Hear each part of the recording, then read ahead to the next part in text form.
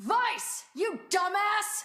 Start making sense, you rotten book, or you're gonna be sorry! Maybe I'll rip your pages out one by one, or maybe I'll put you in the goddamn furnace! How can someone with such a big smart brain get hypnotized like a little bitch, huh? Oh, Shadow Lord, I love you, Shadow Lord! Come over here and give Vice a big sloppy kiss, Shadow Lord! Now pull your head out of your goddamn ass and start fucking helping us!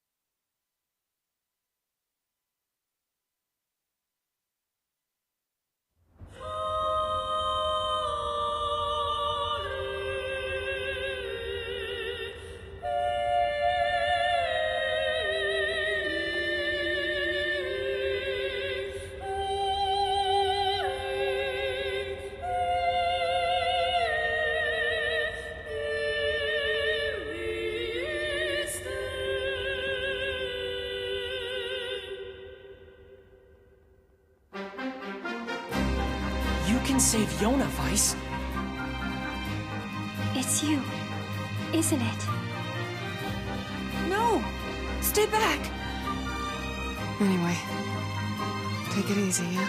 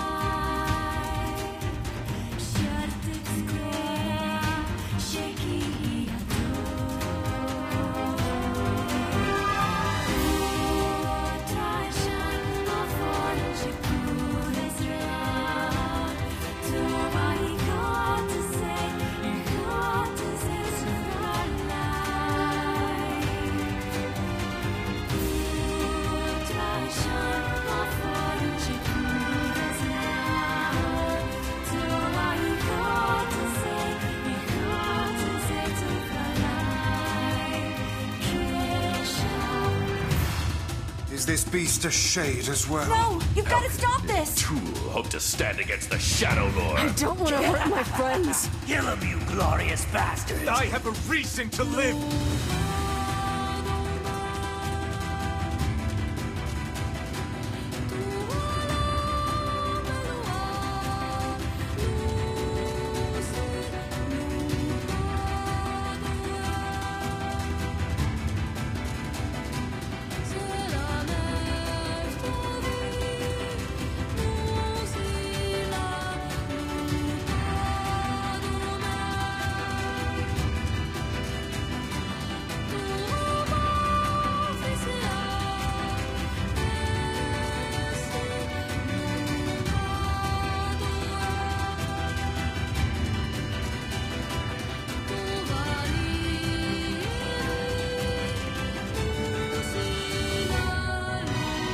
We're the same.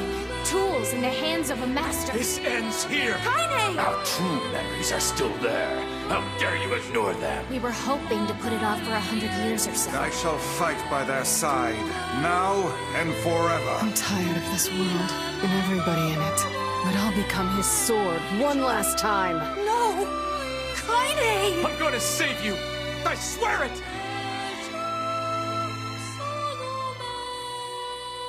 Thanks for always being there for me.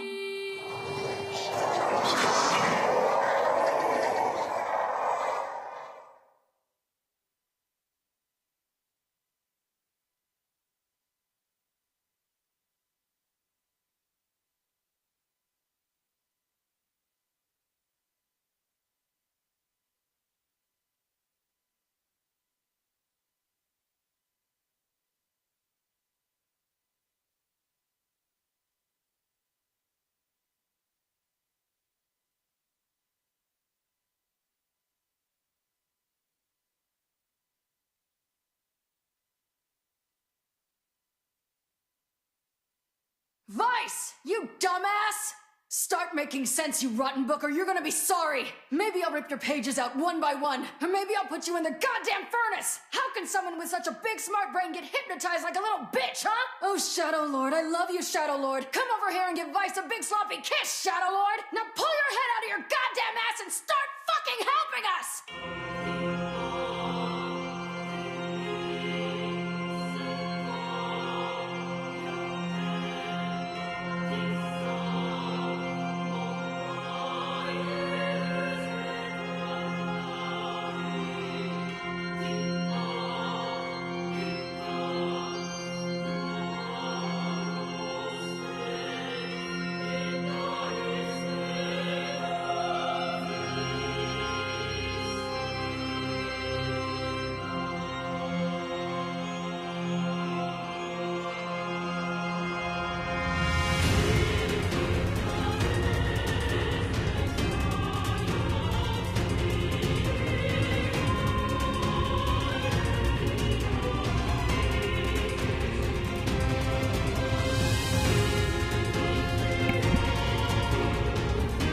Good morning, chat. How are we doing today?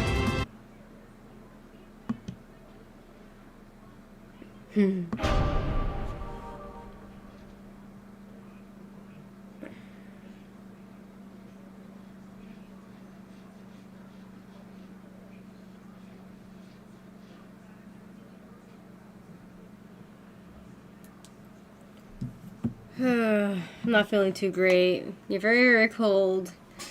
Oof. Stay warm. Keep the babies warm. I saw your post on Blue Sky. Why is it so cold down there right now? Is it because of the cold up here heading down that way?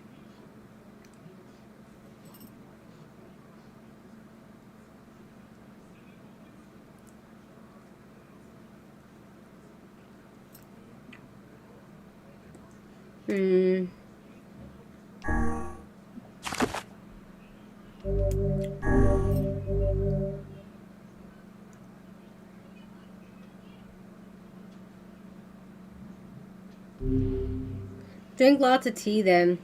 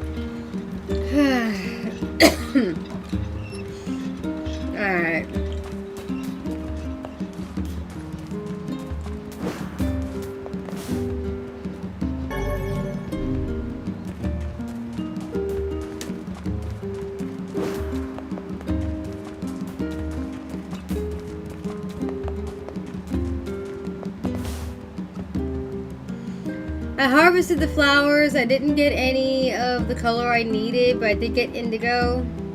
I think I still need peach, so I'll try again later today.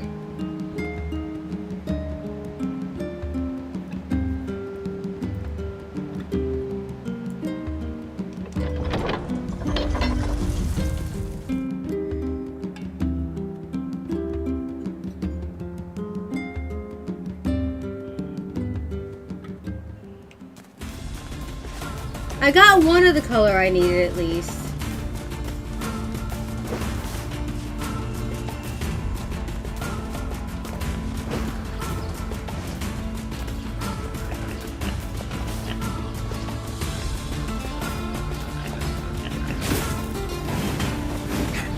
Yo, I just one-shot that thing. Holy shit.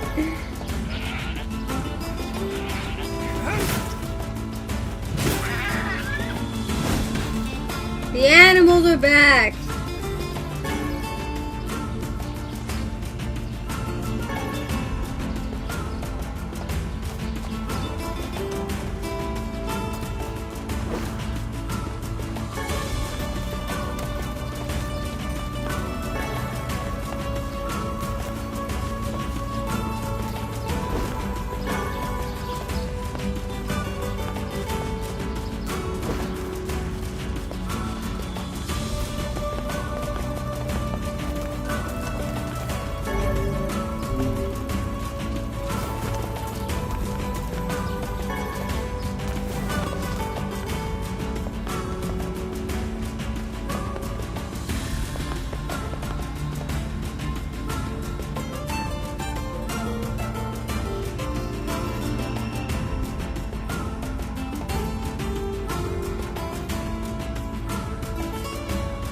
Alright, let me get my tea ready, because I need it today.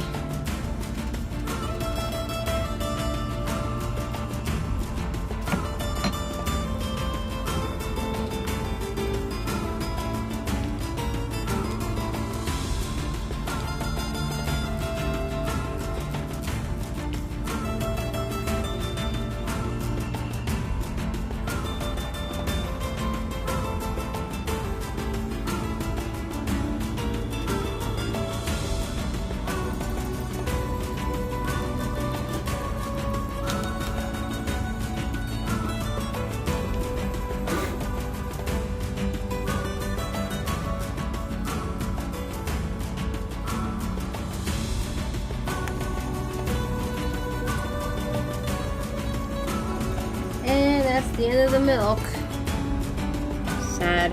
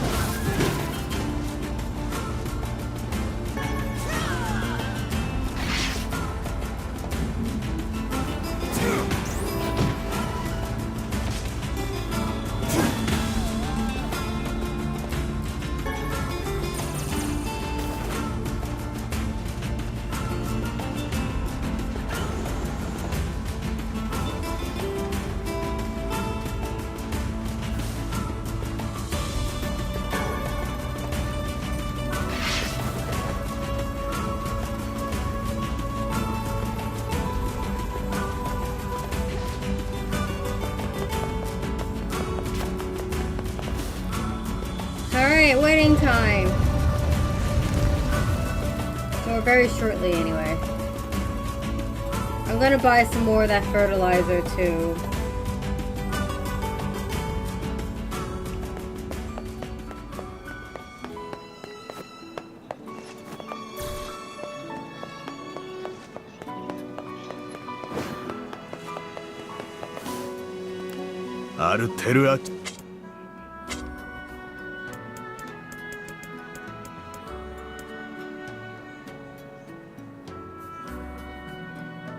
I have plenty of money now.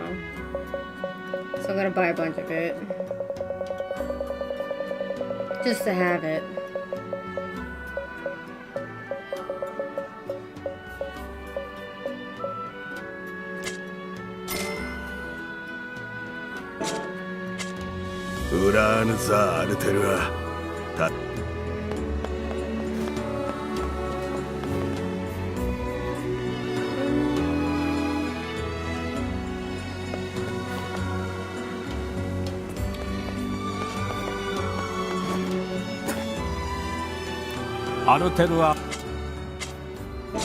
No weapons.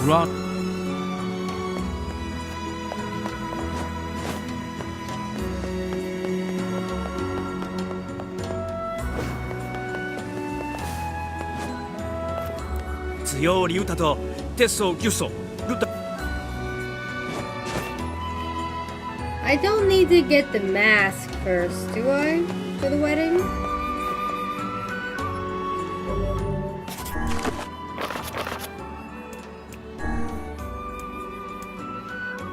Okay, cool.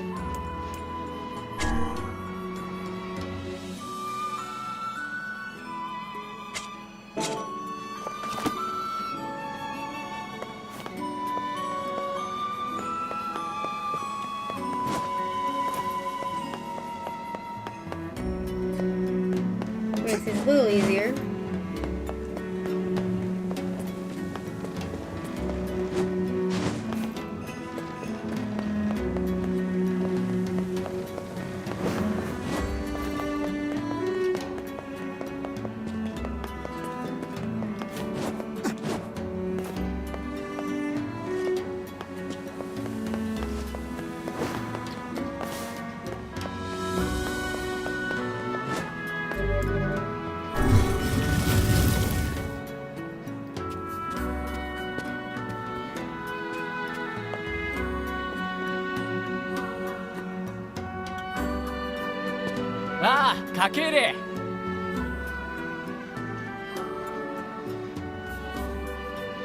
We hear your days of bachelorhood are coming to a close, King. Congrats. Forgive my prying, but we are all eager to know the identity of your lucky bride.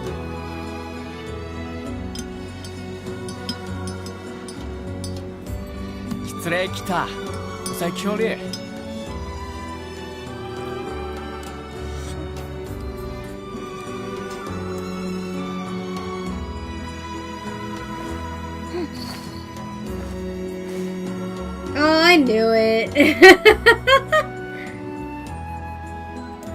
Hold on. Fira?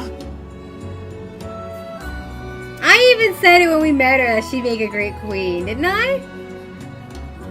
A good ruler or something of that nature?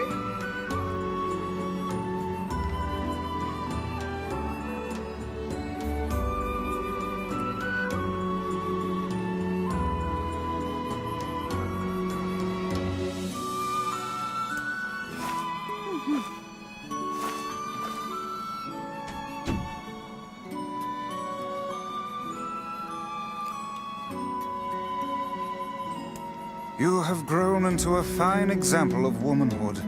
I'm sure you will make a splendid queen. I agree. She will make a splendid queen. Kaine's gonna want to see this.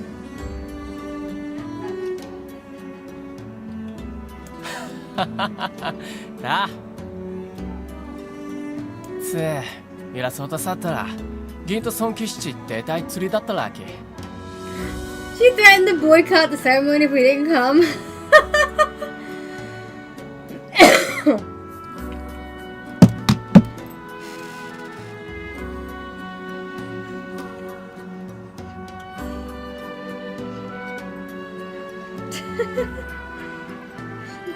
This girl.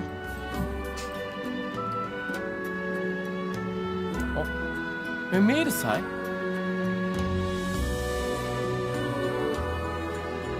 Pleased to make your acquaintance, Your Royalness. Congratulations on your wedding.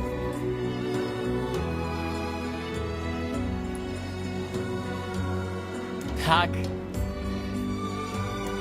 I'm sorry Kaine's not here, but 結果ってくるなろ一致して差炊いてってもち。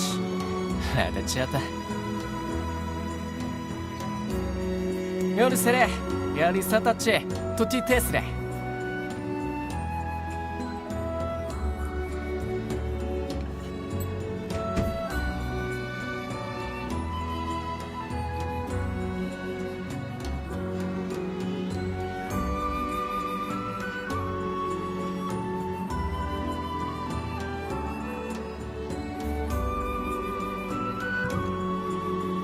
Of course. How could we refuse?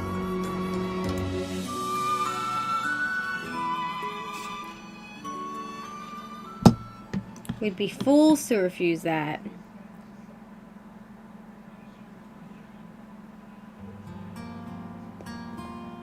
To think they even have rules governing the timing and water temperature of a bath.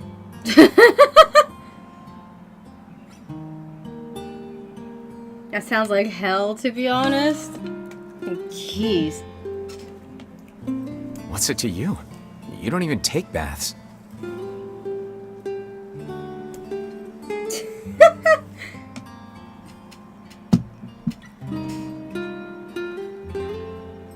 Bandit!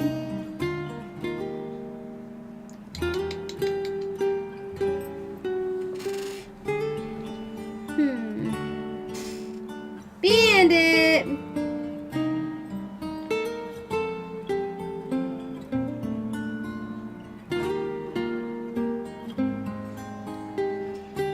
Hey, baby.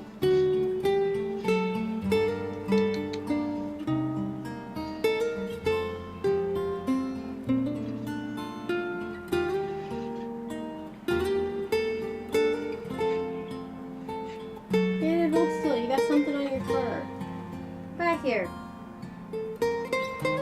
Fine. I'll get it off later.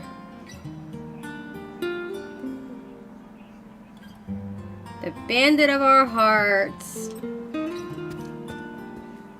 Kaine? What is the matter? I don't like this. Weddings are festive occasions, you know? Should I even be here? Yes. We were invited here by the king, remember?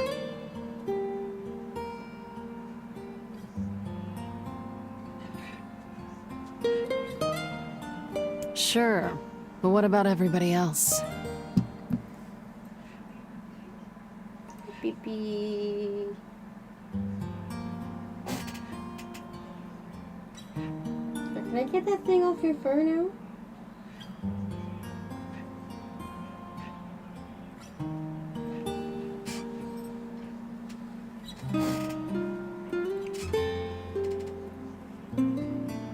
Alright, I got it.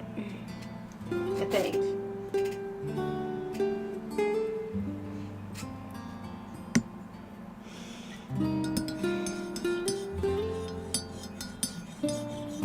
Oh, I'm not feeling too good today, chat.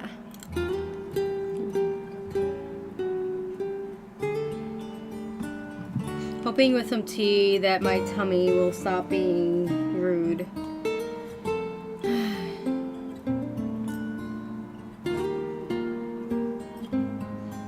This city isn't like our villages. It's all about the rules here. And since there isn't a specific rule about you, I honestly think they won't give a crap.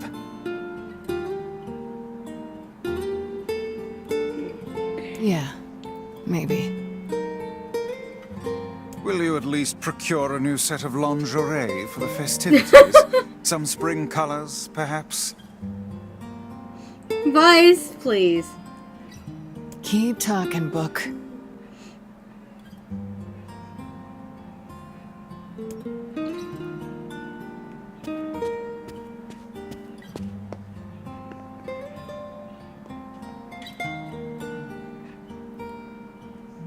oh,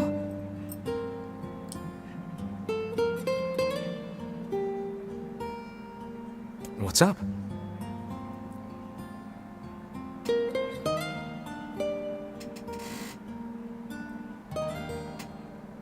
Bandit.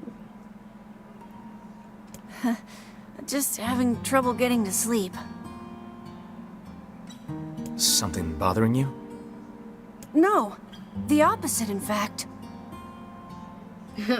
I get it. Sometimes it's hard to sleep when you're excited for something. I'm just so excited about the wedding that I can't settle down. That's cute. I bet it's gonna have streamers and dancing and bears on unicycles and everything. Bears on unicycles? Are there even bears in this world? I haven't seen one yet, so... Oh my god.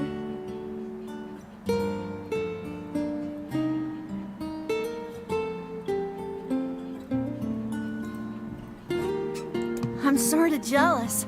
I wish I was Vera. You'll find a nice bride someday, Emil. Huh? Oh, right. Bride. No, see, listen here. He said he wishes he was Fira, which means he wants a husband. He wants to be the bride.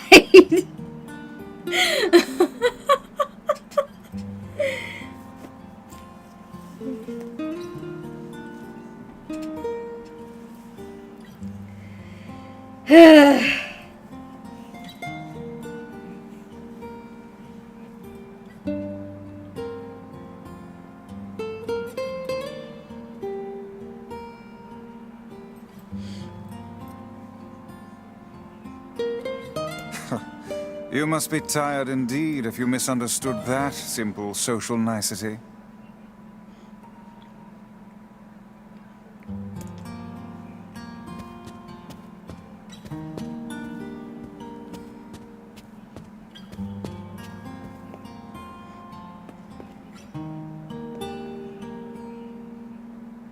Yeah, that's not exactly it.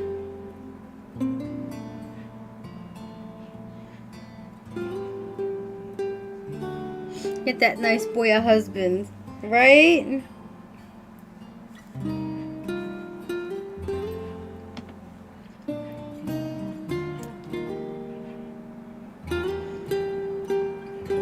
I wasn't expecting that development, but I am very happy it happened. It is always welcome. Alright, I need to go get a thing real quick. It won't take long. It's just something on my bed. Ugh.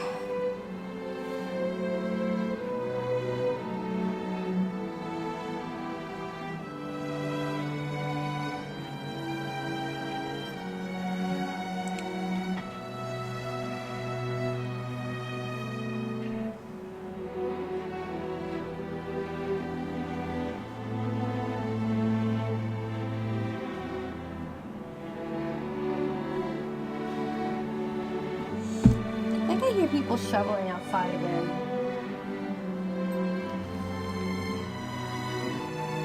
I hope they're shoveling pathways into the street.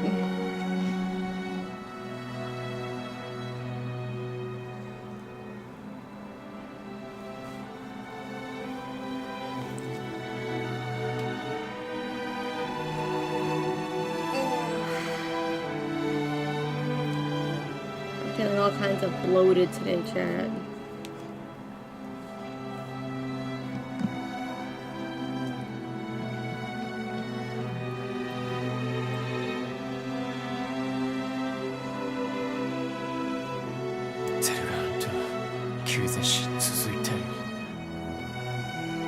What are you doing? Wanna come up here?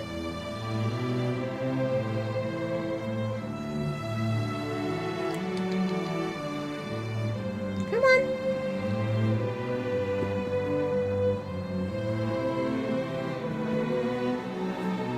Come on.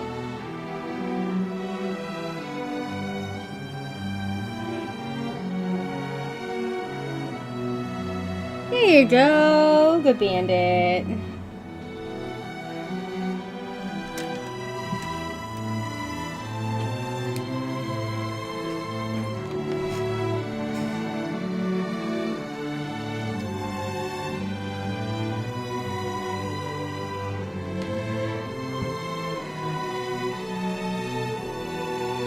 I have a desk bandit. Yippee! I think he wants some more attention. Oh, bandit!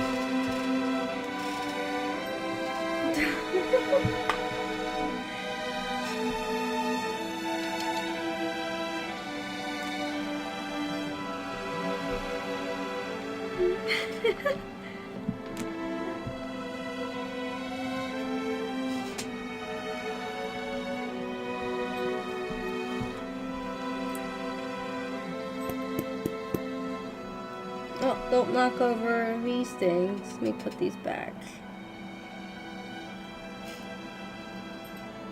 Alright, he sat down finally.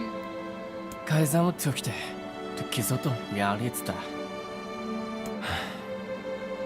전 쉽지. 이와 있어도 찬사 로아인다. Everyone needs to blow off steam and celebrate once in a while. Oh, hurry back or you missed the wedding. Indeed, your people have earned a moment of rest and respite. Kodeta. Plus, you want to make Fira happy, right? Anyway, life is better when you have someone to fight for.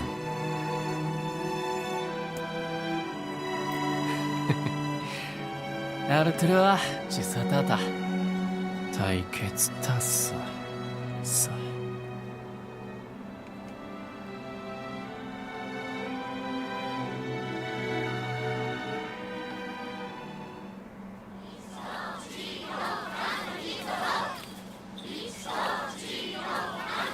Aw, weddings are the best. There's flowers everywhere. Everyone's happy. It's just great.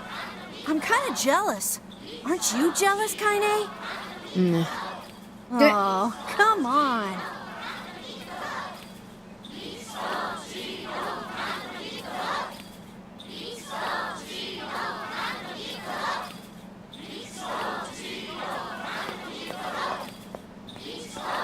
이기우토 라센치 코이 아르테르와 시스 요린치 고테치 사이토ズせ 오테이키.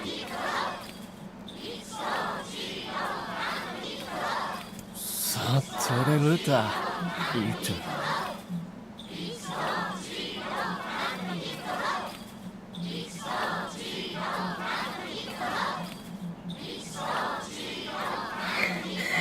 In an interview, Yoko Taro was asked if that scene was because Emil had merged with his sister's body, had given him feminine feelings, but Yoko Taro answered, no, he's gay. I love that.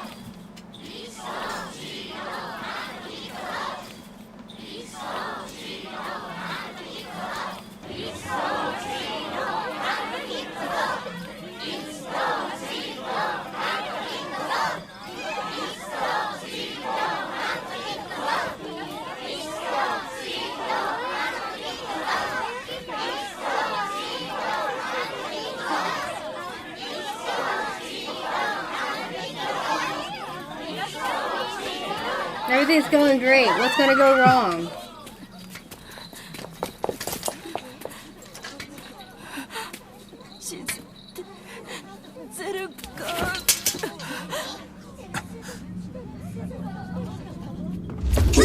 Oh no!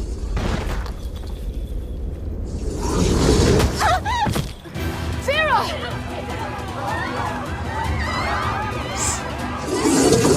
Why? That wolf is a shade.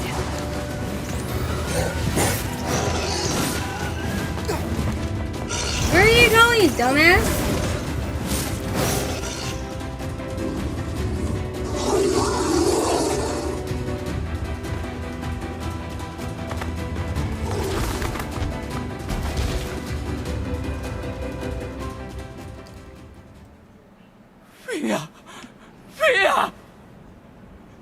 Oh no.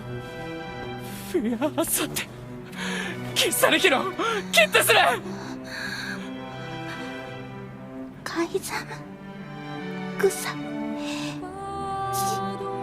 They just got married. What the fuck?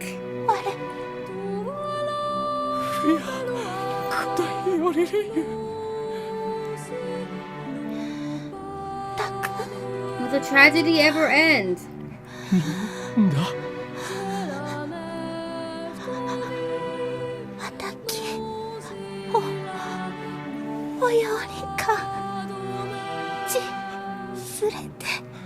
Go safer.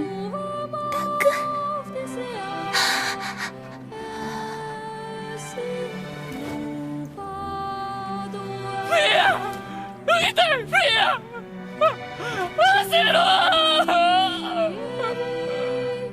走ろしたかれきたたさすとりたできた She was clean for a whole 2 seconds.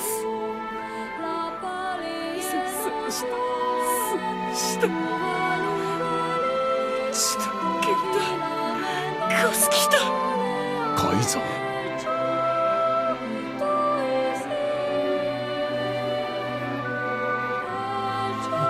吐息中歌を歌ってくっとより歌やりすかすきた Tragedy.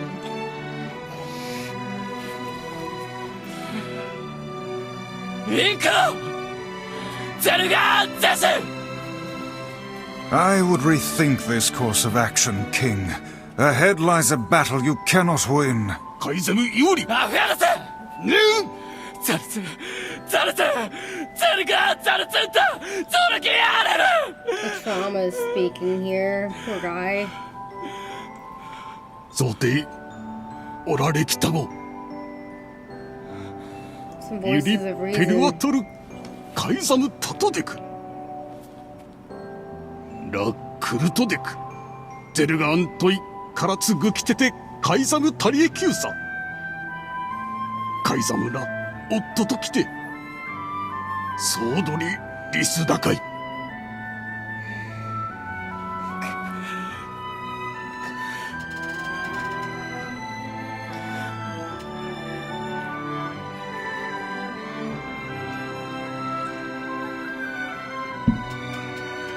No, The we're king's not grief allowed to is have strong. nice things at all. I Not doubt in the he will world of stand down Nier. at this point.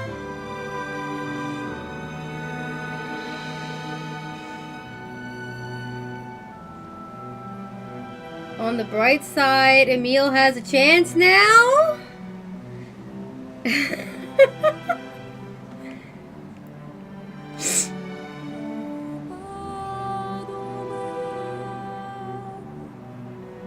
Yeah.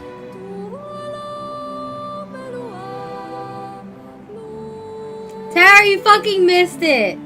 Again!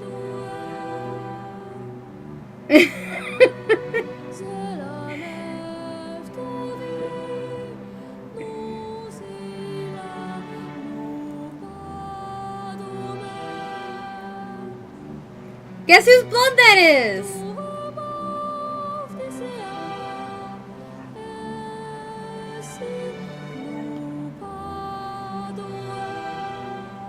I'm guessing he'll run off to take on the wolves any time now.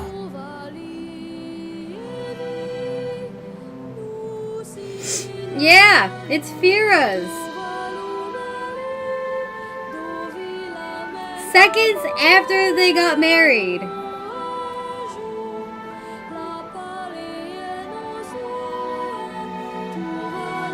Will we let him go by himself? Of course not. Hell, I hate the wolves too. Then we must prepare for the fight. It will not be an easy one. I know.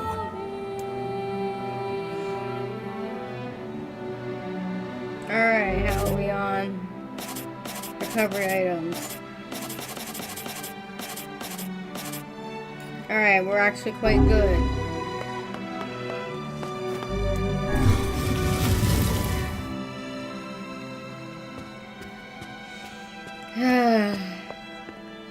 Low on herbs, obviously. Oh, definitely.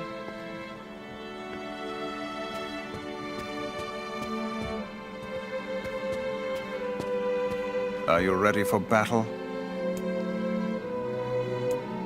Yep. Yeah. Let's go. Time to avenge Fira.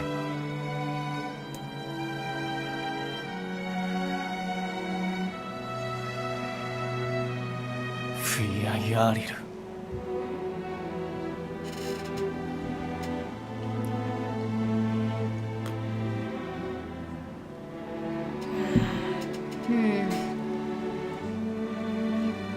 Did it. セルガン傷と矢実取れる。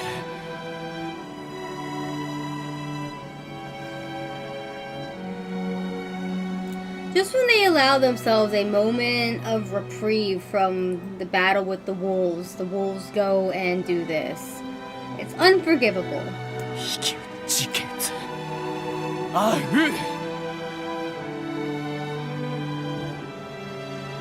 アルテムアタと少しライダー Damn the rules. Damn.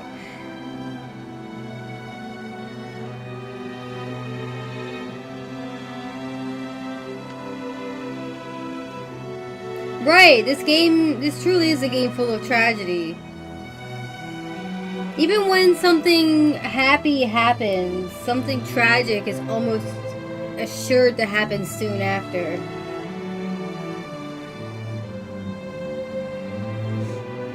Madness. The wolves who attacked were only a fraction of the pack. How will you fight them all? セルしたい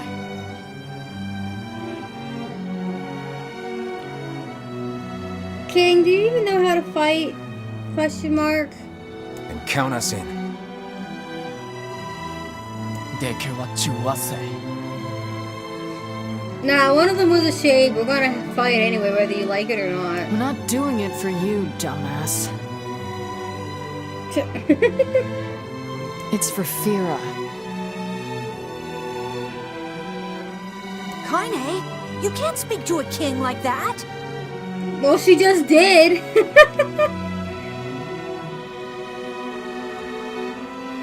If this is indeed the plan, then let us make haste. We can ill afford another tragedy. I mean, all she did was call him a dumbass. She hasn't called him a little bitch yet. And she can do what she wants, right? やるわタクと途中ゆらあるいはキント Good tea. Nice and warm. Ancient Overlord! Interesting.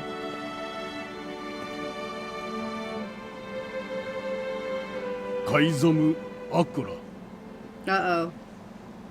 ゼルガーン撃つと避けたこれで里アルテルはチンクルチーラス。アルテルはトヤリラフィアクスタあ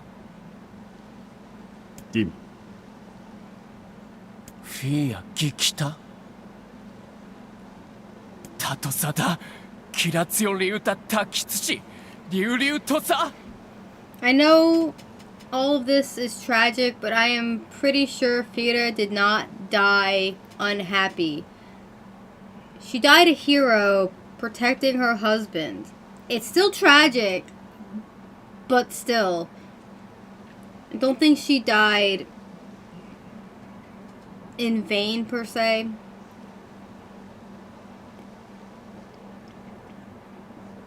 And if we can keep the king alive, then her memory can live on. And she died protecting him. Which means he was the target. Now we're going to use him as bait. Maybe. ディム。よりうわい外フィアどっちだったあ No. ディム。あんだとせ Boy, he's angry. デッド試験。You Kaizamu Dick. Anda, Ruami. Of course he's still young. How old is the king? Like, he was like a teenager when we first met him, and it's been 5 years, so I'm gonna give him at least 20.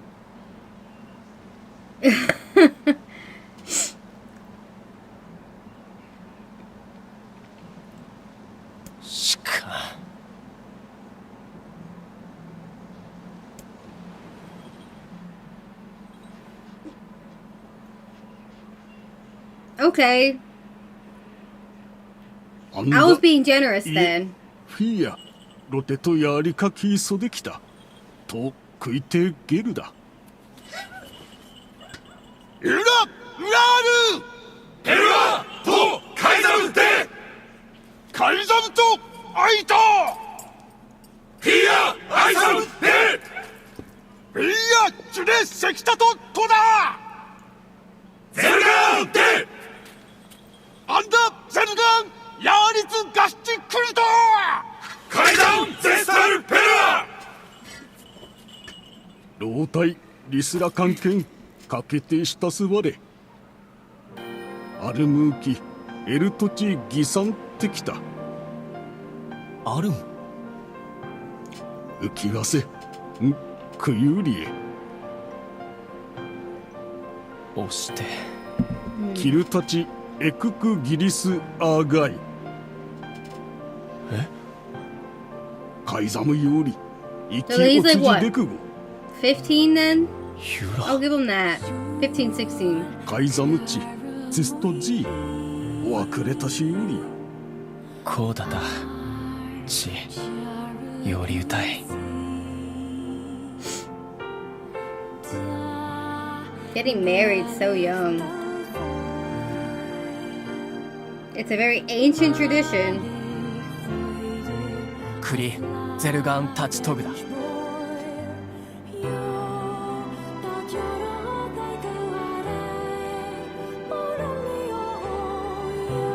I like this song, but it always plays when sad things are happening. It sets the mood just right.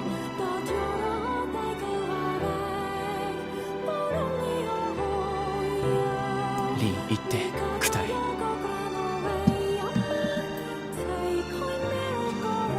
Alright, give me a sec. I'm gonna take some ibuprofen before any of the pain sets in.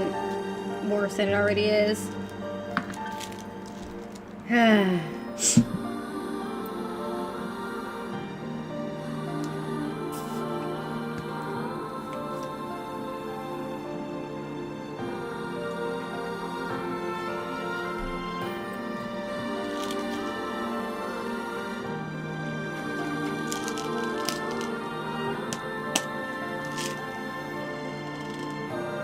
the song is called Kaine Salvation. Forget it. It's for Fira. Let's move. Alright. Time to fight some wolves.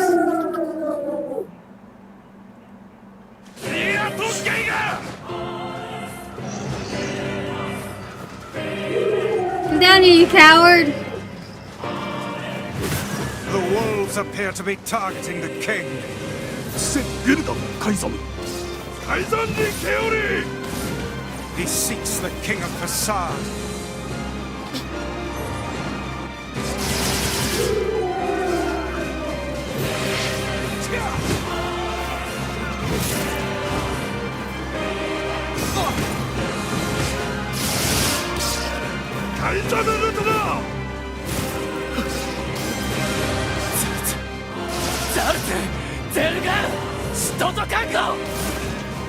Such dogged, unwavering defiance. Why do these beasts hold so much rage?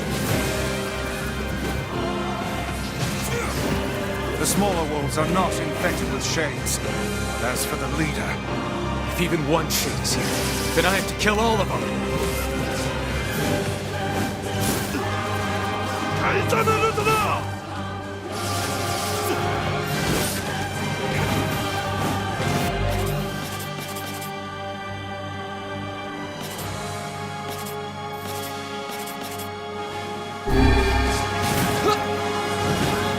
いいんでと立ち取ってるが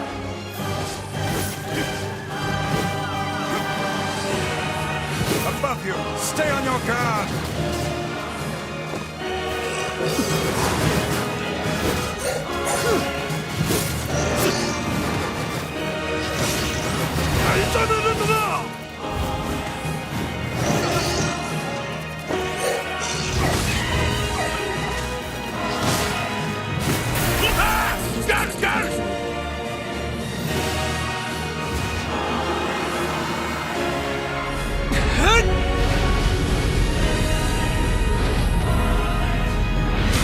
This looks like overkill, but you know what? Maybe they deserve overkill at this point.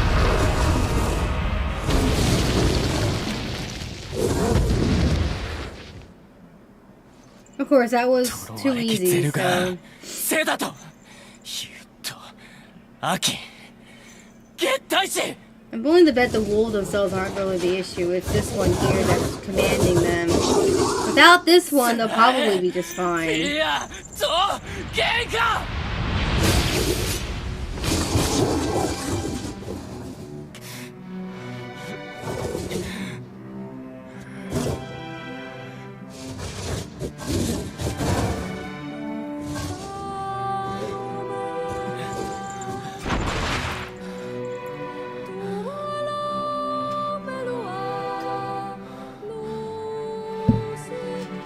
Does the facade dub even change between languages?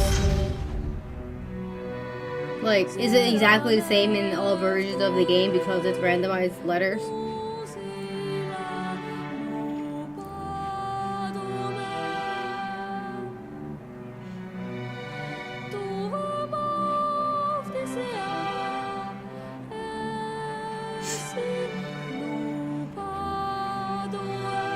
Yuji Itadori.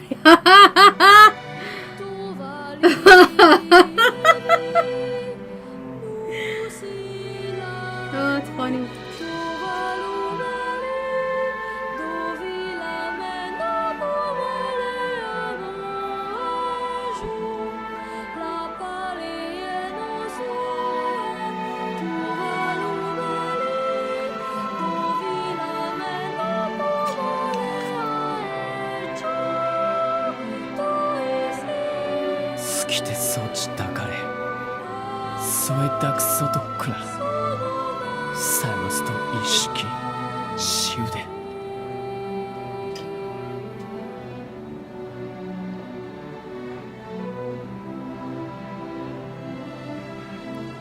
Poor Fira.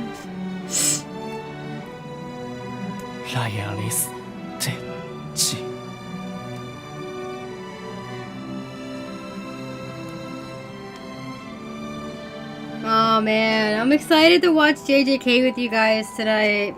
It's gonna be fun. And then Gnosia, you guys aren't ready for that. Y'all are not ready for what's coming in Gnosia tonight. It might be the best episode of the season so far. And there's already been some pretty good bangers as it was. I believe that young Fira was perfectly content with the life she had.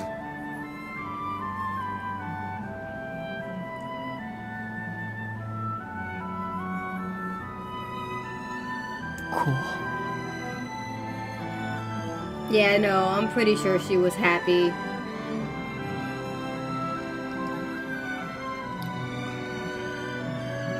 Of course. Does this not sound like what she would say to you?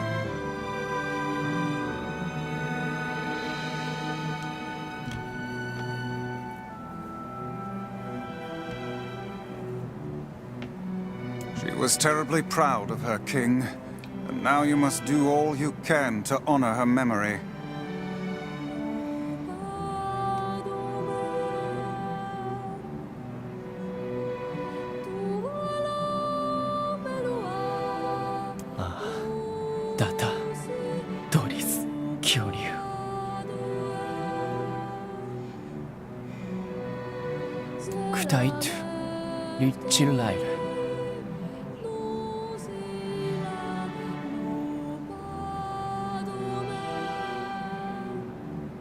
階座むちっただけで体操とち立ってるんだ Is that another infernal rule? And screw the rules! Just cry, it's fine! You just lost someone you loved. ラーのペルはトンリアルテルは血を割る I think that people should see you grieving. Let them see your humanity.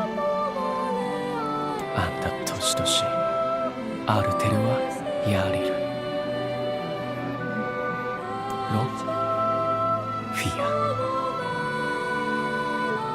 The poor king. This is all the Shade's fault. Yeah, these shades are a problem.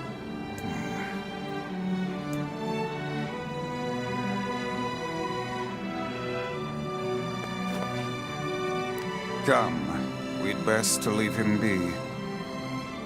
Poor kid.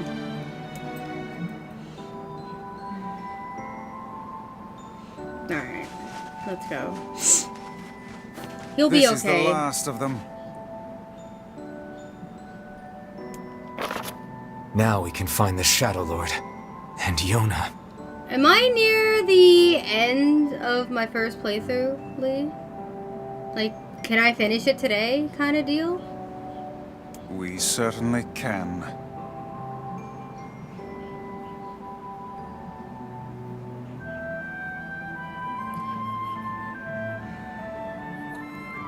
Hold on, Yona. I'm almost there. So it looks like that person's not getting their flowers this run, if that's the case.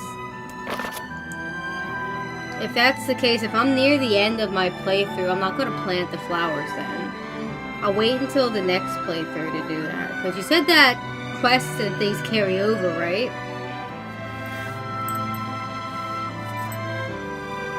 So if I'm near the end of the game, I don't, like, if I plant stuff... to Popola and see if she has any final words for us. Will that carry over? Or, like, I'm thinking I should just wait. Instead of risking them disappearing. Because I don't know if I'll be playing a second playthrough right away. Or not. I got a whole bunch of things in my backlog. I might put this aside for a bit. Here's a good question though. Should I play this one again before I go to the other Nier? Like, how many times should I play through this before I go to Nier Automata?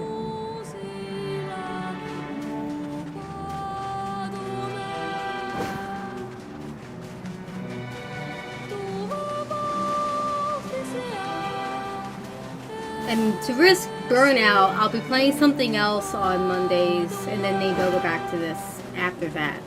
I do have Yakuza games to go through.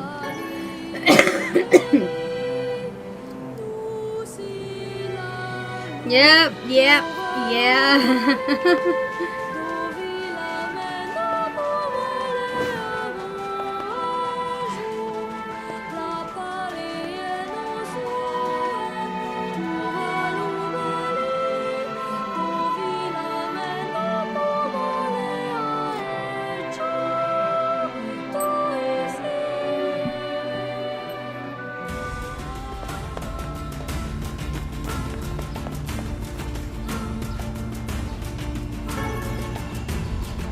Three times for Automata.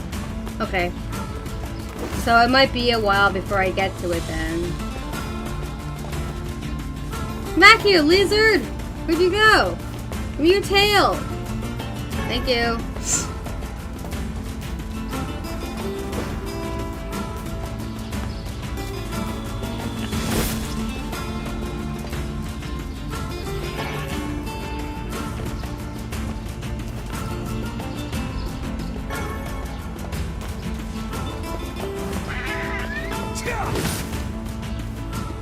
Dumbass.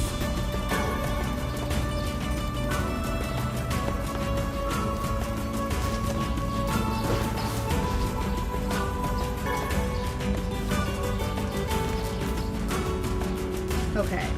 So if I'm near the end of my playthrough here for this run, I'm not going to do anything with the flowers.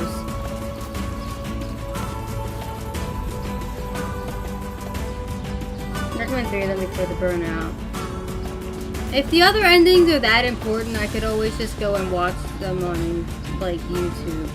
Because, like, as much as I enjoy replaying games, like, I have a limit.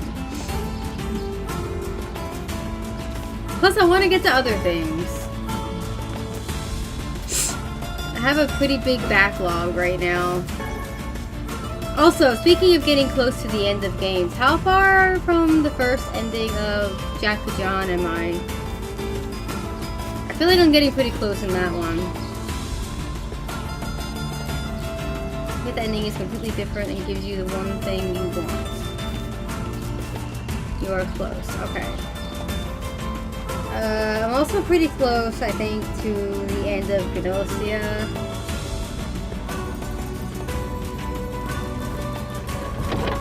So I think once I'm done with one of those, I might go back in with a Fire Emblem game, because I've been wanting to play a Fire Emblem. I can't fucking wait for the new Fire Emblem. I hope they confirm the release date soon. Tara says that it was rumored for May? But nothing confirming it. How relatively simple a task this retrieval process proved to be. It is almost as if someone deliberately set us on this path. You're overthinking again, Vice. But... I don't care if it's a trap. Yona's waiting for me and I'm going. I see. I have even one more direct rumor, aside from the rumor from the one this week. The week before. 4 directs in, like, what? A month time? Month and a half? God damn. Alright, cool. Yeah, the one that's rumored for this week is supposed to be a partner direct, and that'll probably be, what, Thursday, I'd wager? That said, you play Route B, you'll understand why I said it's important to play through it. Okay. When I get around to it, I'm sure you can guide me through it.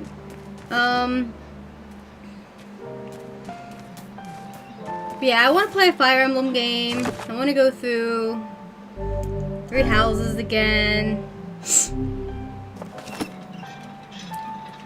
And probably pick my favorite route to go through again, which is Black Eagles. Can't escape the houses. No.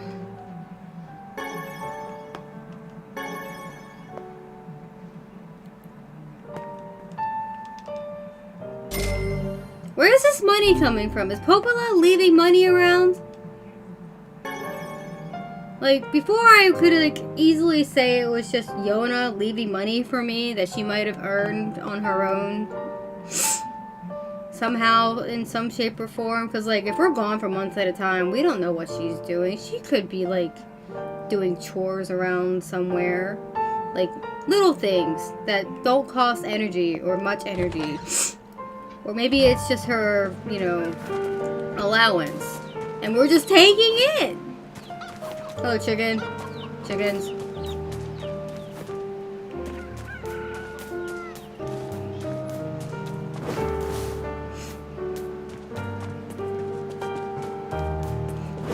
I should do some gimmicky thing for 3 houses this time around, since I've gotten so many playthroughs through that the game is stupid easy no matter what I do.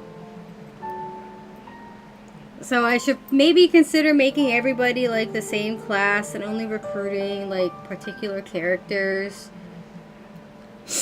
or things like that.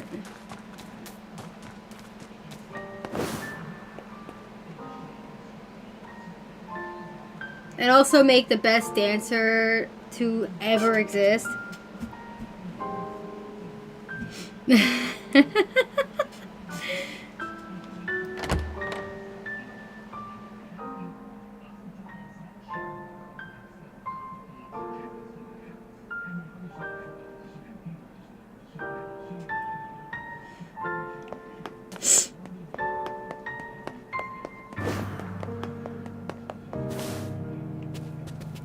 Lee, you weren't around for the time of my streaming 3 houses.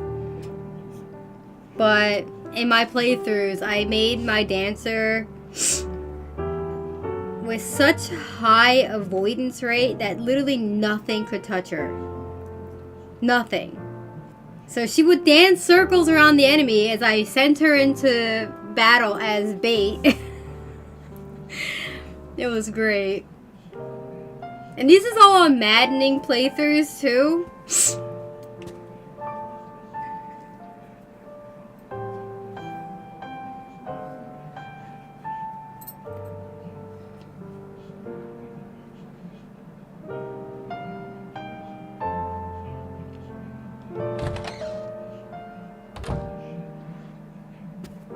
No, they're both here. You're really gonna do it? The whole village is buzzing, you know. They say you're gonna go rescue Yona.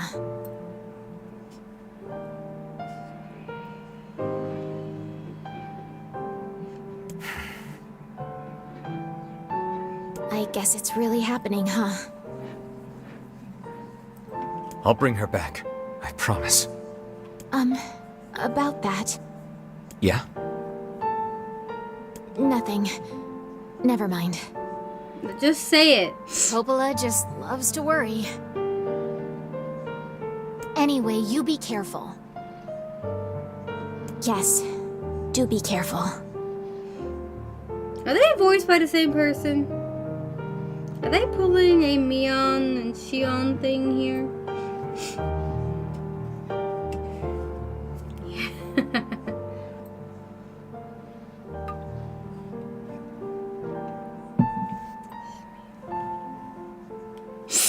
That's fun. Thanks.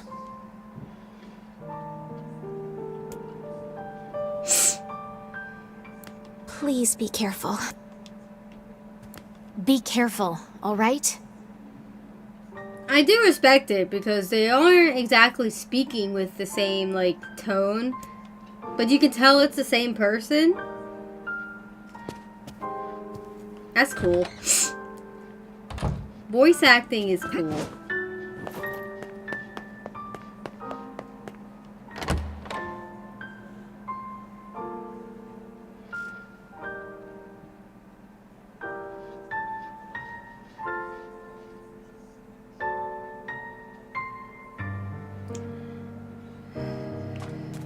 Sad, sad music.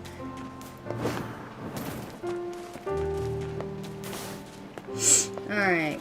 We didn't finish all of the quests, but, like, I did most of it. Like, 74%. That's, like, pretty solid, right? The rest of it I can do in the next playthrough. Give me a little more to do. I have 75% of the weapons, which I'm not entirely sure how many more are left or in what's required to get them. Half of the words, which means the next playthrough might give me the other half.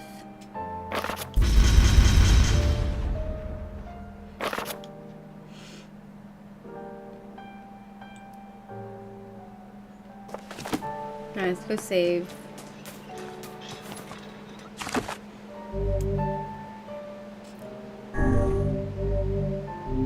Here's a quick question. I think 65 total. Okay. How much longer in time is the rest of this game? Because, like, I want to be here till 5 o'clock. So if this is gonna, like, get me to, like, a pretty early hour, then maybe I should do some of the side quests first before I go into the end game. It's like, I intend to end stream once I get to the end credits or after the credits. And I don't want that to be too early. So 3 p.m. Alright, let's go do a little bit of side quests, I guess. Anything that's easy.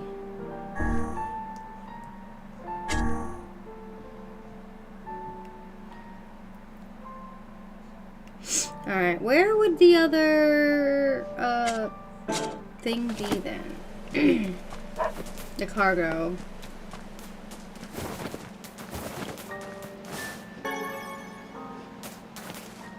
North. Okay, go ahead and move.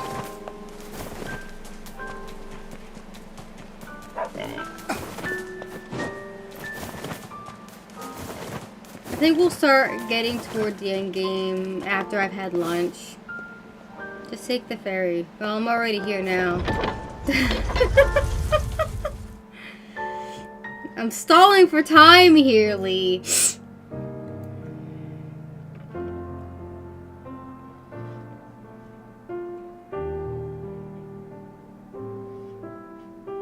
Oh yeah, obviously it's along the water.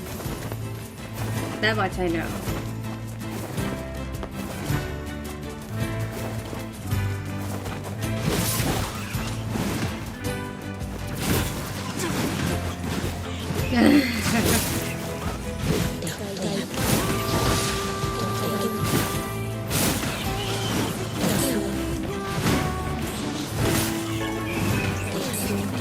I don't need easy.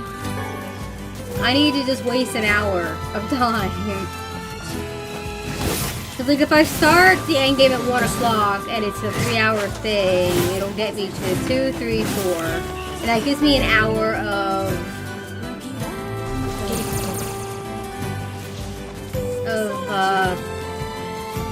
stop following me. An hour to work with in case it takes longer. Due to me talking.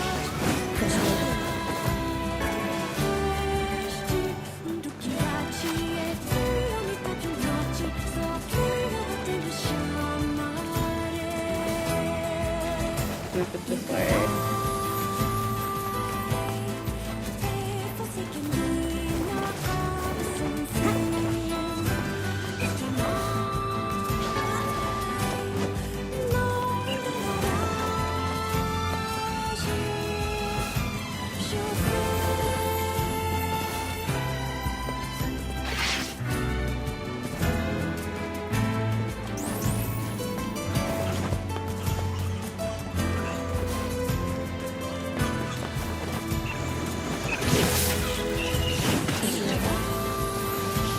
I don't see it anywhere.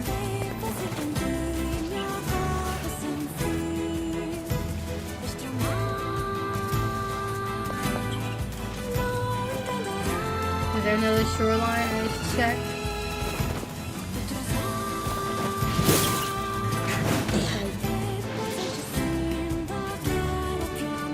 This is what I need, medicinal herbs. It will happen again.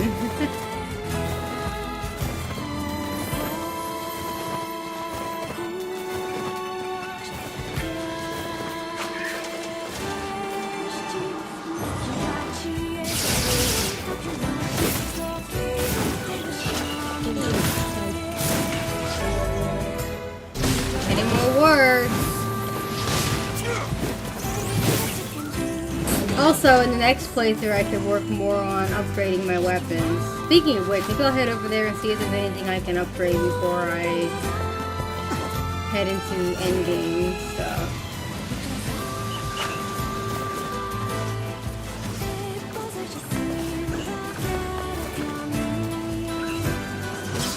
Aha! No, I don't want to fish. Looks like this is one of the pieces of cargo that washed ashore. Of course we're gonna look inside, like we did with the other two. A little peek shouldn't hurt.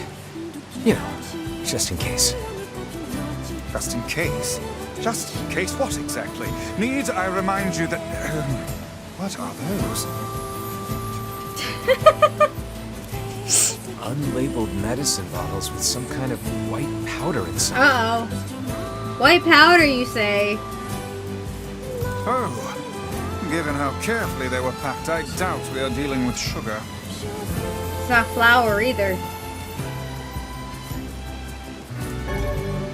Well, that seems to be all of it. A tremendous cache of illegal goods and dangerous materials. I'd wager my title page that our client is a smuggler. Nah, that's way too obvious, Vice. It's fine. So what should we do?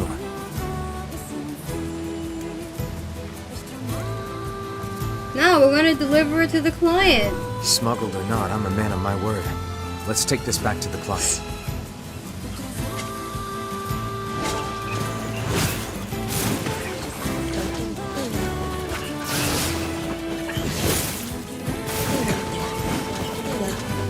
There have been multiple instances where things appeared to be one way but ended up being something different entirely.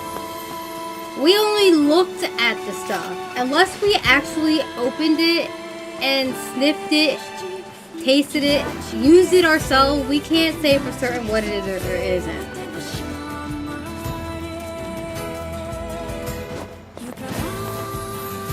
So I'm going on the off chance that maybe it's not what it seems to be.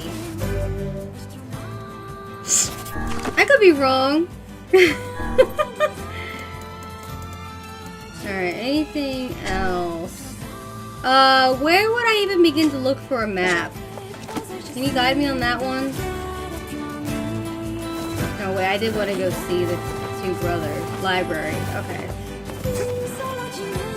That should have been obvious. But I'm a dumbass. Anything that requires me having to fight something to get it, I'm probably just going to push off till next time. Like the titanium alloy. Like, unless I can buy it somewhere, I'm just not going to bother until next time. I'll probably get a bunch of it in my next run through as I fight things.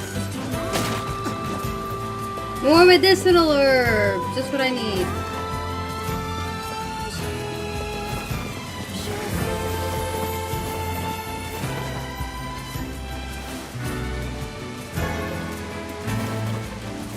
Gold ore.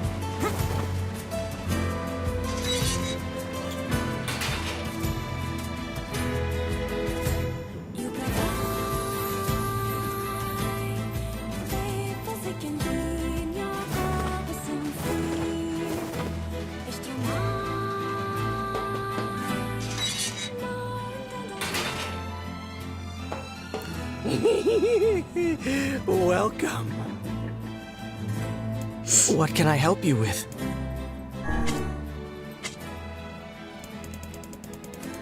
Okay, I can upgrade a couple of things.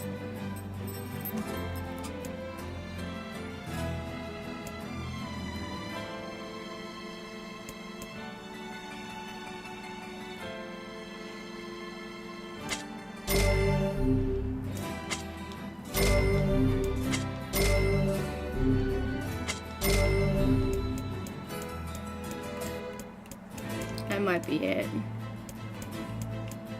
Yeah. I can't get eagle eggs, so I'm stuck on that one. That's something I'll probably have to do in my next run through, is make sure I have enough eagle eggs before that's lost to me entirely.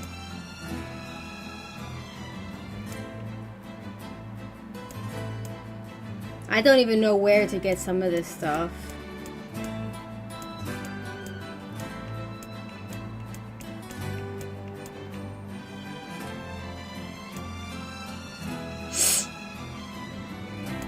Titanium alloy is easy to get. I mostly just can't be bothered.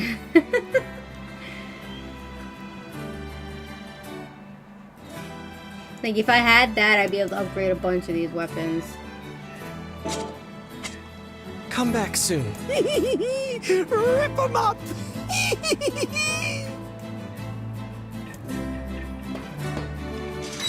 Props to that voice actor. They sound like something straight out of The Nightmare Before Christmas.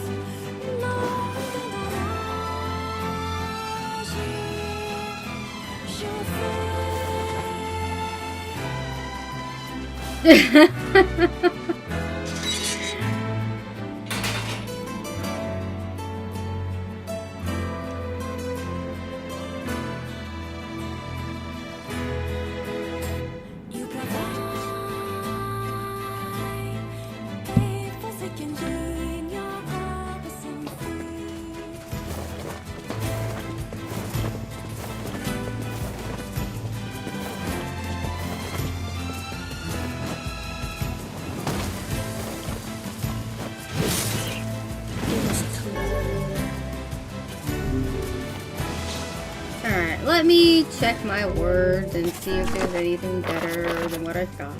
Probably not, but...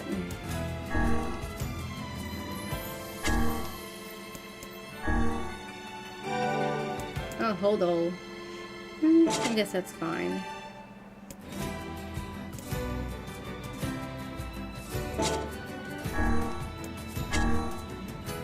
Maybe not.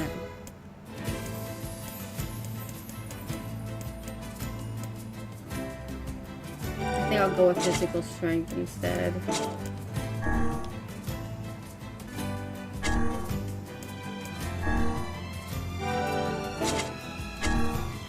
What's this do? EXP break and guard break.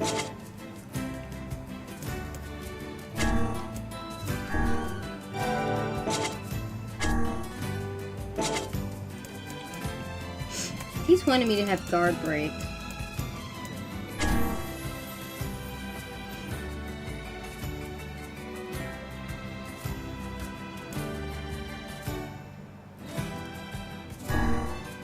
I can go with the XP now.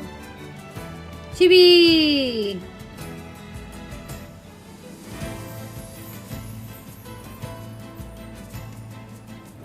Had him voice all stages of Gideon here. Gideon, Lowenthal? Nice.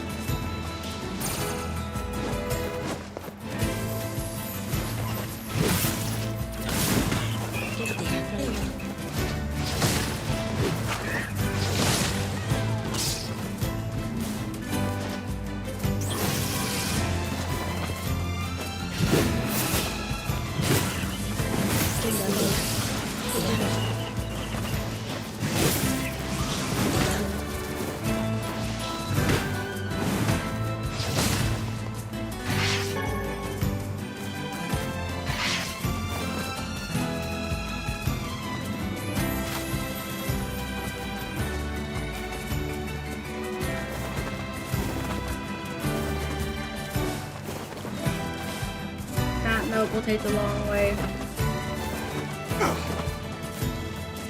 I'll go get something to eat soon.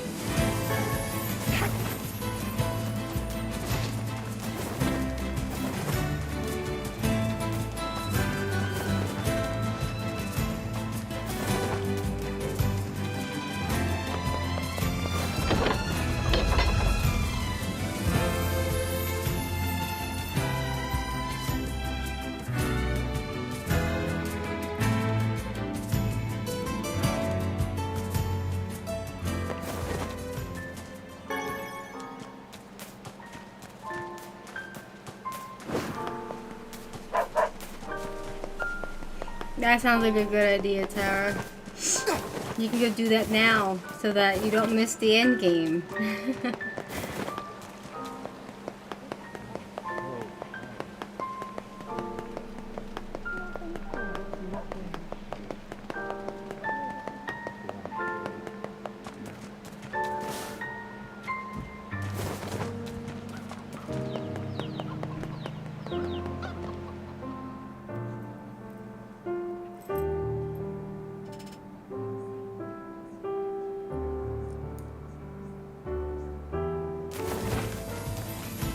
$1 off. What? Who says that?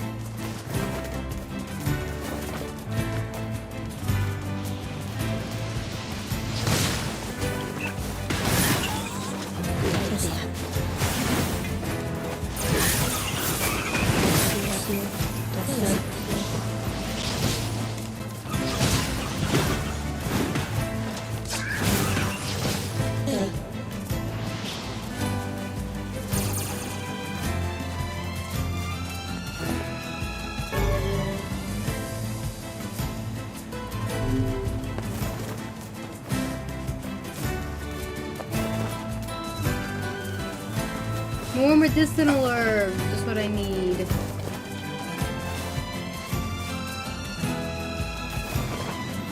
Oh. See, I don't know the dialogue from that. How is that him making references that make no sense to me?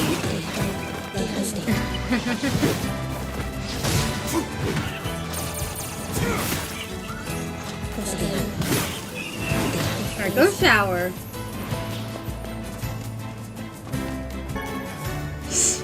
I got a rusty kitchen knife. Why did that thing have a rusty kitchen knife?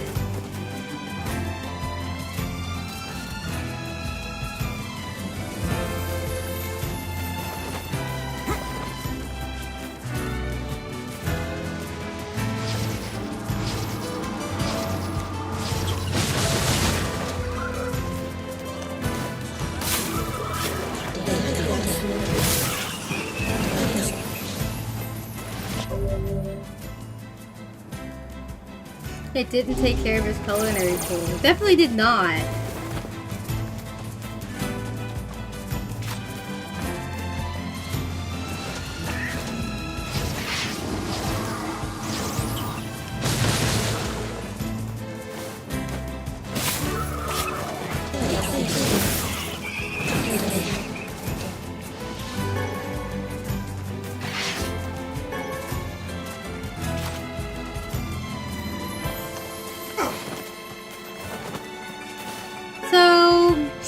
I'm getting a bunch of textbooks and like school textbooks and used coloring books. Am I supposed to glean from that these shades were once children?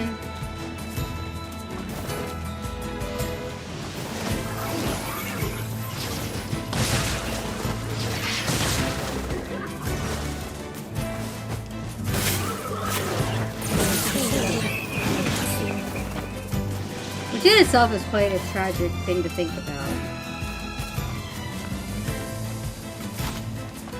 And the bigger ones are adults.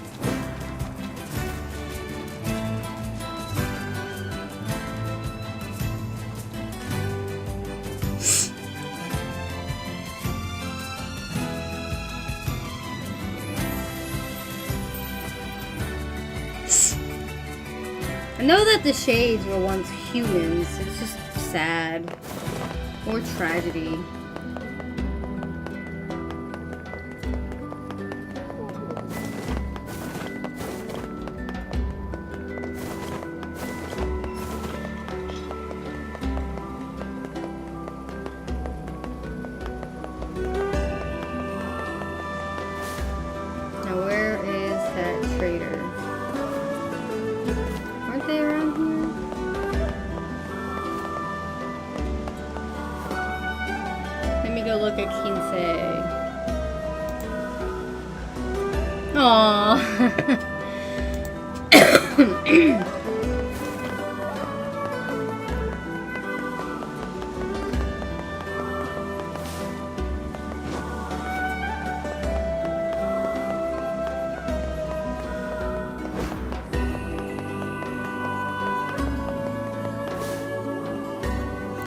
Got your cargo. Ah, excellent. And everything seems to be in good condition, too.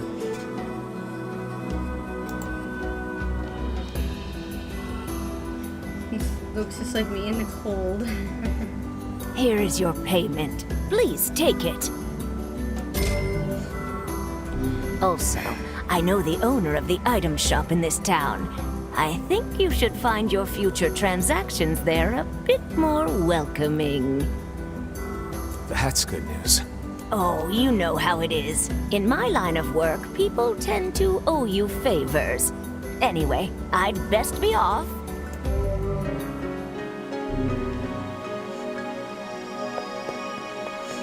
Okay, so we don't get confirmation of what it is she sells, but I'm still going on the idea that maybe it's not what it seems. There's not much left, but take a look around.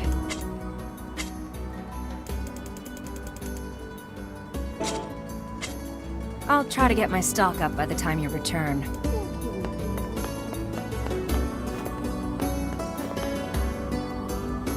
The import-export dame says you're a good guy, yeah? So listen, I got stuff in the back room, if you know what I mean, and I'll sell it to you for a good price.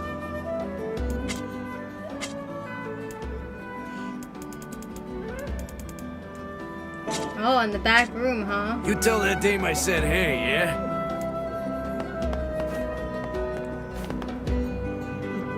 The import-export dame says you're a good guy, yeah? So listen, I got stuff in the back room, if you know what I mean, and I'll sell it to you for a good price.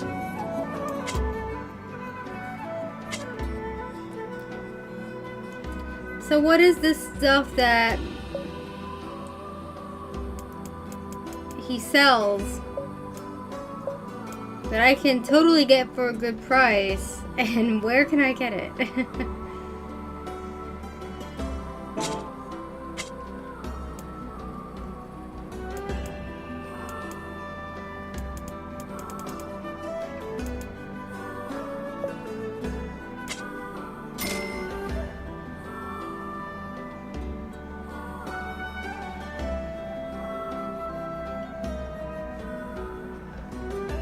Is the discount just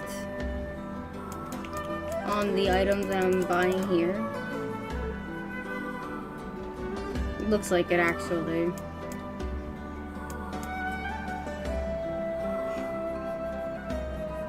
I mean, money's not really a problem as it is.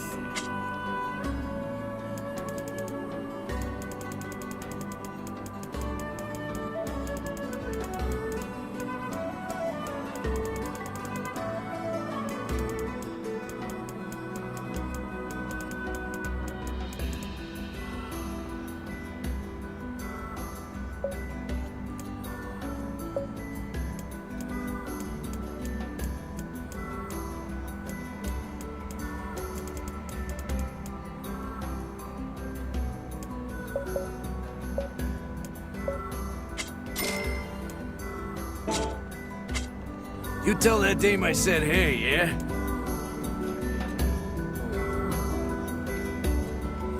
Potion capsules. Okay.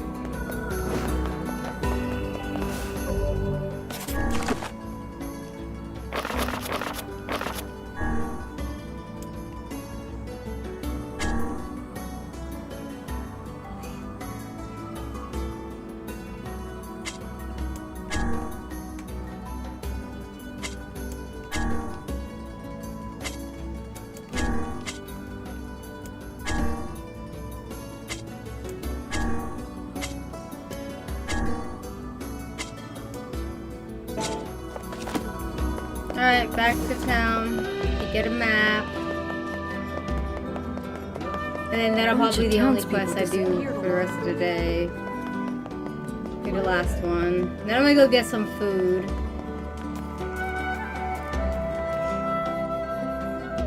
And some more water.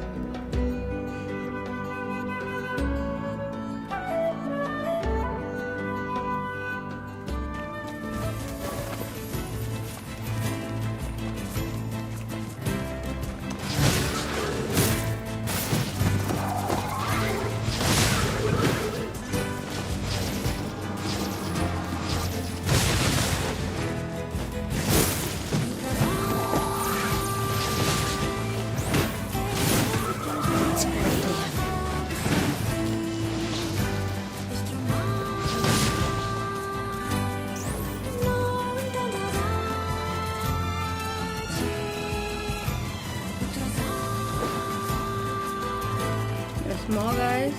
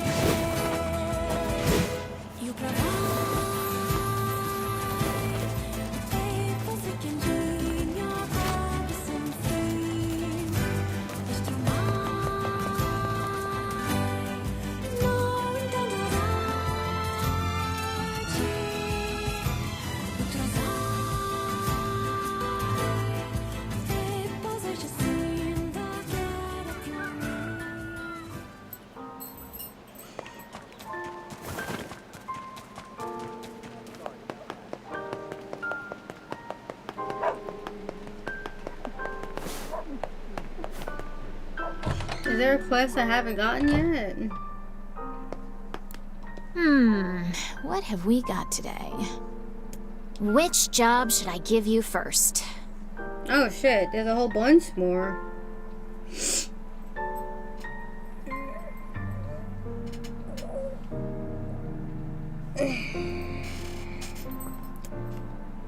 Facade needs you to put the hurt on some bandits. It's about time they gave you some real work. I wrote down the client's location on your map, so head over there to get the details.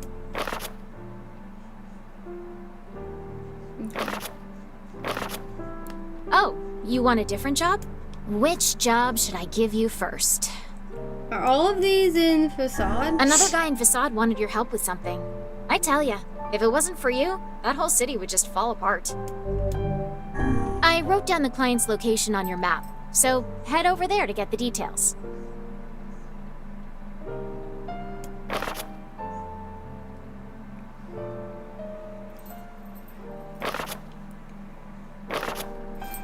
Alright, I'm not sure if I'll be heading over to Facade. They say he's figured out where Yona is.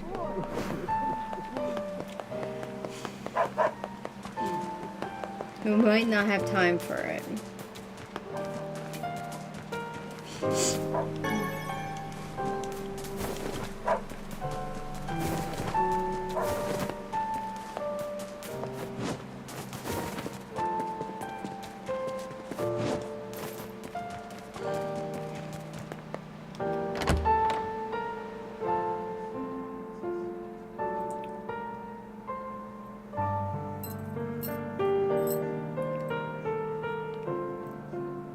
Now, if I were a map, do I have to be like on top of it for it to appear? I think I'm beginning to understand. Climate change wasn't the cause of our woes. It was only a symptom. The real trouble started when something terrible came down from the sky. It seems that this event turned the world into a metropolis of salt. I guess they're talking about how most of the city sunk into the ocean? Damn.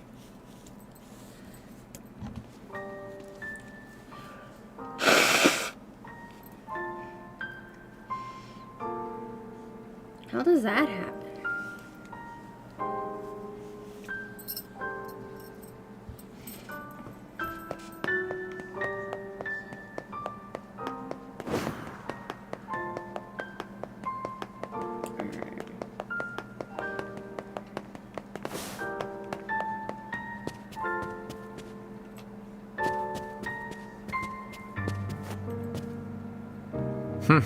This book is pretty beat up.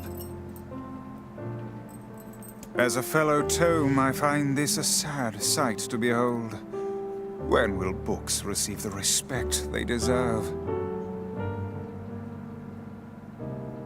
Calm down. I'm sure it had a happy life. Let's see here. Hey, is this a map? It is, and one with many unusual markings at that. Perhaps this is a treasure map like that fellow was referring to earlier. Oh wait, what? Yeah, but it's so damaged I can't make heads or tails of it. I wager the damaged sections can be repaired. Perhaps the Facade Strange Things store would be able to assist us. Oh, I guess I'm going to Facade after Worth a shot. Well, at least while I'm there, I can accept the other quests. Maybe not complete them, but I can accept them.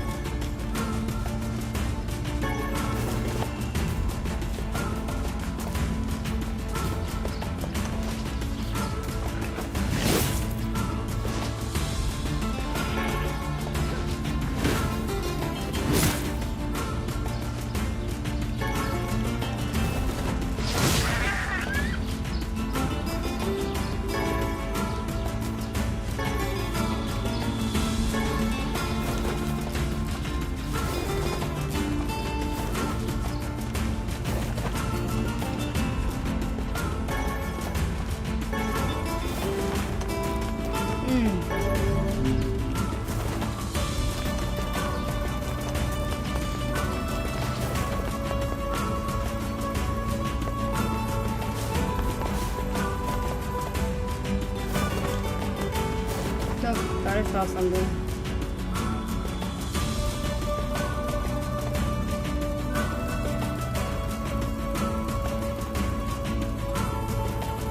I wonder what flower Yona is talking about there.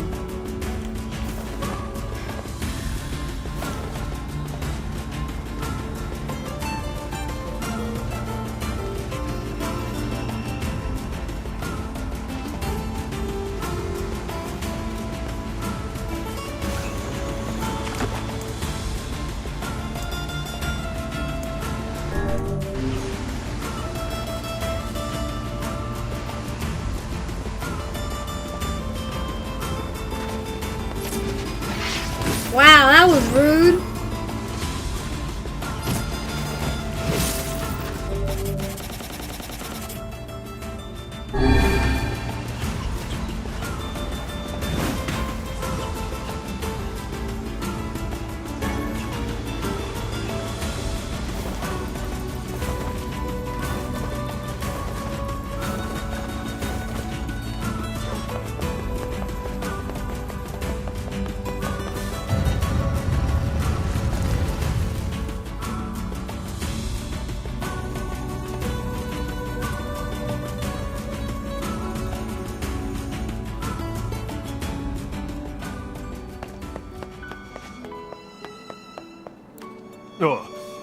기사에서 아른지 이라도 내 치타르자 스테. That's not good. You have any idea why? 예, 자치치 데르코 자세도 사라타인데.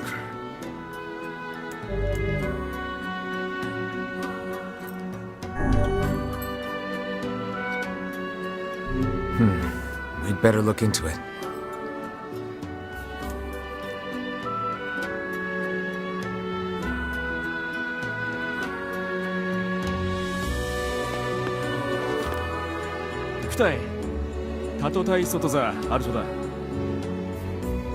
What is it? いついらと近電地ロード遠いやアルテルアチタサッチ入れたいでユチトーゴスと大義以来期待とでく Sounds like my kind of job. 近電と突砕くすらウインチ手させているさあ切れたいとで Sorry, the seal? 近電とタサチタとウギテールアルト敷いていく Ah, I've been there. タサラとサスキと産地在来てしてさせていると Yes, that would be bad. And for the bandits as well. Let's go.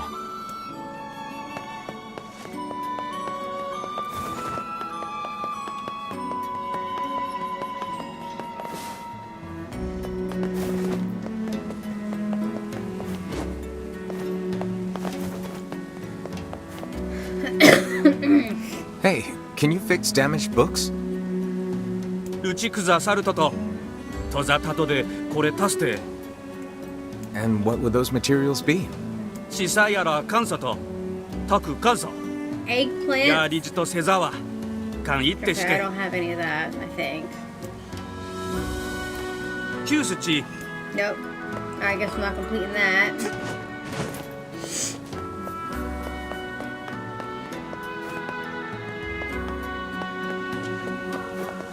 Any other quests to accept around here?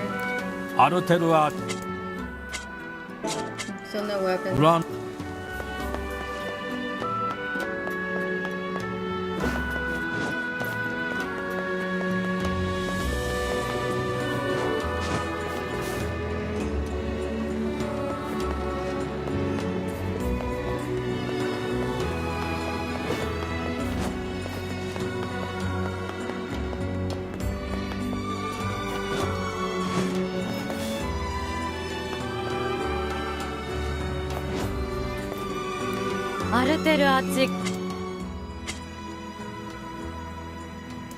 Okay. Can't buy any. At least not here.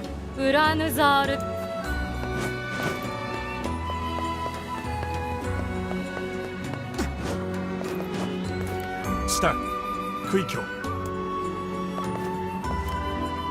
恩義より裏ぬとたとしてだろうさ。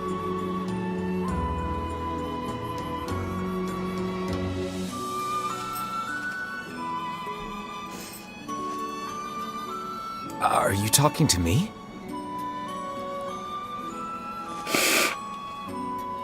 Who else is he talking to? You're right there. ゼルガーンとしおりって土地的ことちりさっている。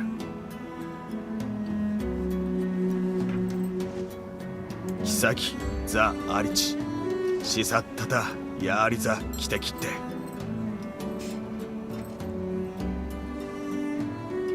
で、テッソチギュッソ天道チギュッソ歌チギュあつてタトルであろうさ。Sure, but you have to stop calling me Mighty One. おう、タンとタトキ。で、料理のキスタトキタゴ。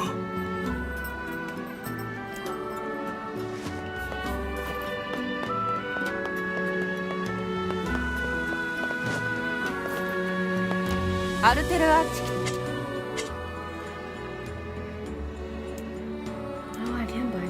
Here. Alright, I'm not gonna buy it yet because I don't have the other item anyway. So if I end up not finding it by the time I get the other one during like any of my explorations in my next run through of the game, then I'll just buy it.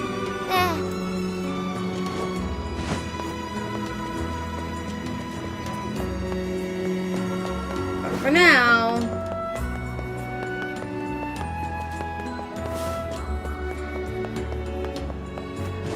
I think that's all I can do.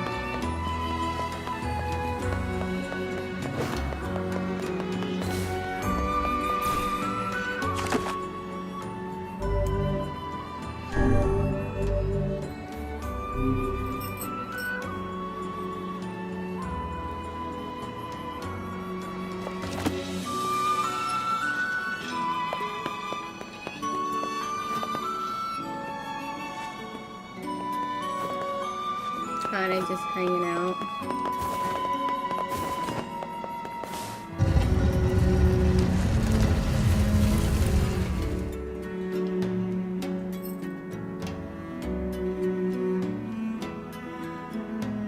If there's time, I could go do one of the quests What out a here. headache.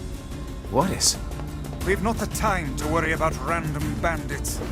Look, the temple is really important to the masked people. Then perhaps they should go inside and protect it themselves. Quit being difficult, Vice. You know there are rules about that. And thus, my headache. Stop bitching and get moving.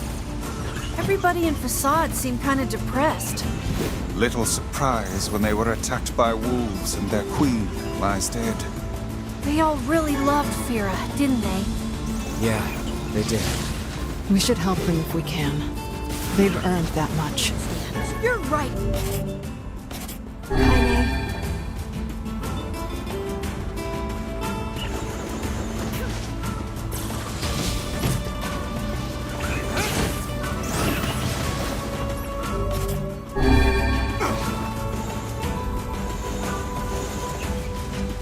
Oh, hello, you're new.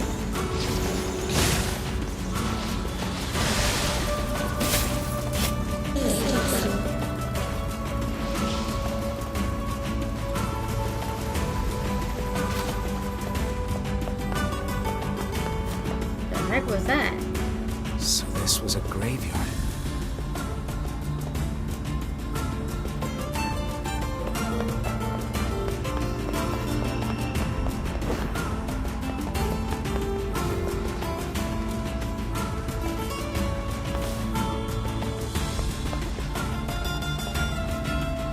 Shame we can't leave, like,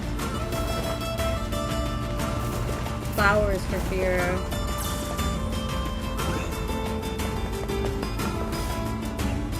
What are you doing in the middle of the desert?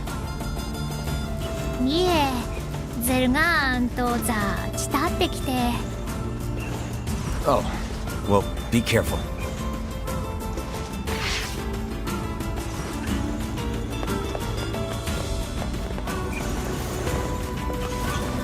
Is that? Yeah, it's the girl who was almost killed by her lover. There can be no reason for her to be wandering alone in the desert. Oh, I'm sure there's a reason. Grown-ups always have reasons for stuff like that. A bit of a simplistic analysis, but perhaps true nonetheless. And seeing how our little group is often a half step from madness, I suppose we've little room to give advice on such matters.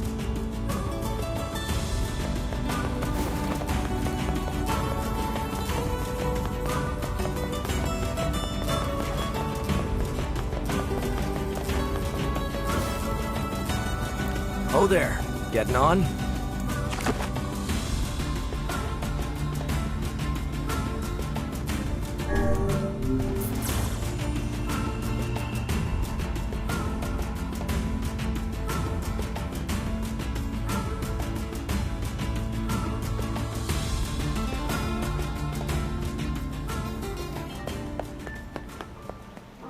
Alright, let's go save real quick and then we'll come back over here.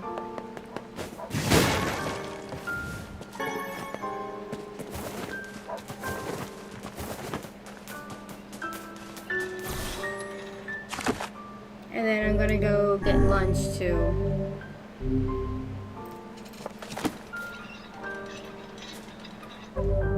Alright, so that said, I'll be right back.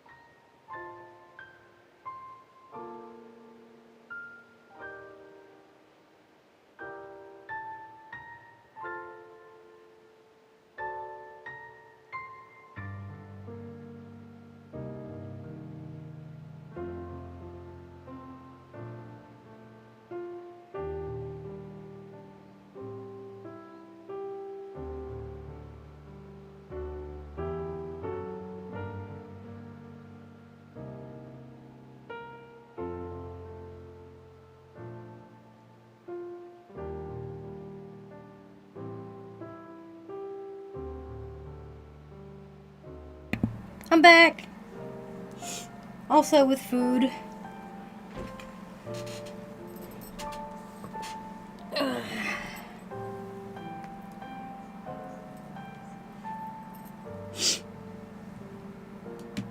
There's a cute bandit on the bed.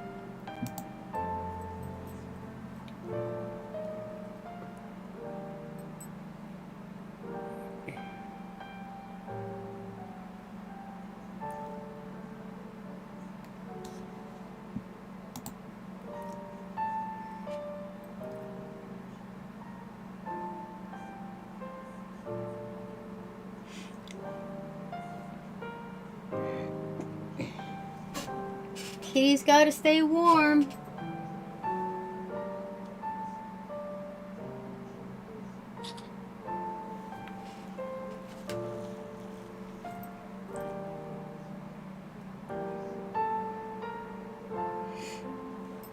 Alright, there's a Discord bandit for you guys.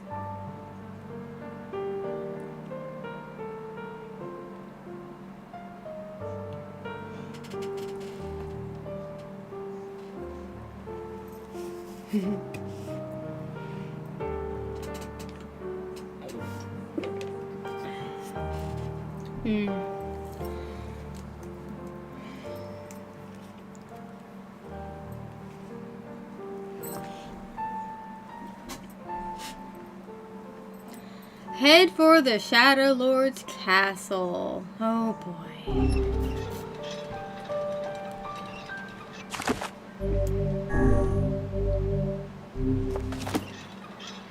Off we go to save Yona.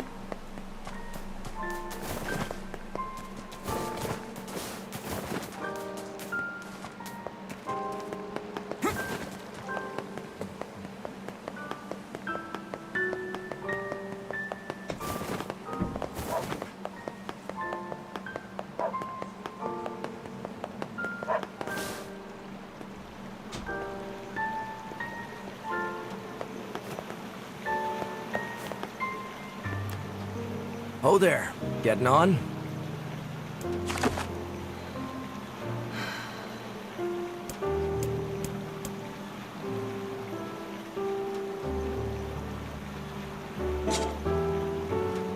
Wait, this is the spot, right? Where do we go?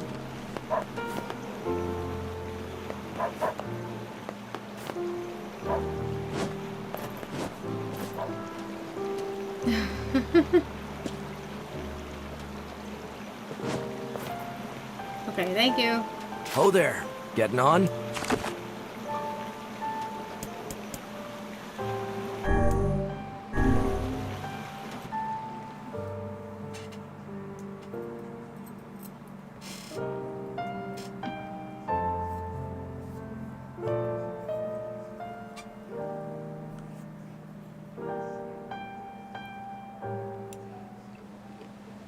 Are we ready?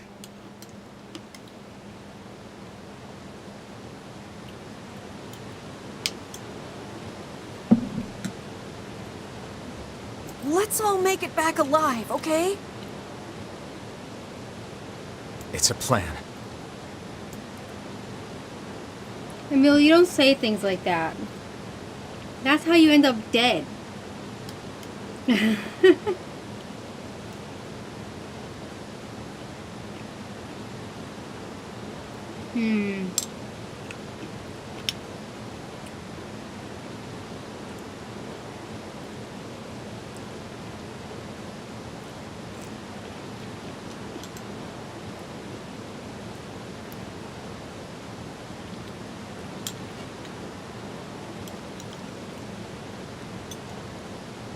You may say this fruit's really good.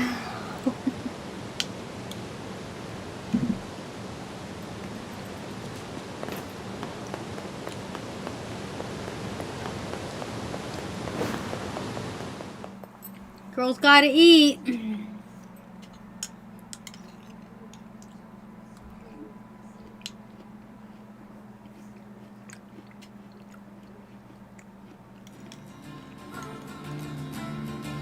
I got a bowl of rice too.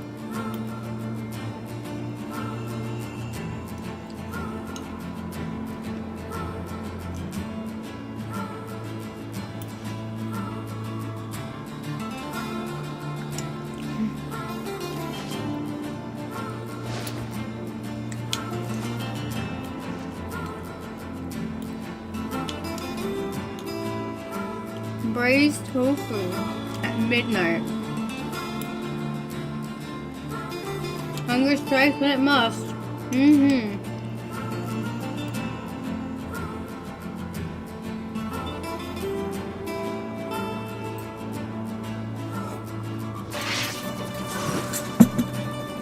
Oh, you son of a bitch. You couldn't have waited a couple seconds.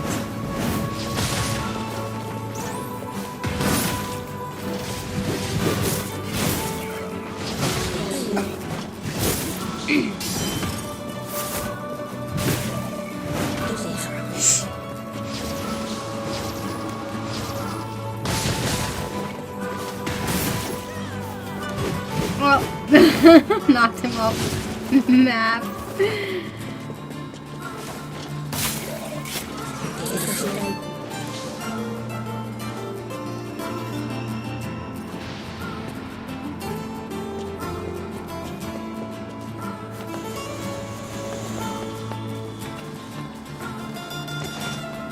Yeah, I also wanted to eat the fruit while it was still chilled. Didn't want to get even room temperature. It still would have been good, but I personally prefer cold fruit. Bye.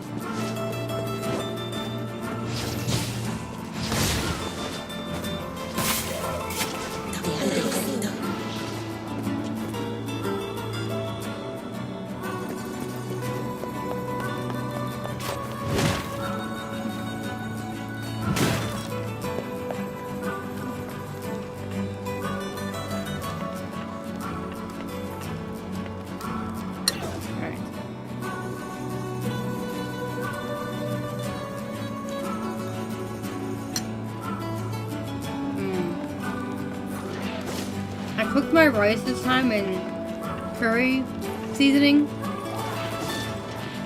So good.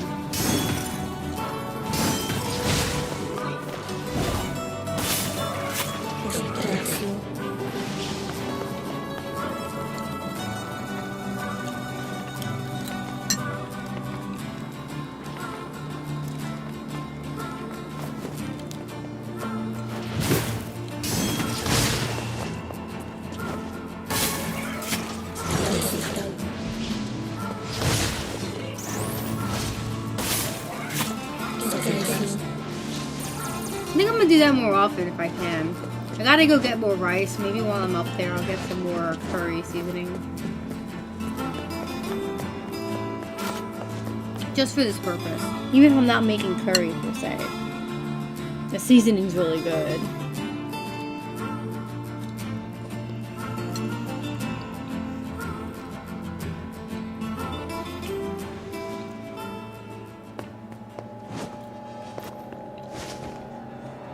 Curry popcorn. Interesting. I have a bunch of popcorn, but it all has chocolate on it.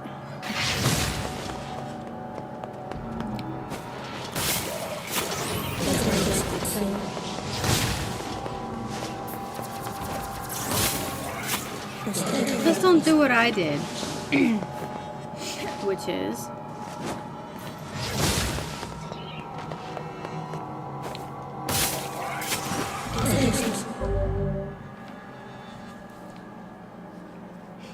I also added green beans and not chickpeas, black-eyed peas to this rice.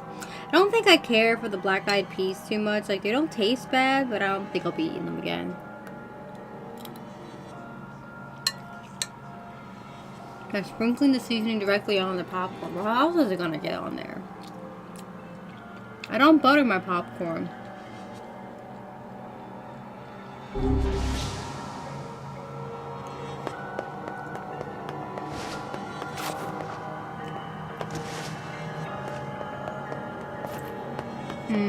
That'll do it.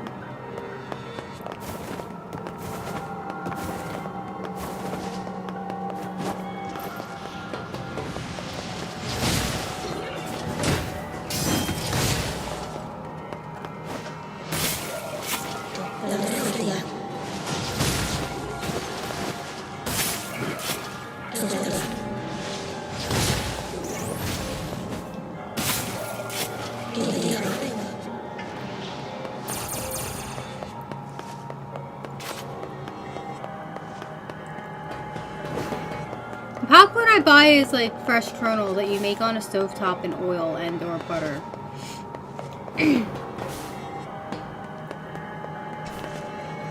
So I don't add additional butter.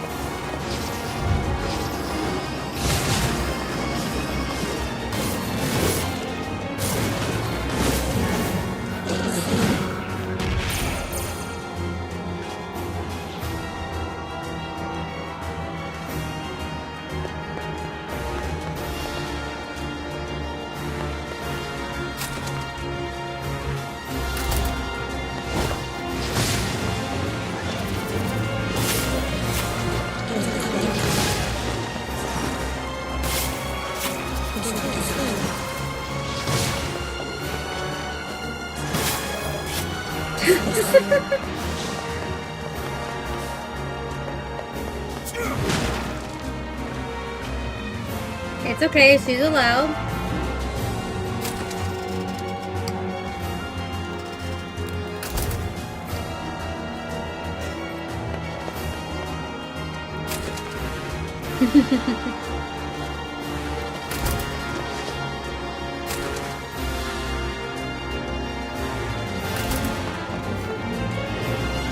Wait, did I come this way?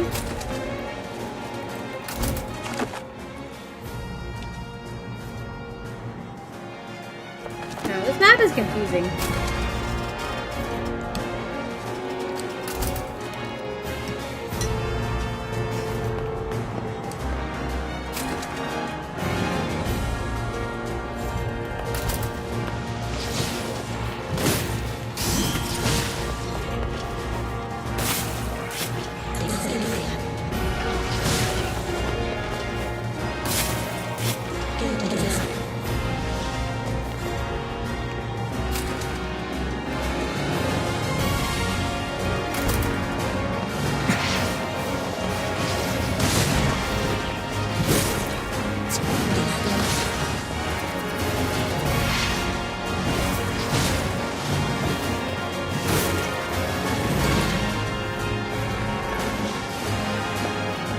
Pretty choker. What am I gonna use that for?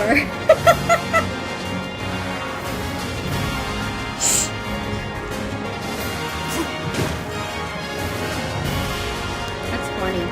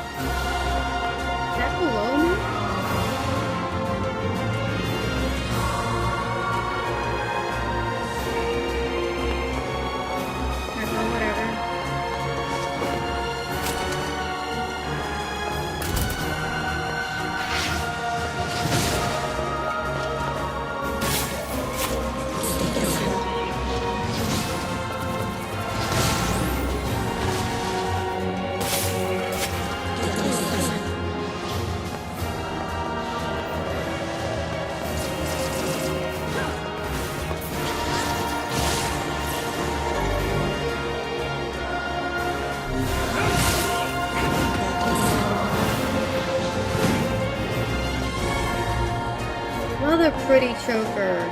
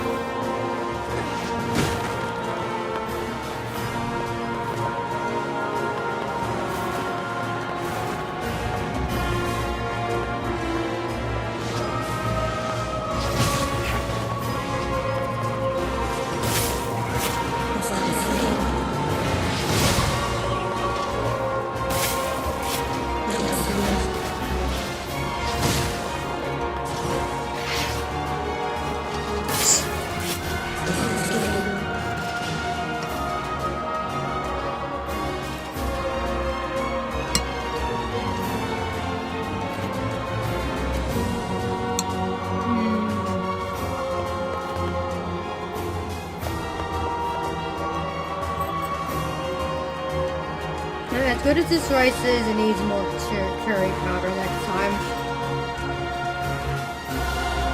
I didn't really measure it, I just kind of eyeballed it. And curry powder and seasoning can be spicy. I didn't want to overdo it. Next time I definitely need more.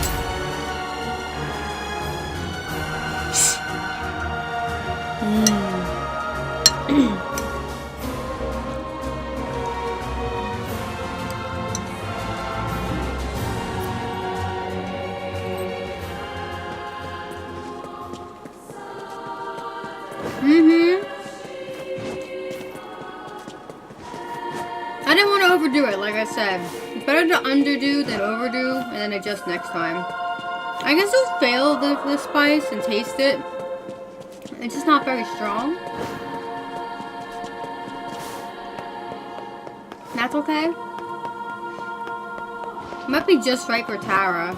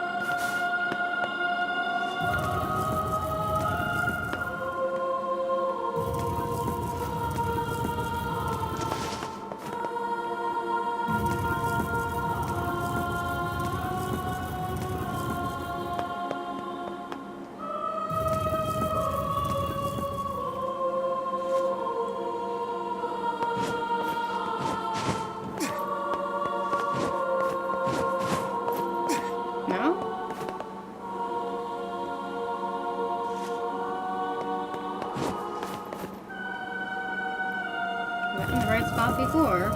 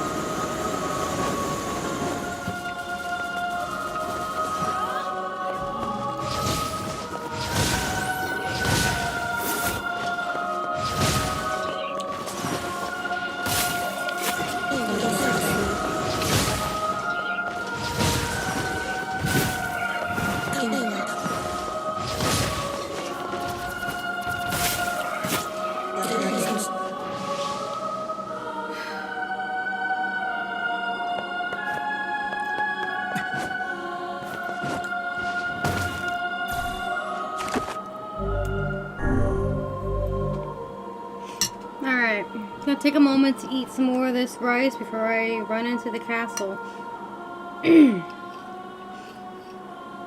I should make rice and beans more often. It's a little bit healthier than just the rice itself.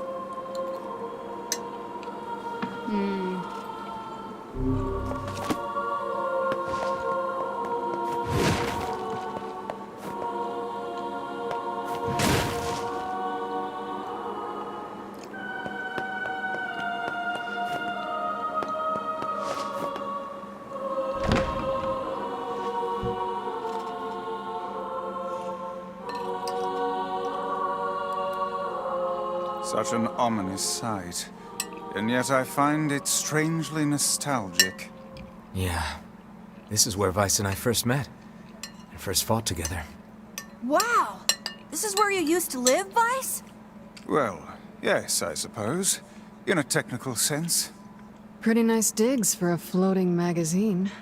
At least it was free from annoying hussies like yourself. I'll admit it, you like her.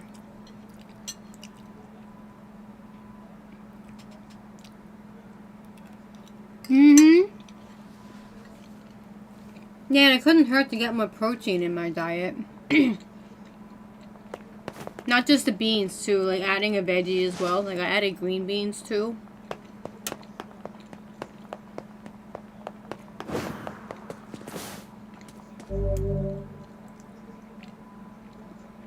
This is the point of no return.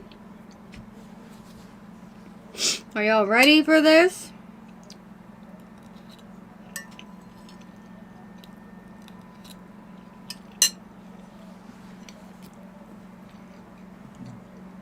And now the path is open.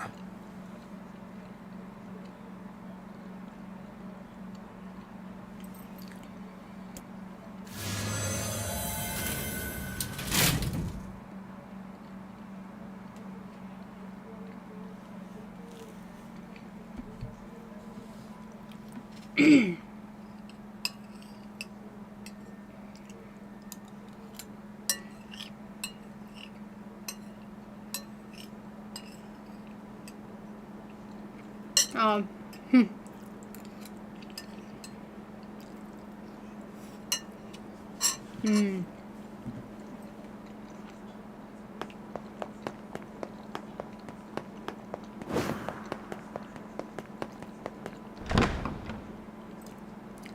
wow.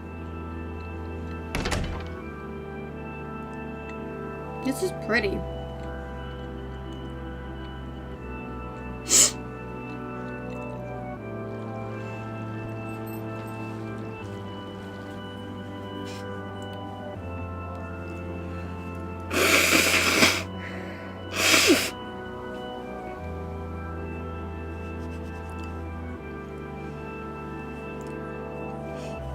There might not be much curry powder seasoning in this rice, but it's still leaving my nose running. Alright, I'm gonna finish this real quick, and then we'll get to work. I only have like 2 bites left.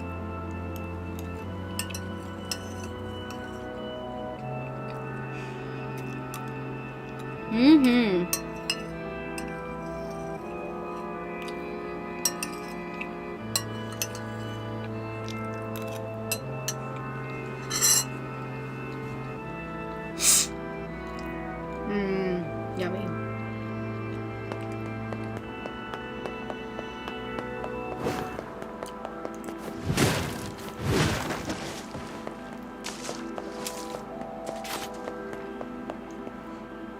No, this is almost too pretty to be the Shadow Lords.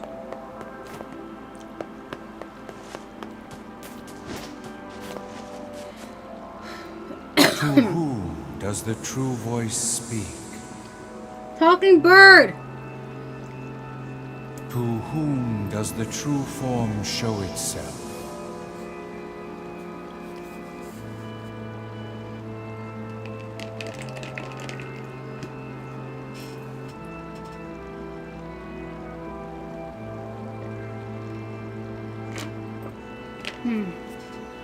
Oh, stay hydrated, chat. Hi, Band-Aid, are you awake? You want your snack? Or you want to go back to sleep?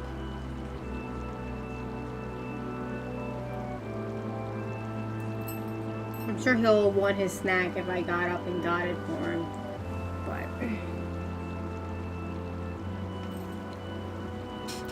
I'm gonna leave him be for now. You must answer. It can talk!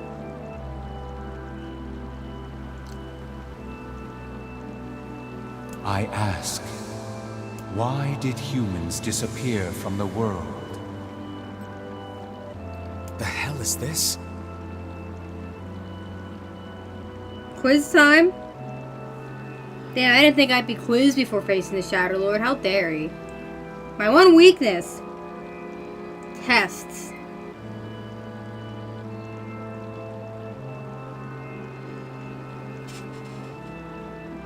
I believe this is some manner of password. Password? Yes. The correct answer should grant us access to the castle.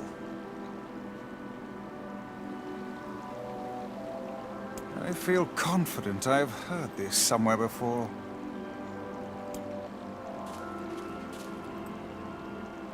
To whom does the true voice speak?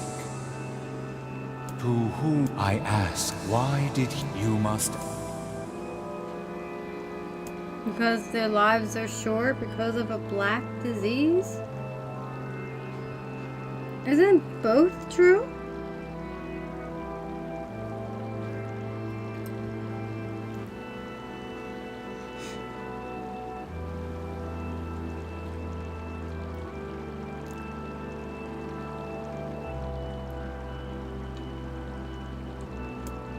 I feel like this one's probably the answer.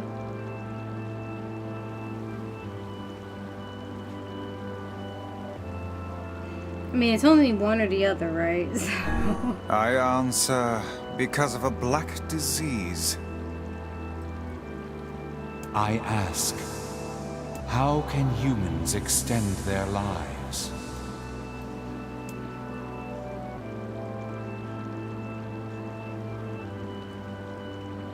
Trick question?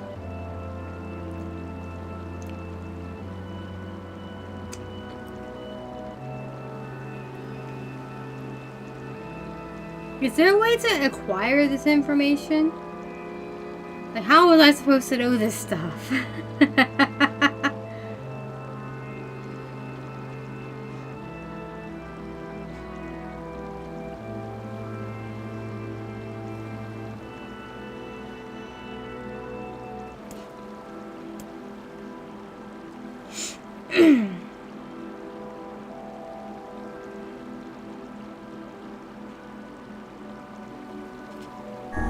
I answer by separating body from soul.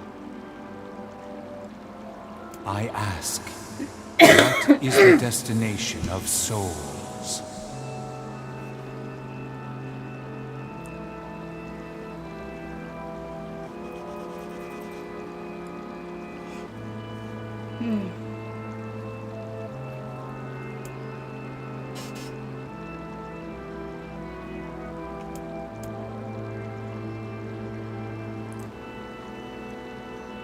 Corresponding shells. I answer, they are placed in their corresponding shells. This is how shades are made, isn't it? Very well. You are acknowledged as master. Is there like an actual right or wrong answer for this?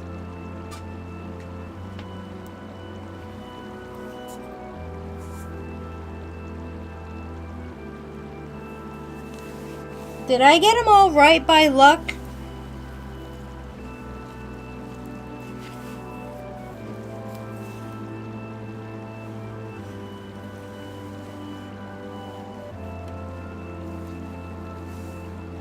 That'd be funny.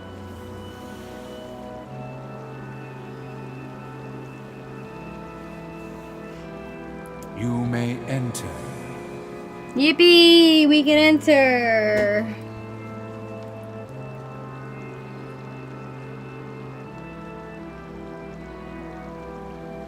Well then, it seems the way is open.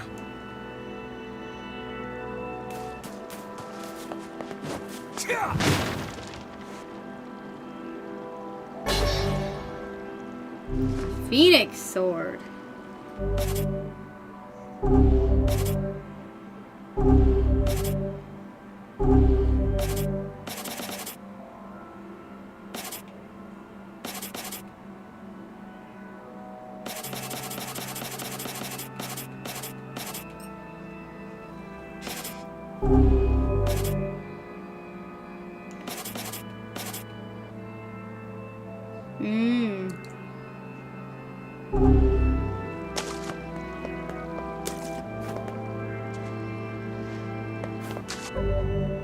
How many swords weapons are there? Okay, so only 78%, so there's a few I'm missing. That's okay.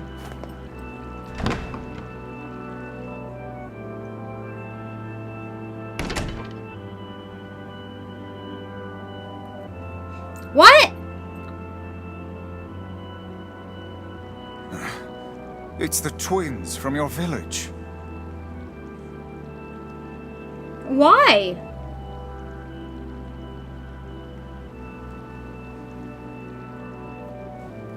Popla, Devila, what are you doing here?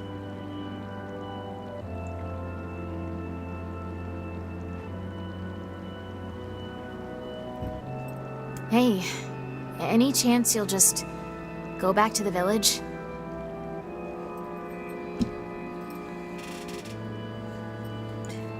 Not happening. This is a very dangerous place.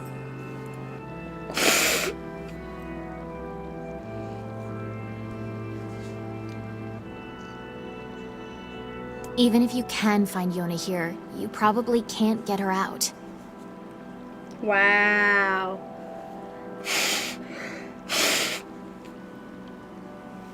How did you get here? Have they been spies this whole time? Are they even real? Shh. We're asking the questions right now.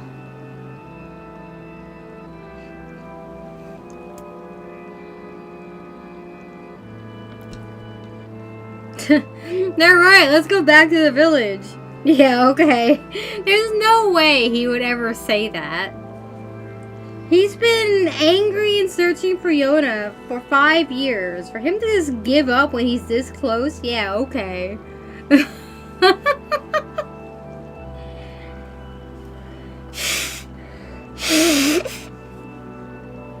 That's not gonna happen. The obvious answer is either we're here to rescue Yona or what are you two doing here? But we just asked that and they didn't answer, so. But it is a great shortcut when you have a quest that takes you to the shrine, the lost shrine.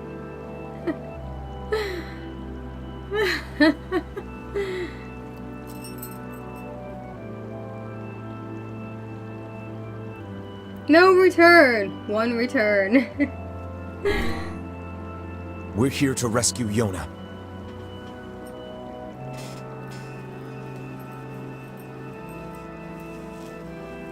No dice, huh? Well, I guess we don't have a choice then. Again, why these two? No, I suppose not. How sad. Who are you two?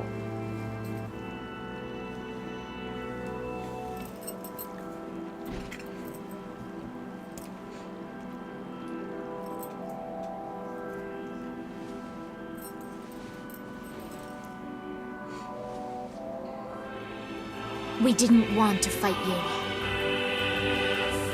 We really didn't want to.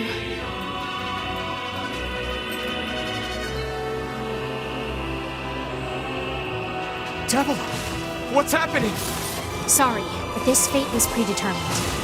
Still, we spoke to truth. We really wanted to avoid this if possible. We were hoping to put it off for 100 years or so. Until the next generation came along. What are you talking about? Are they shades? I don't think so. It's a lie. I don't believe it.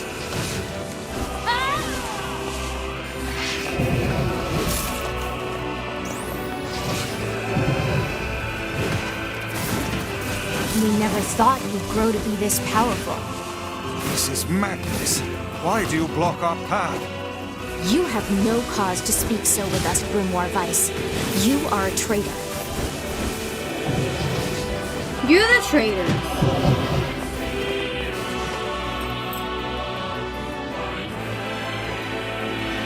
What now?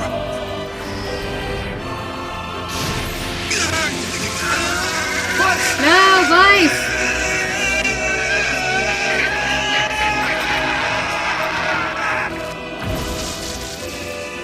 They copied my powers. Ah, shit on a shingle. They can use the sealed verses. Of course we can. The power came from us in the first place. You were simply loaned a small portion of it. Vice, are you all right? Tevela, Popala, why are you guys doing this? Why are you siding with the shades?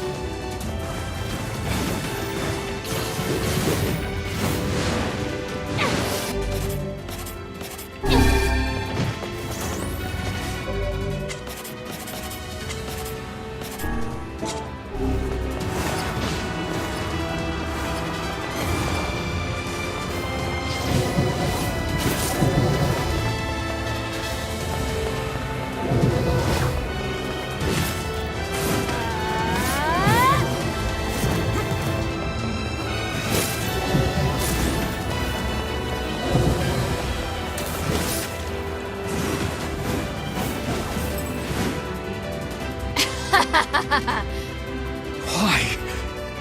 The answer to every riddle lies within the heart of the Shadow Lord. The Shadow Lord? So you've been on his side this whole time? You must search for that answer yourself. You've got to face your own truth now. Please, enter the Shadow Lord's castle.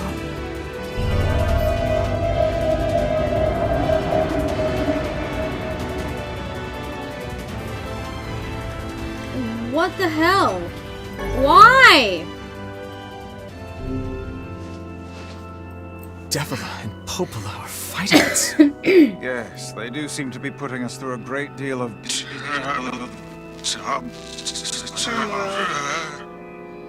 Oh boy. You okay, Vice? How odd.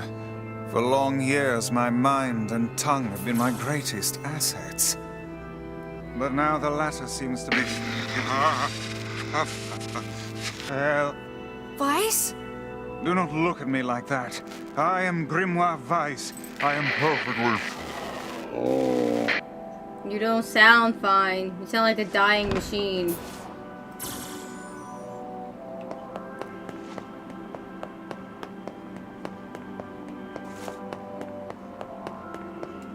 I think I hear a waltz. A waltz? What the fuck? That can't be good. Definitely not.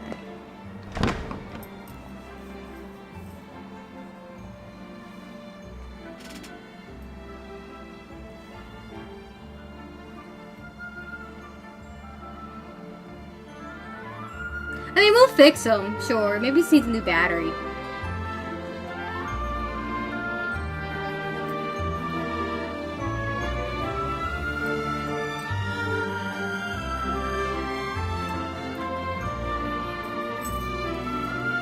It certainly is a grand affair. Just smack him like an old dancing TV. bastards. They're all shades!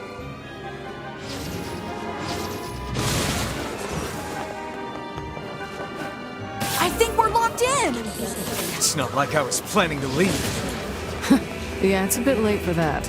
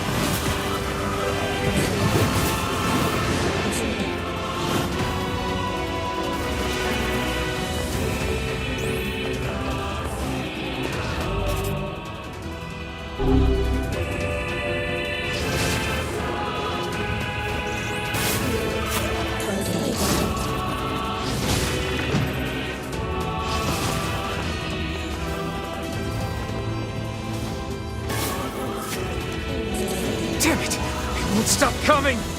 I'll open the next door. Cover me. Oh, how I do love a good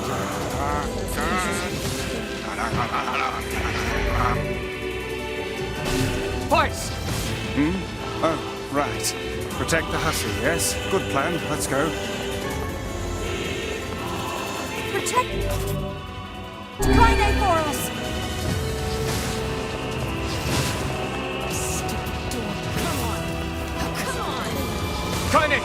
Hurry! It's not open yet? Do I look like a goddamn locksmith to you? No, you idiot. What are you doing? Lock doesn't want to open? Fine. I'll just break it down. Stop, you impatient fool. Goddamn no good bullshit bastard! Open the fuck up already! Ugh! Damn. Got it. Kaine, look out!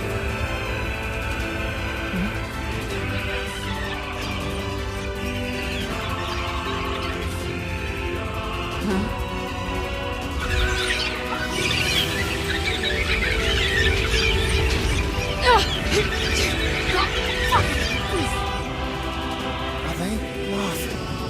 These things are freaking me out!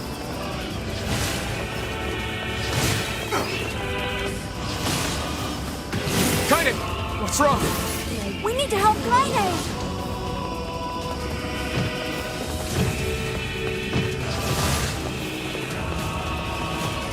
We need to help Kaine!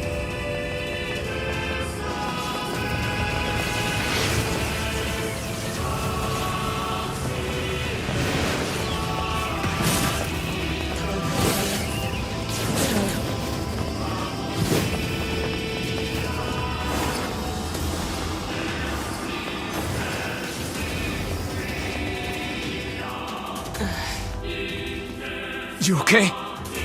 Yeah. Well, we got problems. We always have problems.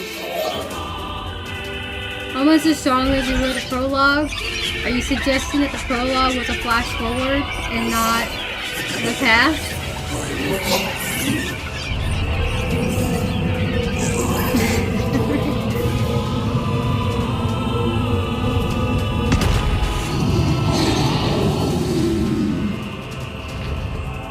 Oh!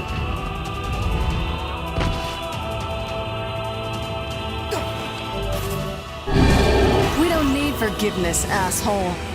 Kaine?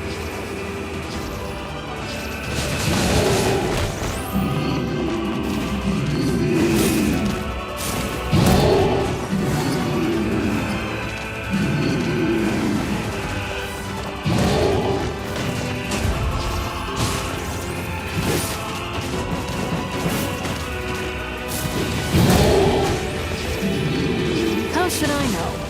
Kaine, are you alright? I'm fine. Let's just kill some shit and move on, alright?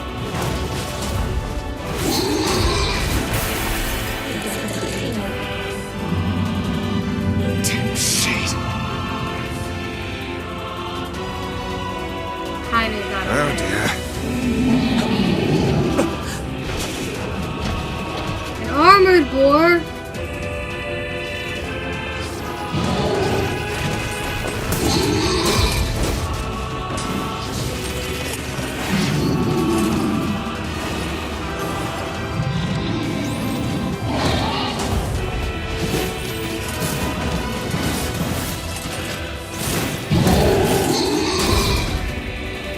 Oh, well, that went down pretty quick.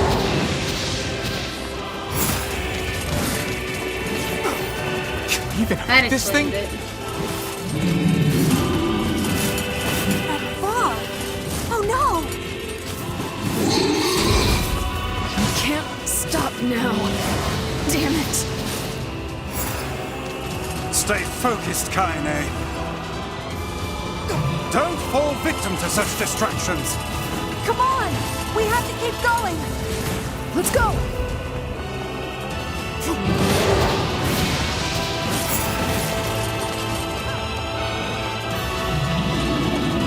This way! Move!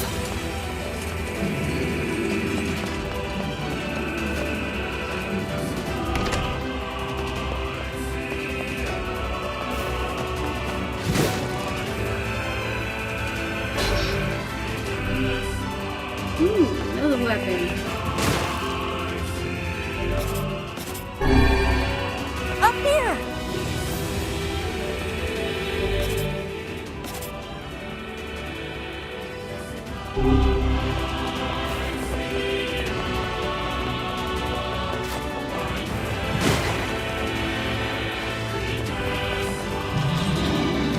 How can we deal with this thing?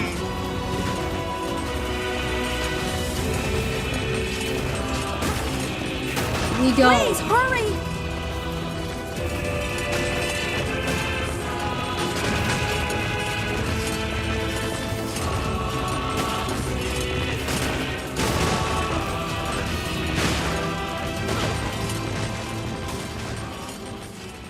Welp! Damn boar. We pick up that lance. Okay.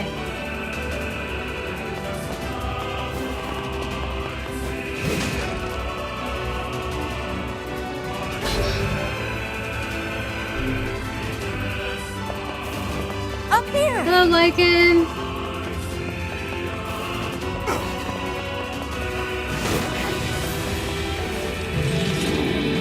How can we deal with this thing?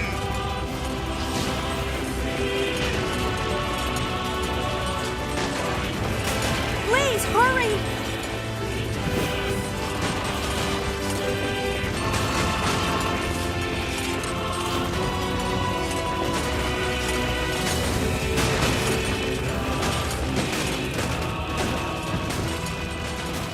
How? How do I deal with this? Do I have to actually fight it?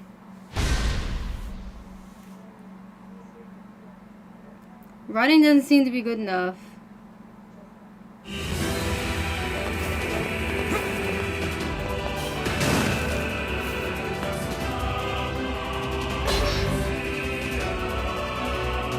Okay.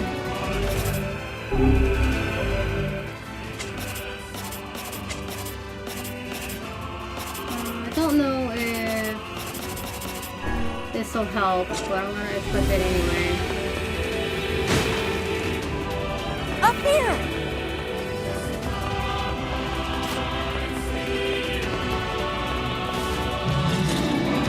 How can we deal with this thing?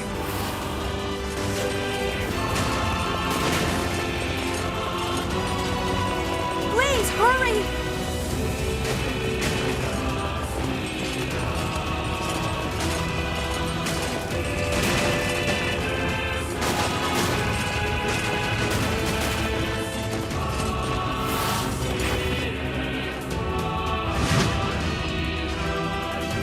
That might have helped a bit, having all the boxes out of the way.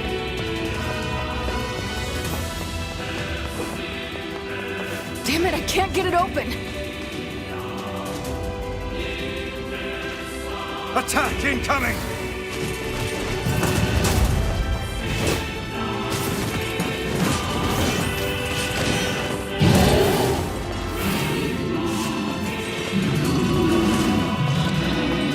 The entrance is locked too! It seems we are in a bit of a predicament. Strike the beast while it's down.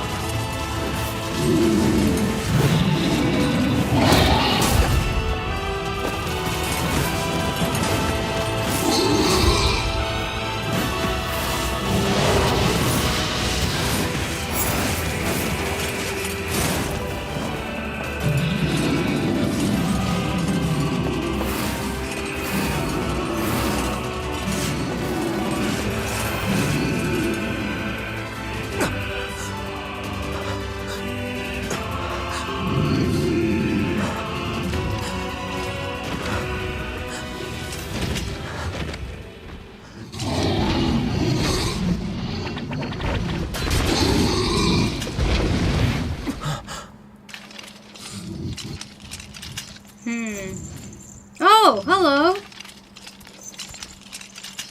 傘程度と地いるとて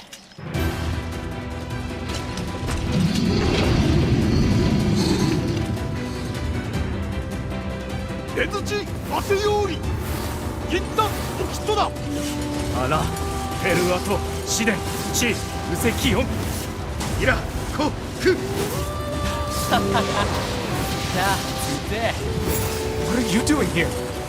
さるりとしたカイザム特機論だろ You are correct. いやアラトテ三世隊クルワリクワリとてトラス感化し中で But アラペルアトどんだでキリゴイタニアッピアトサチチサタトナトメルタカイザムチ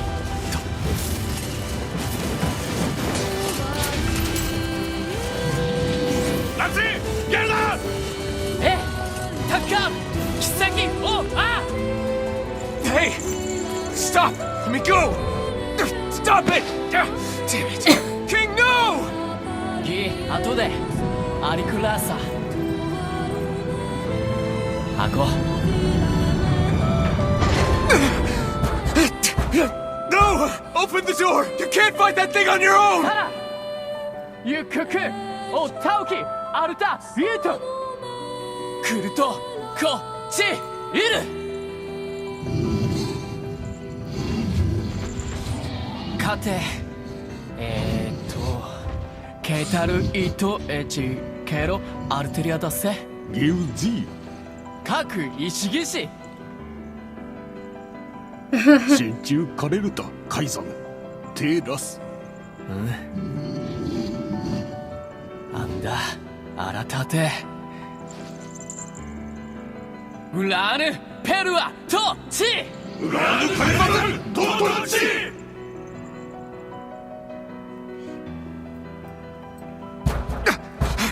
Open the damn door!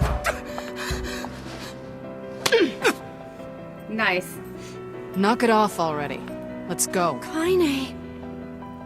No, He's we kind of fighting for needed you. that. And for Fira. Don't let him die for nothing. My friend. God damn.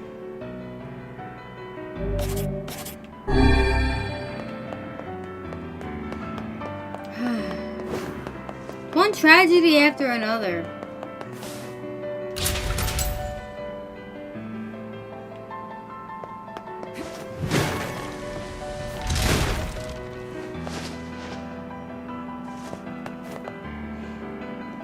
Yeah, right? Look at all these health salvers.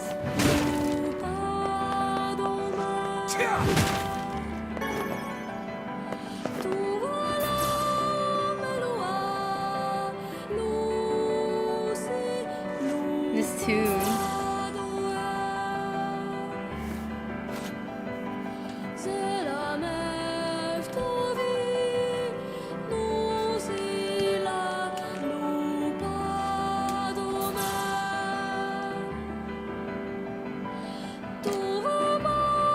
Alright, before we continue real quick, let me fill my water bottle.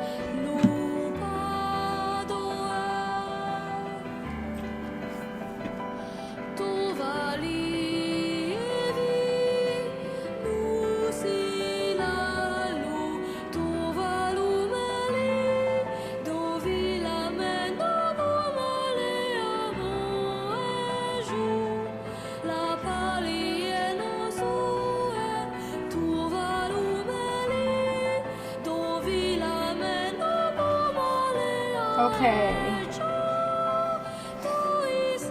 Water acquired.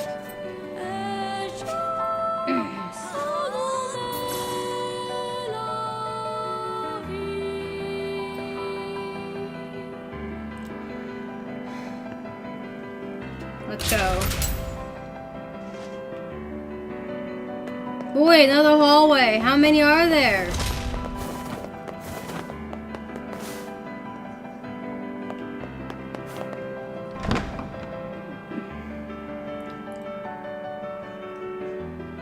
As many as you need. Well, I didn't want any more, so thanks, Satan.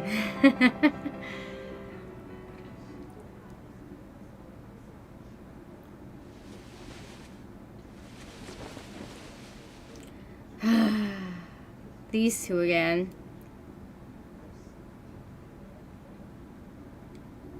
Devila! Popola! Oh, look. You made it. Are you surprised? What's that behind them? That looks like modern day. We've been waiting for so long.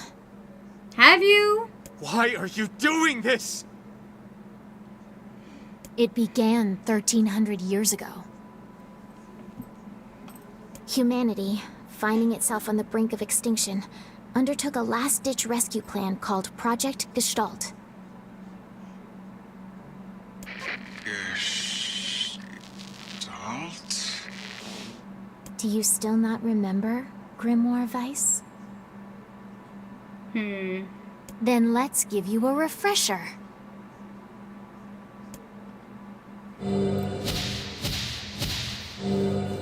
Oh, that face looked familiar.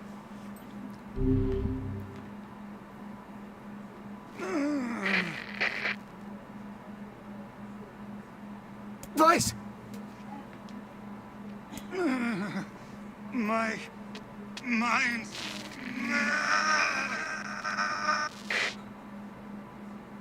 That was a quick flash of the picture, but was that Yona?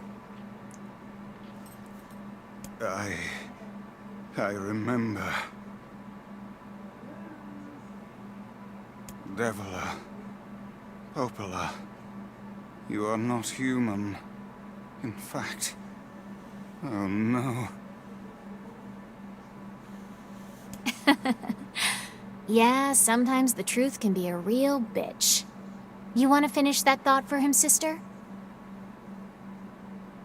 All of us, every person standing in this room, are mere shells created by the true humans. True humans? What are you saying? You still don't get it? You aren't human. What are we then? So then humans, I mean, the true humans, are extinct? No. They still live on. You know them as shades. Figures, right? Each shade is a twisted remnant of what was once a human being. Crazy, huh? Now let's skip the part where you stand there with your mouths agape and just get down to business. No, it's not that crazy. I kind of figured that out a while ago. But I was under the impression that they were the humans living in the world. Like when they died, they became that. But still. Wait. So then, what are the rest of us? Sorry, but we're gonna be needing that shell of yours. The rightful owner has been waiting for a very long time. Huh? Please don't be angry with us. We are only doing our duty. Oh, fuck Our off. endless existences have a single purpose. To control the lives of others in accordance with the will of the true humans.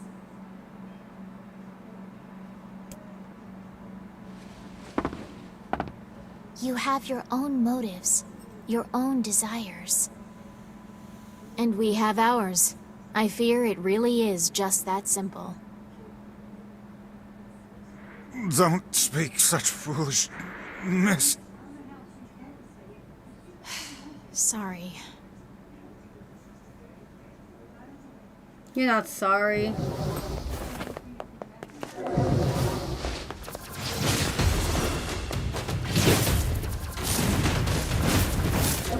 You and us, we're the same. Tools in the hands of a master. No! I'm nothing like you!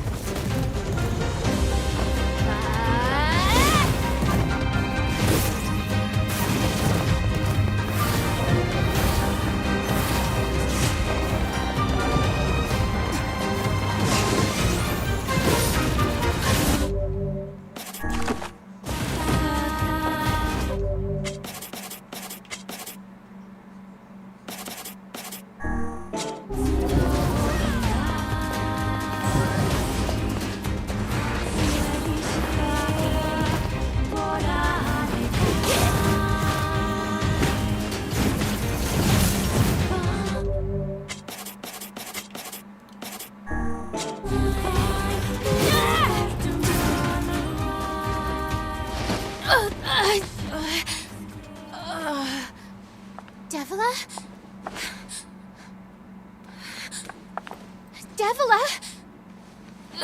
Devila? Did you really think that I wouldn't fight? That I couldn't defeat you? Was it all worth it? Popola, are you crying? No! Don't die! You know, Popola, I understand now why we're twins. It's because we were born without souls. Devila, I can't stop the bleeding. Oh God, I can't stop it. This world is too lonely for one without a soul. There's too much emptiness.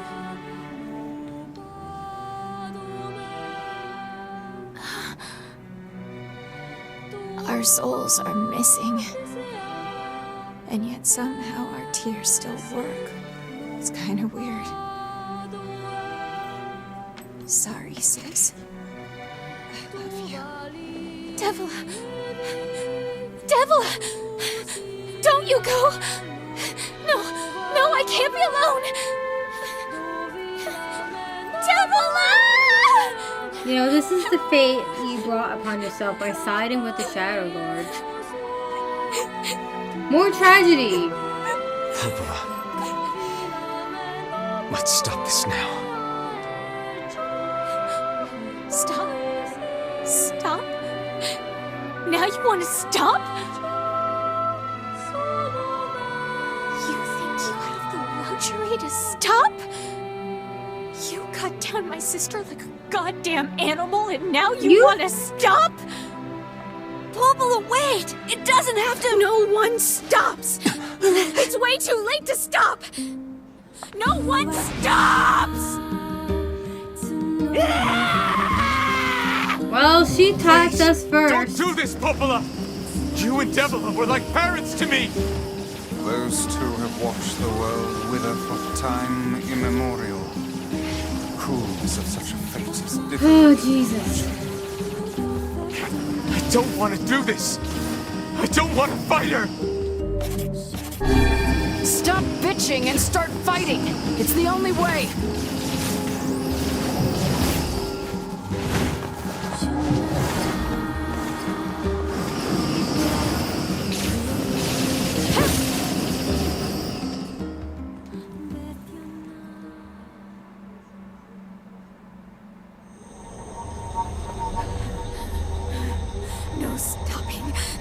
No stopping ever!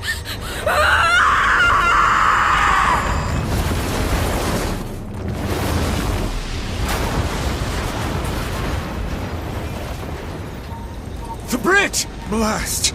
We're trapped! I've got an idea!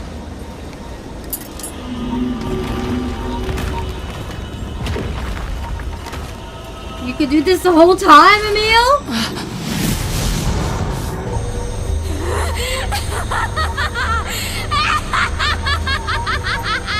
I fear we're done for. It'll be all right. Huh? You know, when I was young, I hated my eyes. And now that I'm older, I hate what my body has become. But there's something else there now. Something like pride, you know? That makes sense, you are gay. Without all this, I couldn't have become your friend. Goodbye, my friends. Thank you for everything. Emil! For so long, all I could do was destroy. But now, I have a chance to save something. No! Now get going, okay? Emil! Don't worry about me. I'm gonna be fine. Emil, no! Emil! Emil! Emil! You jackass, get back here!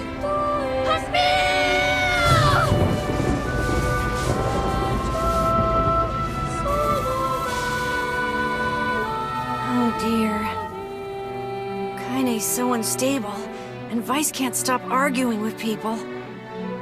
I hope they can hold it together once I'm gone. Well, I guess they'll just have to learn.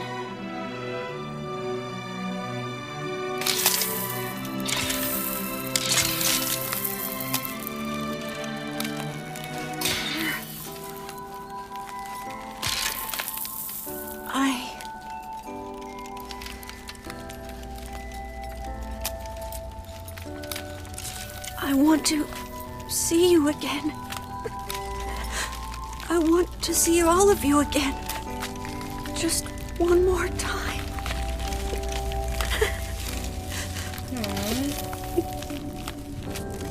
I'm scared. I don't want to die.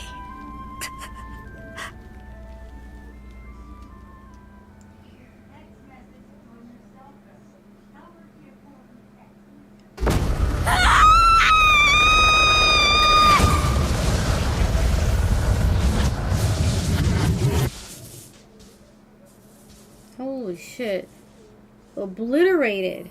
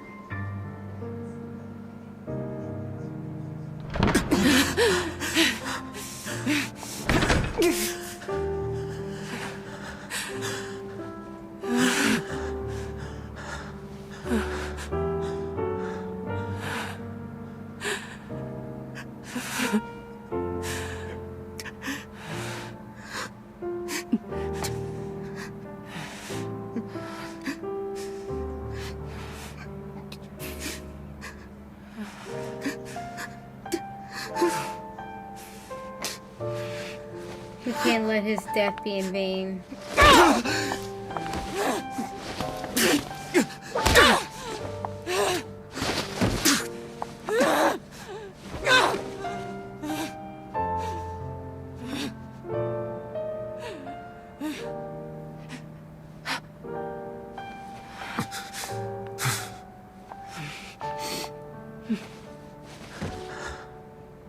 Okay. Let's go.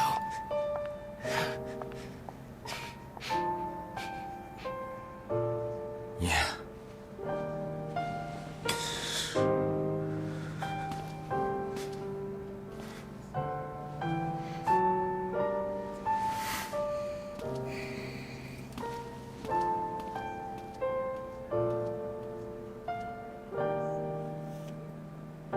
It's tough, but we really do have to just keep going.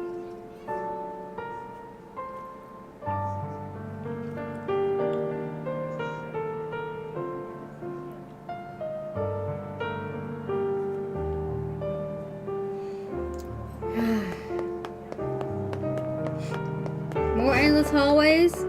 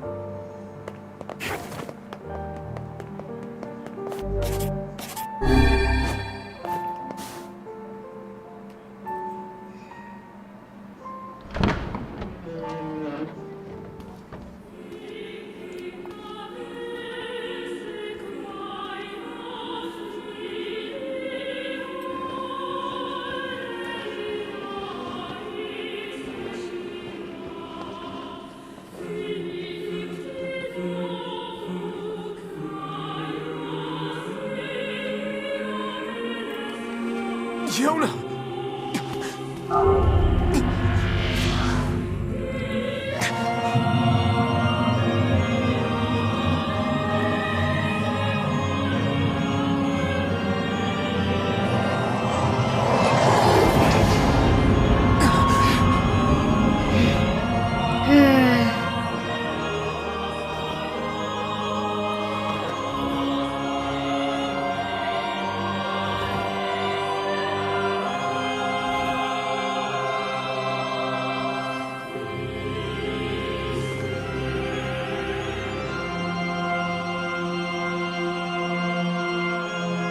This ends here. Strike hard. Hold nothing back.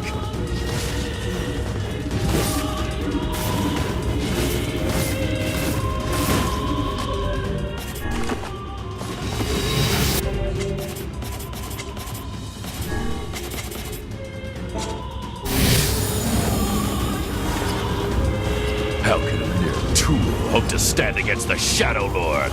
Don't speak in such a manner, fool. I am nothing like you.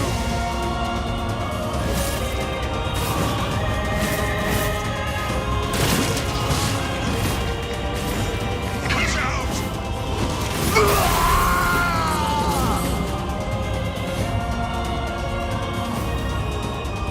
Be careful! I know!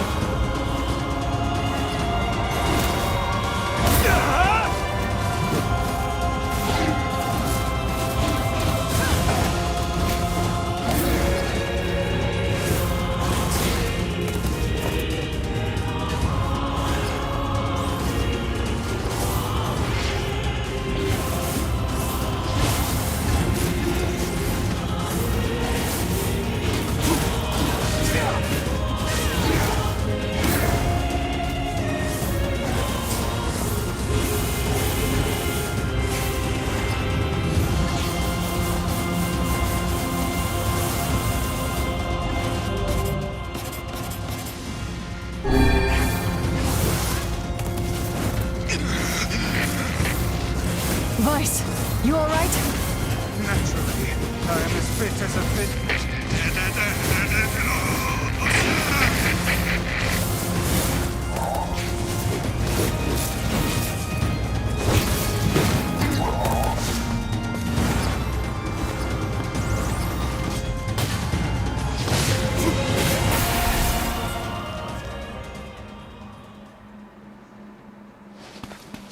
Wait.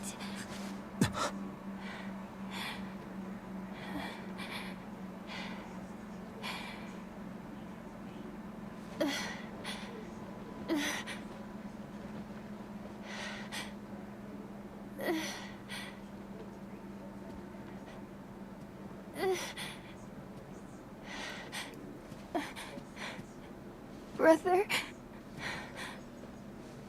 Yona.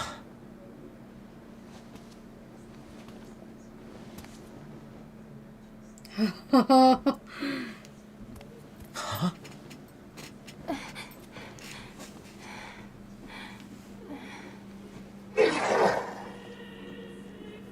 Why? Please, just stop. I don't want to do this anymore. I don't need someone else's body. I don't want it.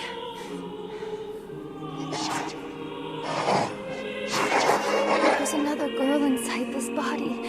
I can hear her. She won't stop crying. She Oh, it's not Yona. She wants to see her brother. Yona's been possessed?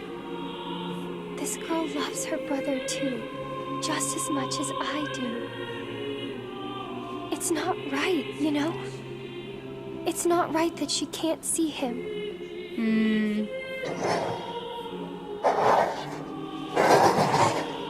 So, we were supposed to be the vessel for this guy, huh?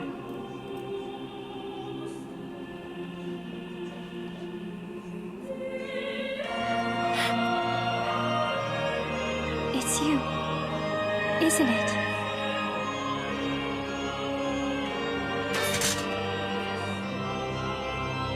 Yes, it's me. Let's go home.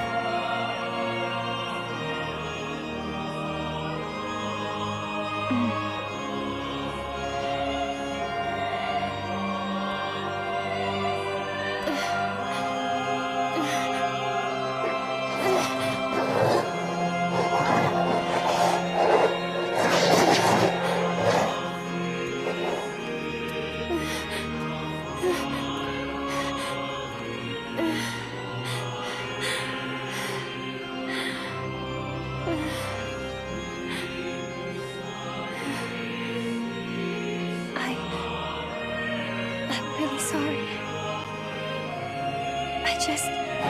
I don't know what to. I'm so very sorry. No matter what. Just know that I love you.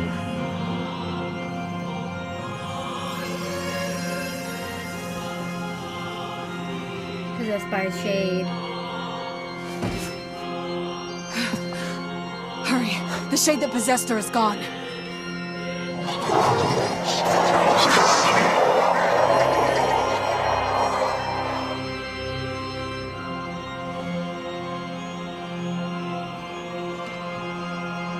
Kaine, watch over Yoda for me.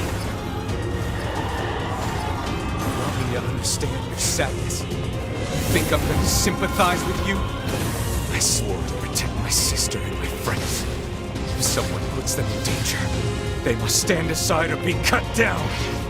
Now come on! Let's finish this!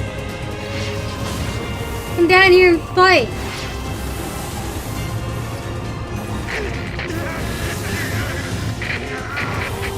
Vice, what's wrong?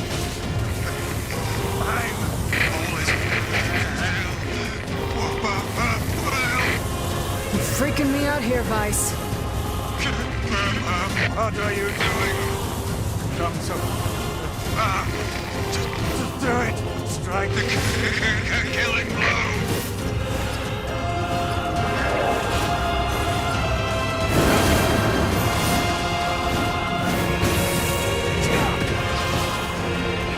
You coward, come back here!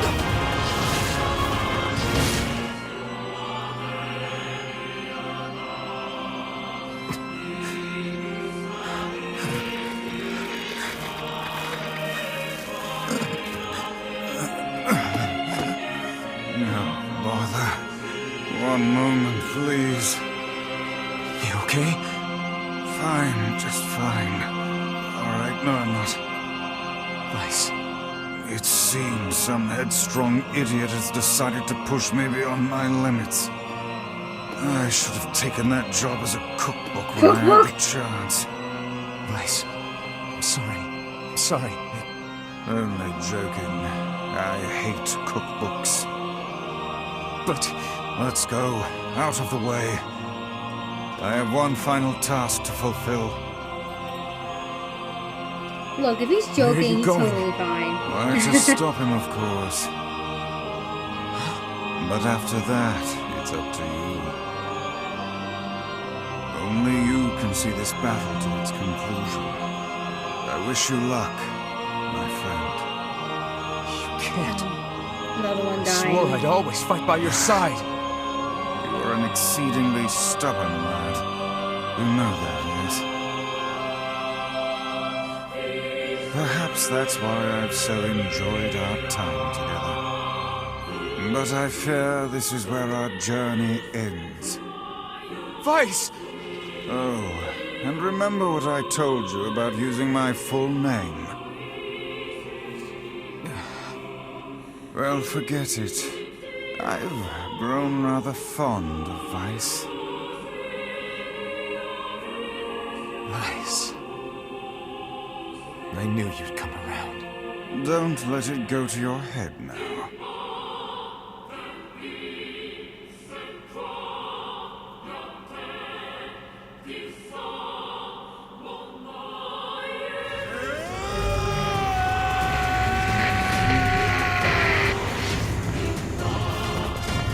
I have something to defend.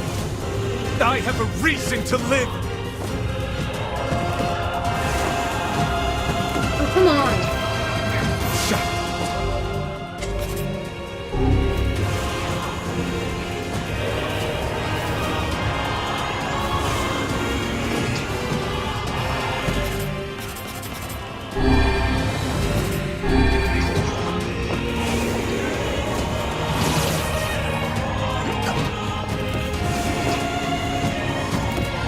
Okay, I think I need a faster weapon.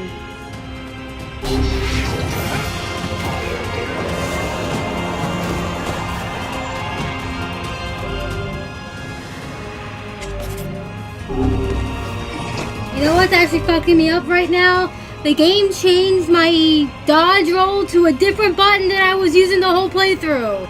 And now I can't remember how to change it back.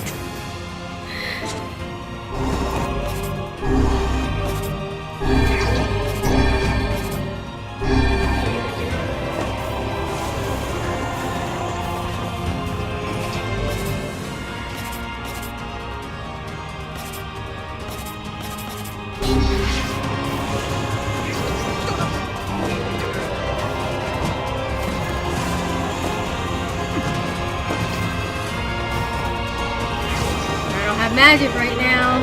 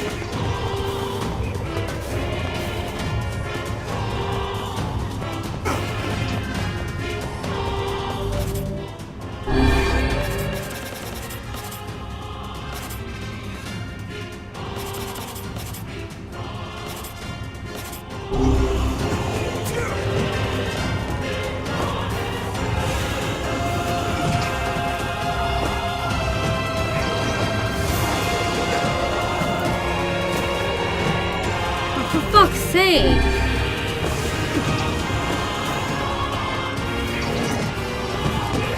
Alright, can someone tell me how to reach and order these commands, please, before I lose my mind?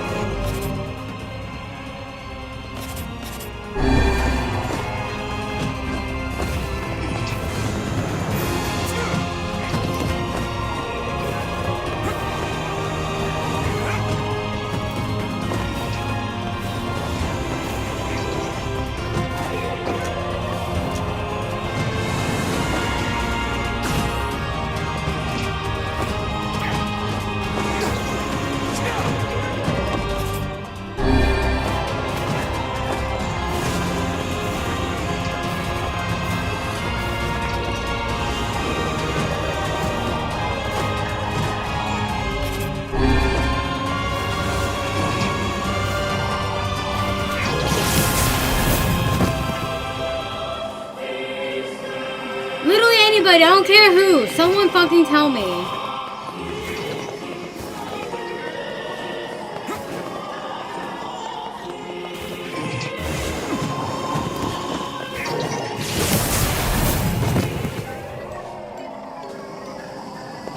think I just need to do one more hit.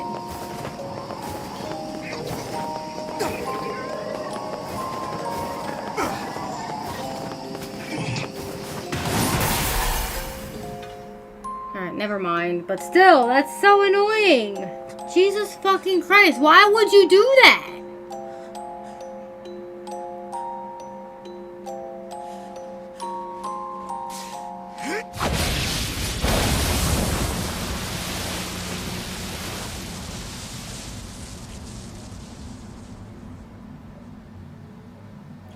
I've been using evade as L1 and then it remapped it to L2 in that last battle. So I'm just sitting here pressing L1 and nothing's happening and I'm losing my mind.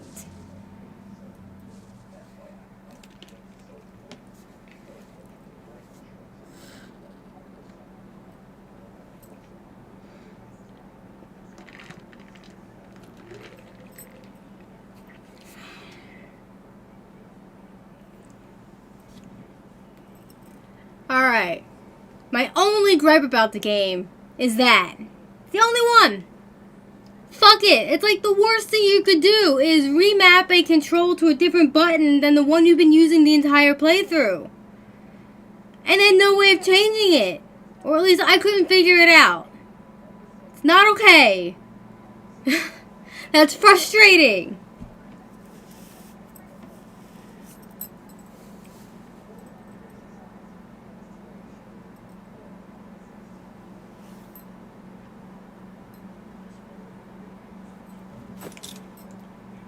If anything, have the guard and the roll be on both of the buttons, not just one. Alright, whatever. We did it. Fuck that. Is Iona all right?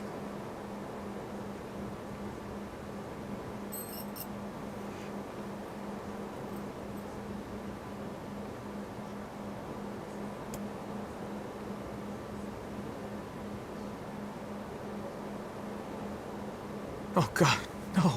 Oh shit.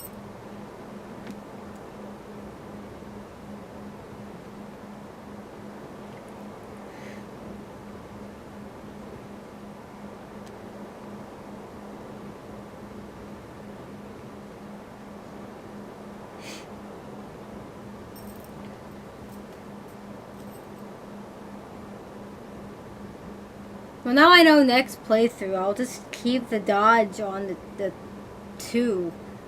L2, so that I just get the muscle memory from it again. That way. Like, if I had known that was going to be an issue, I wouldn't have mapped it to L1 in the first place. That was bullshit. The bullet hell was nothing. It was the dodging that was giving me trouble. Because it was being mapped to a button I wasn't used to pressing for it.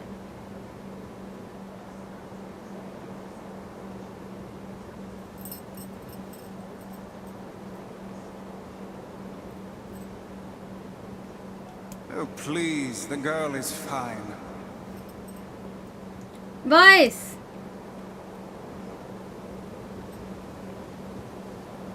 Vice? Where are you? Are you okay?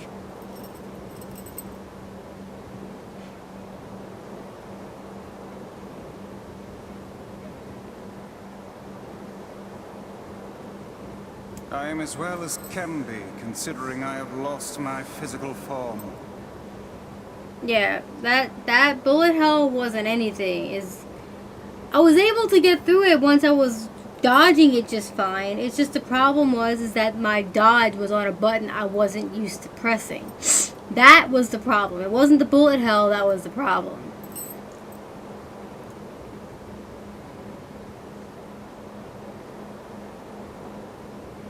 Doubtless my voice will be the next to go, so listen closely.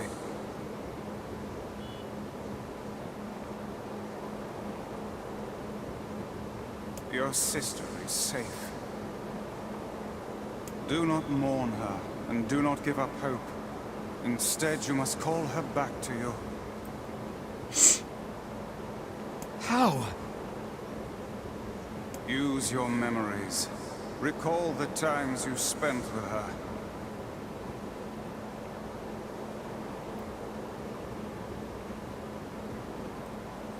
Present her with proof that the two of you live still, and that your lives have meaning. I don't know.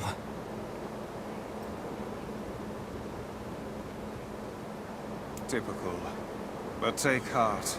I know you can do it.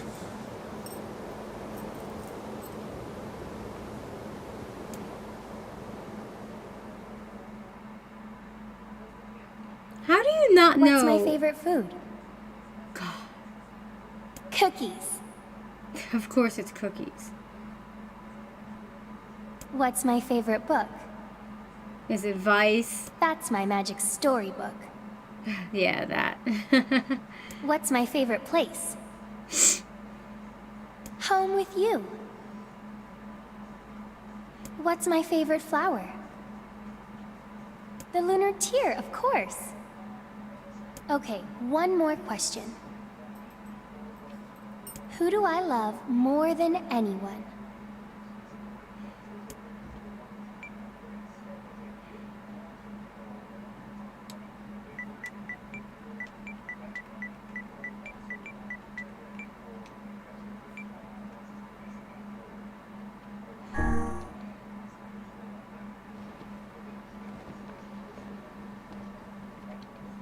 What if you put in the wrong answer there? What happens? Is that you?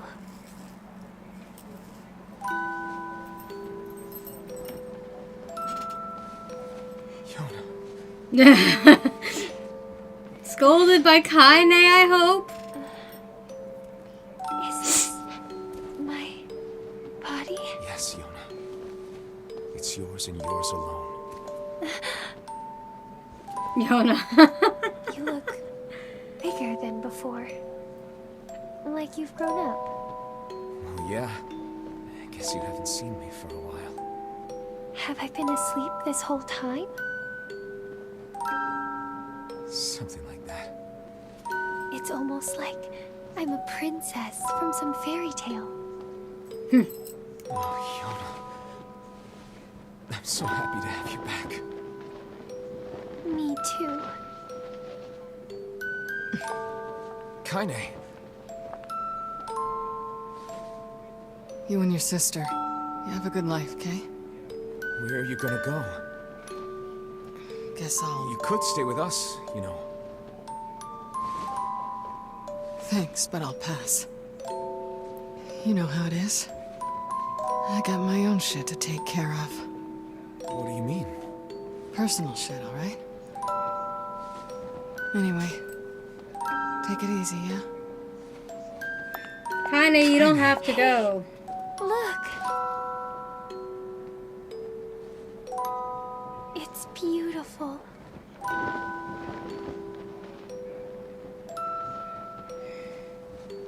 For the longest time, I heard someone telling me how they wanted to see the light.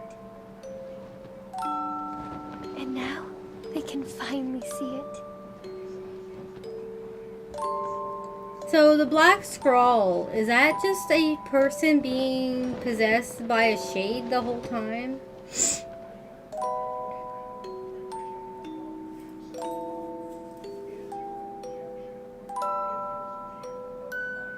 No? Okay. Something else entirely then.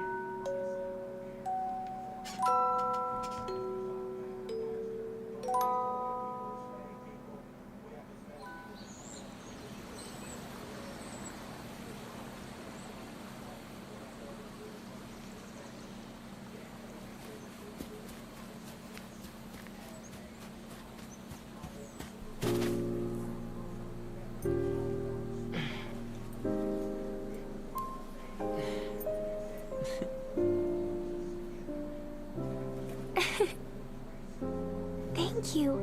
I love it.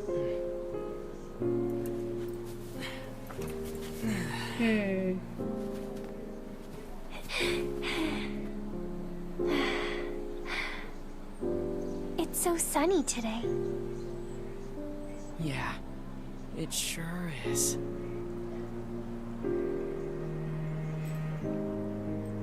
Did we go back in time, or is this a memory?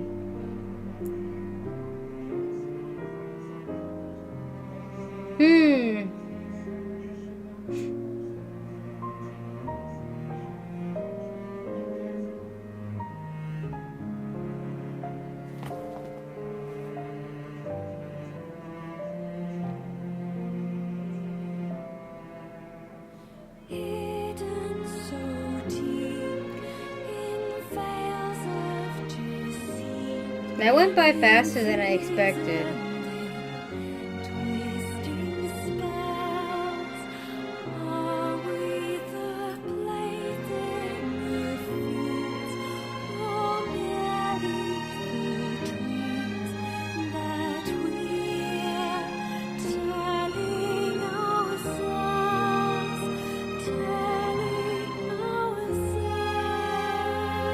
So the Shadow Lord isn't even some overlord that creates shades, question mark?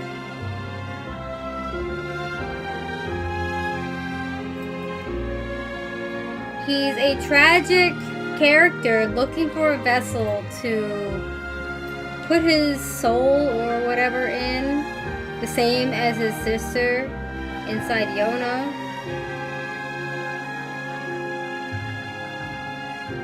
I feel like there's something overarching happening here that we haven't even touched on yet.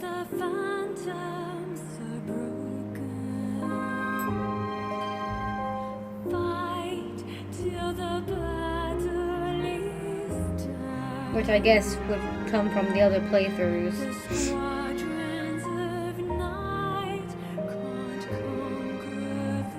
Weird credit roll.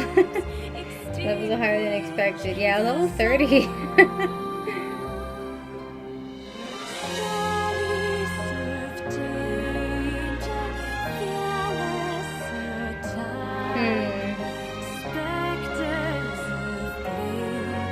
There's still some questions about Kaine too we didn't get answers.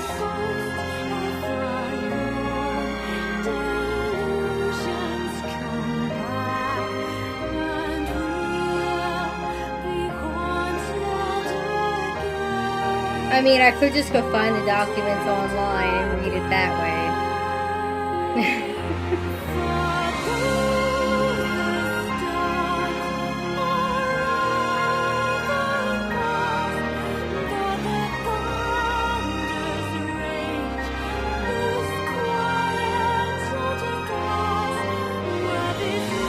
I guess we'll find the answers next time.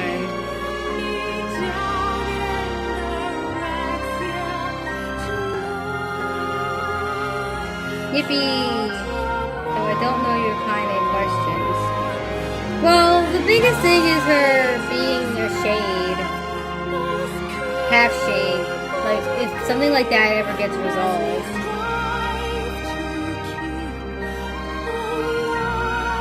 There was also a line in one of the trailers that says she'll be his sword one last time. We didn't get that here.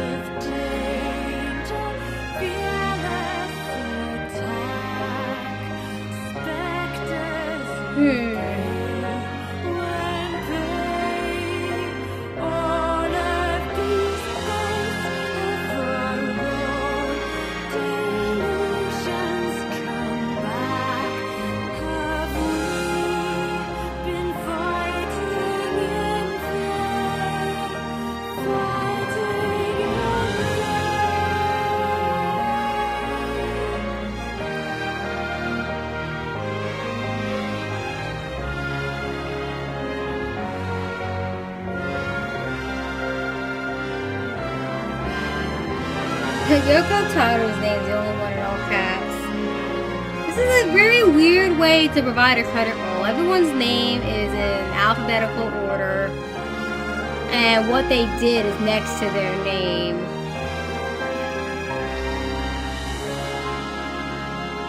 I don't think I've ever seen a credit roll do this.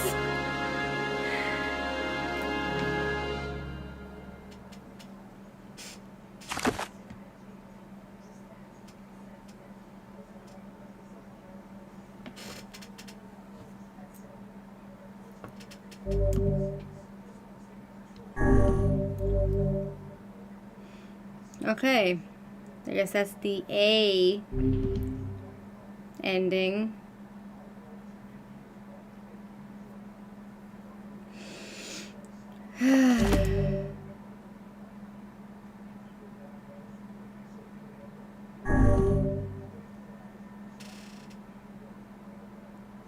Load your clear data after completing the game to experience Kaine's story. Ooh.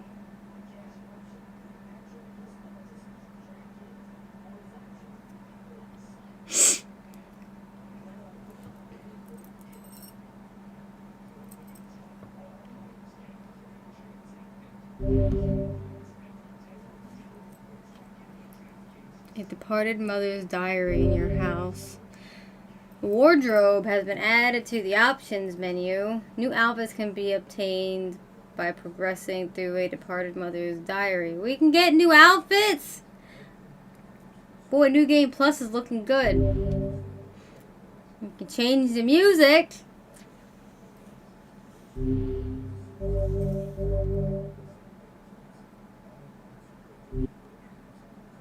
Damn. How different is the second playthrough?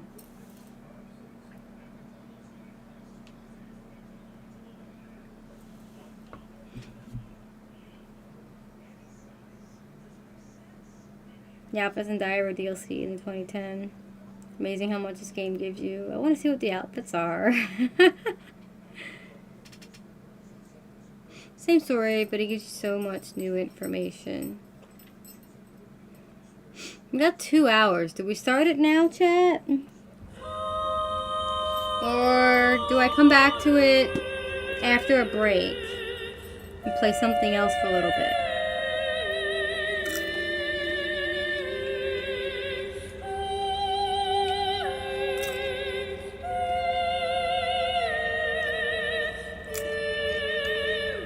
Oh, is this different?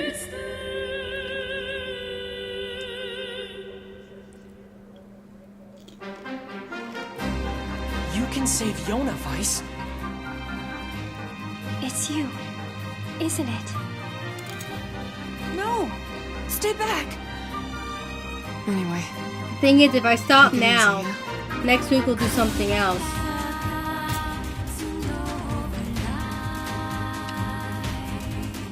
I play a Yakuza game.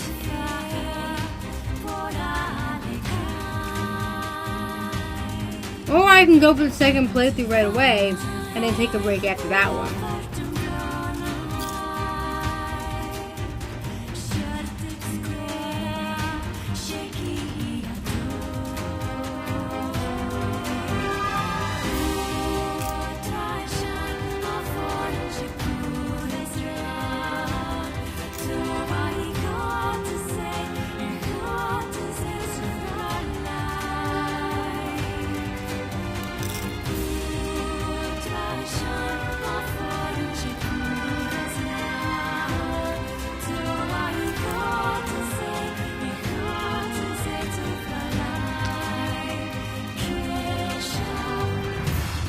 Is this beast a shade as well? No! You've got to stop this! Tool hope to stand against the Shadow Lord. I don't want to hurt my friends. Kill him, you glorious bastard! I have a reason to live!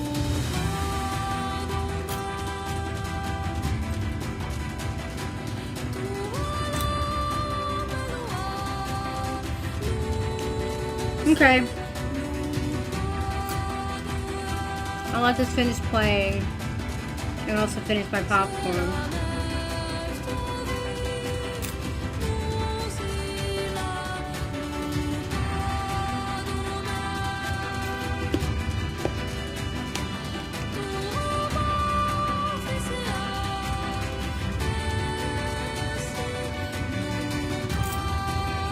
Is that why you made me do all of the main quests in the first half?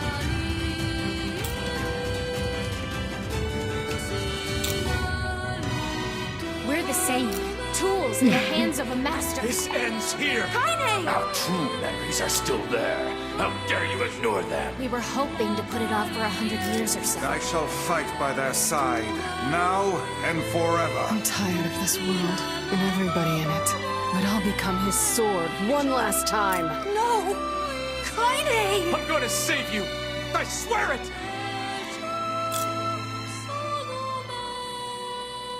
Thanks for always being there for me.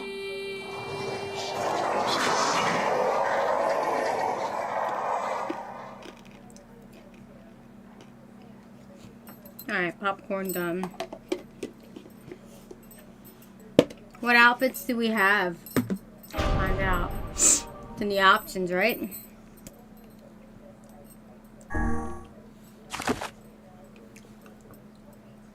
Should we change the game difficulty? Our level is carried over, right?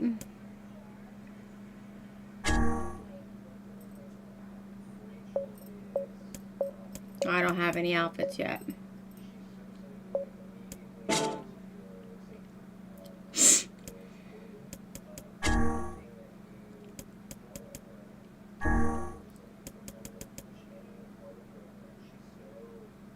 Oh, I can change it to music from Nier Automata. I'm not gonna do that.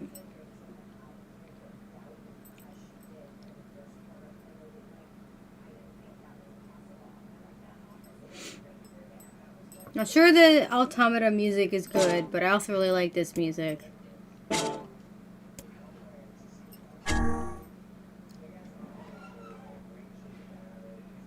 I can change the difficulty setting in the middle of gameplay, right? I might turn it on hard, and if it gets to be too much bullshit, I'll go back to normal. But everything seemed pretty easy on normal by the end.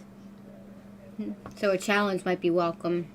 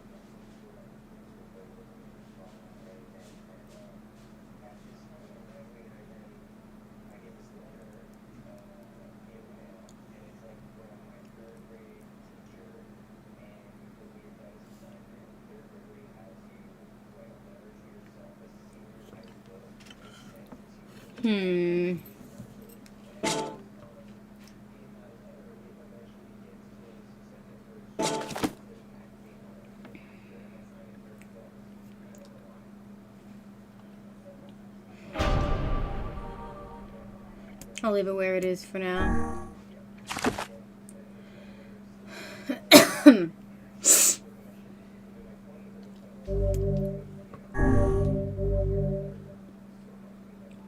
Yeah, I think it did mention that. You get the costumes from the diary. I was just wondering if it gave me any by default, like a starting one.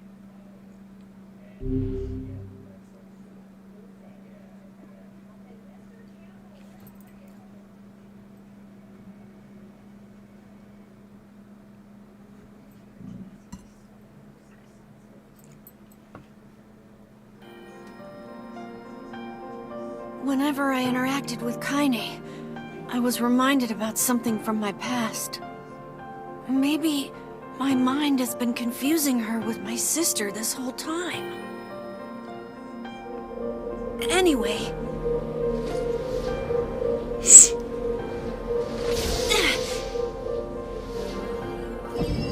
It's okay, Emil. Kaine can be your One-san. She certainly acted like an older sister to you.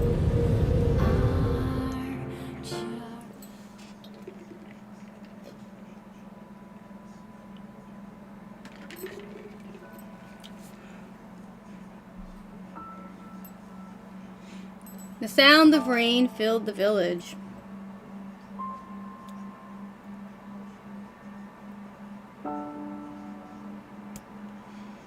The steep cliffs that surrounded the area magnified sound, causing even the slightest drizzle to rattle like a thunderstorm. Thin whiffs of smoke streamed from huts as the villagers huddled in their homes and waited out the rain. A single child, however, had braved the downpour and was now wandering slowly toward the wooden, hawk-shaped weather vane at the center of town. The wanderer reached the vane, which had existed for as long as any could remember, and stared. Everyone's favorite, reading time. I love reading. No, not really. I quite enjoy it, but I don't like reading out loud too much. Makes the throat dry.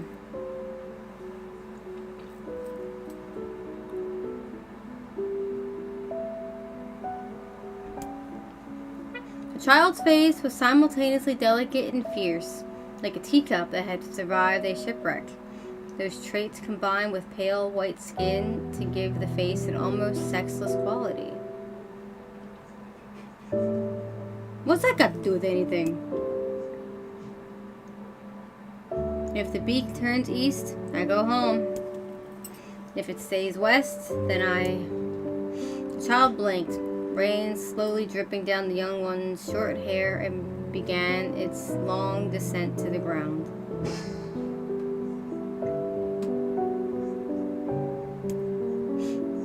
Come on. Come on. The child felt a slight breeze and watched as the veins slowly creaked to life. Spinning this way and that for a moment, it finally settled with the beak pointing firmly toward the east. East? Really? Kid, don't go making promises you can't keep. If you really just wanted to go west, you should have just gone.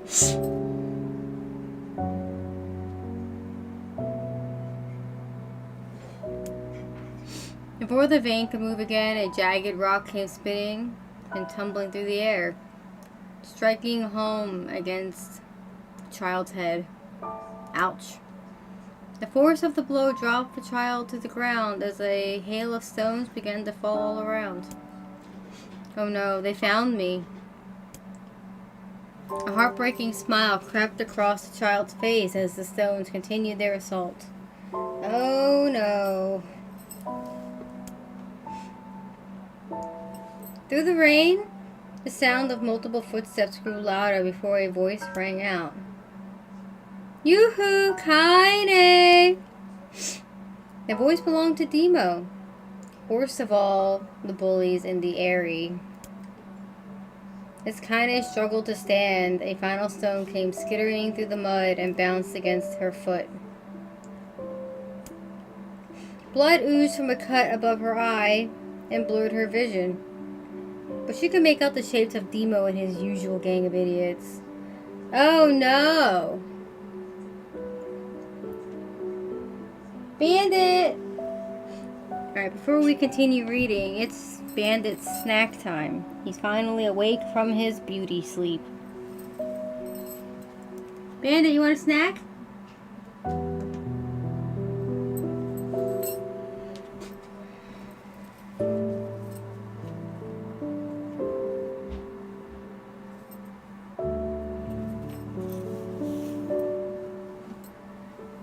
Bandit! Bandit, you gotta let me through. Don't move.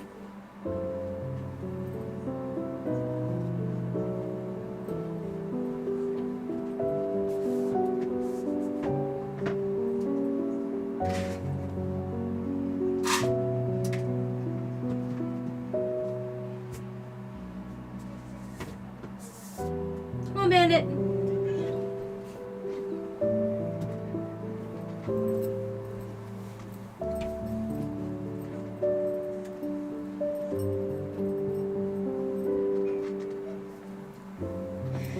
Alright, that's settled.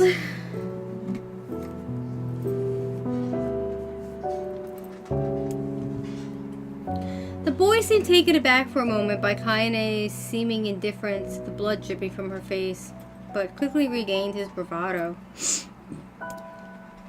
What's up, freak? You like the rain? You getting all wet, or did you finally decide to run away from home?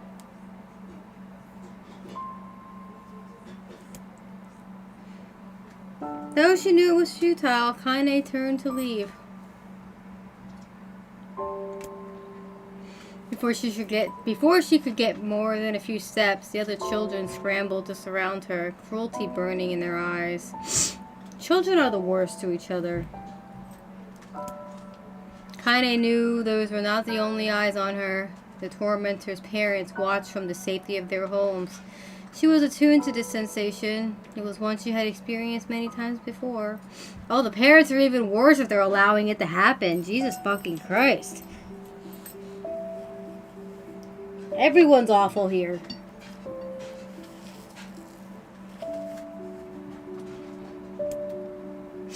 While some villagers simply turned a blind eye to the actions of their children, many encouraged it openly. It's the Airy. Yeah, true. But that's not really an excuse. It is the fucking worst.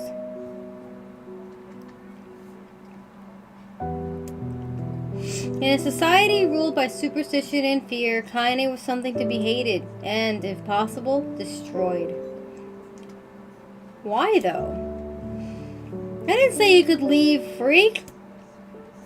Demo's words chewed at her like a worm through an apple. You can't hurt me, she lied to herself. Be strong, be brave. He can't hurt me. He can't hurt me. He can't hurt... Oh look, the little freak is gonna cry. What's wrong? Are you sad that everyone hates you and wants you dead? Awful.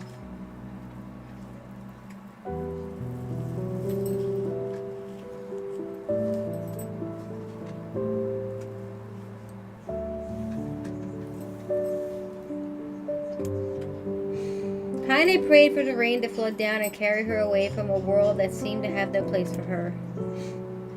But if they were gods, they chose to ignore her. As Demo crept ever closer, clouds began to thin and the rain slowed. Even the weather hates me. I'm useless. A failure. I wish Demo's rock had taken my head off. Kaine couldn't meet Demo's leering gaze. She lowered her eyes and stared at the muddy ground below. The bully moved forward until he was inches away. She could smell the scent of old meat on his breath. Ew. The boy grabbed Kaine's face with thick fingers and yanked it upward. She tried to turn away, but he forced her gaze back and jammed his thumb against her eyelid to pry it open. Ew. Show me. No. Did you just say no? Demo grinned evilly. You don't say no to me. No one says no to me. Not even taking his attention from Kaine, he called to his cohorts. Come on, guys, let's give the freak what she deserves. As soon as Demo finished, kicks and blows began to rain down upon Kaine. Demo paused, still grinning, as Kaine curled into a ball and tried to make the pain stop. This poor girl. Poor child. I don't get you, freak. What you acting like a girl for, huh? Everyone knows what you really are. Oh. Oh. Oh. Oh. Oh, it's going there, isn't it?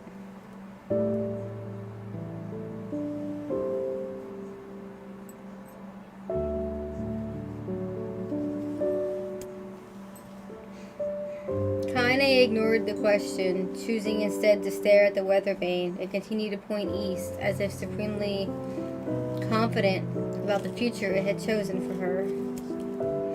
Go home? Yeah, that's a funny joke for someone with dead parents and no home to go to. Freak! Chanted the children. Freak! Freak! Freak! Kaine closed her eyes and listened to the rain, waiting for the pain to start again. As the clutching hands of the village children closed around her, she bent her mind to the sound of the rain, letting it become her world entire. The rain fell. But the pain never came. Only when the laughter of her tormentors turned to terrified cries did she dare open a single blood-caked eye. Kaine was shocked to see Debo sprawled on the ground, holding his head and screaming in pain. She could see blood welling from spaces between his fat, twisted fingers. Oh my god, he's crying. He's actually crying. Deprived of their leader, the other children glanced back and forth between themselves as if waiting for someone to step forward and take charge. When no savior emerged, they began an uneasy shuffle away from Kaine. But the young girl was the least of their concerns. Instead, their attention was rapt on the ancient woman standing a few feet away.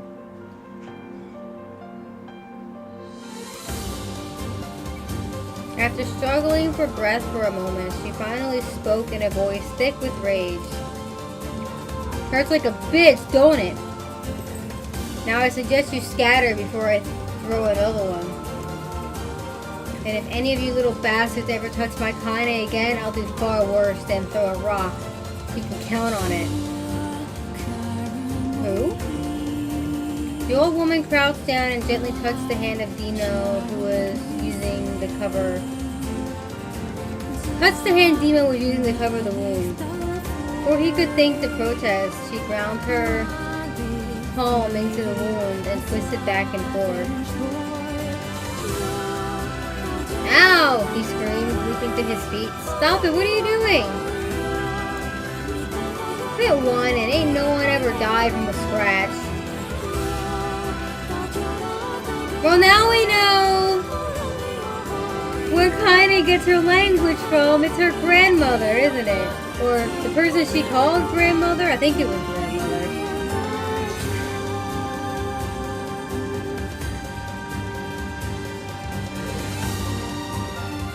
You hit me with a rock, you stupid bitch. A big one. That thing could have killed me. The old woman shrugged. Death is the best cure for stupid. Damn. That line goes hard.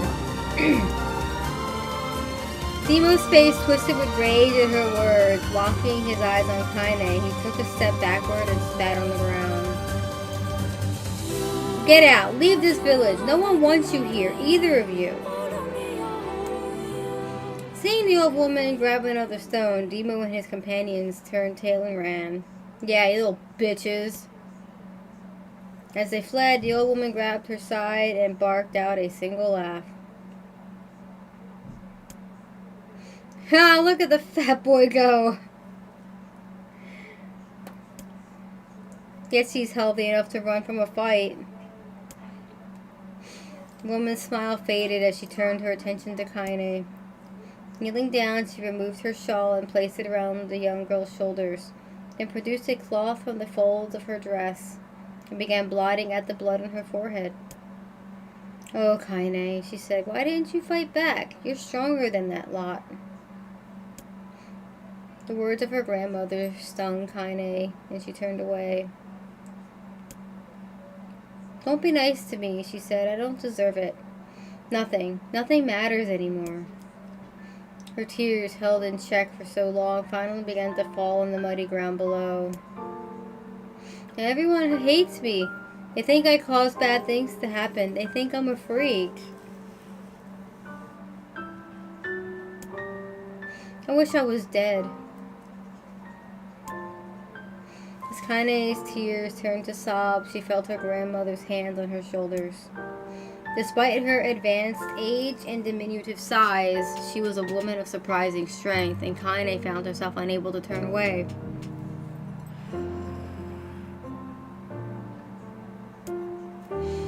Don't talk like that, girl.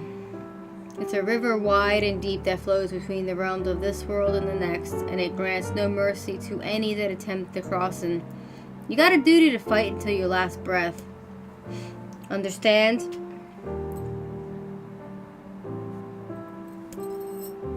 The old woman tightened her grip and tried to still the tremor in her voice. You know the pain of losing someone close to you, Kaine. You know because you survived it. As the words hit home, Kaine was struck by the force of her love for the old woman. Aww. As a young child, she didn't even know of her grandmother, but when her parents died, the woman quickly accepted her as her own. Grandma, as Kaine called her, was cunning, vulgar, and quick to violence. And their first few years together had not been easy. But with each year that passed, Kaine and her grandmother had grown closer. That's sweet. However, it was only now, sitting in the mud with tears and blood caking her face, that Kaine truly understood the depths of her affection. Here was a woman who had seen hard times, who had seen death, who had fought through all these things and somehow emerged on the other side. If anyone could understand Kaine's pain and loneliness, it was her. Do I make you sick, Grandma? Of course not. Don't be an ass. Kaine drew her grandmother's moth-eaten shawl around her body and shuddered. But my body, it's not normal. The hell would those kids say?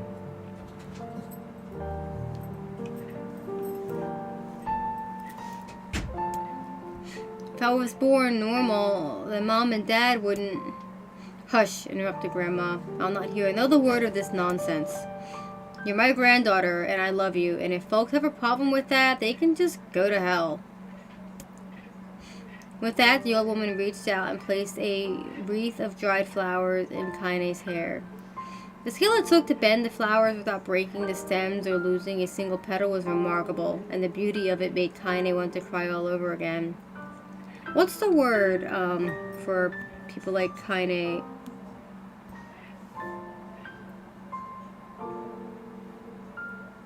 The boy mentioned that, like, why is she acting like a girl?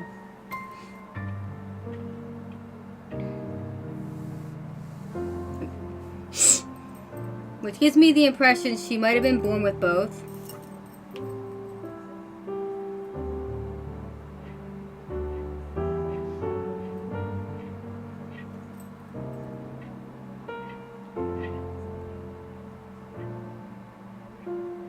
Yeah, and then identifies more as a woman, which is totally valid.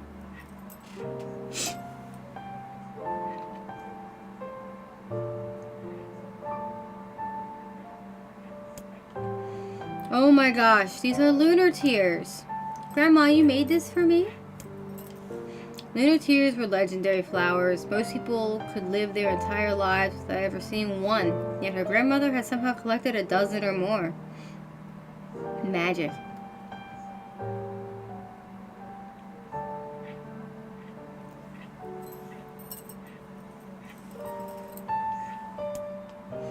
Kaine reached up and touched the wreath, as if she couldn't believe it was real.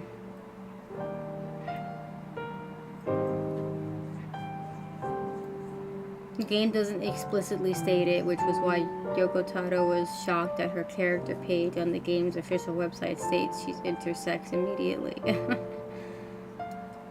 I feel like something like that probably shouldn't be on an official website and should be left, because it seems kind of spoilery. Like, even if that is the official gender for Kaine, or official sex I should say, she still identifies as a woman.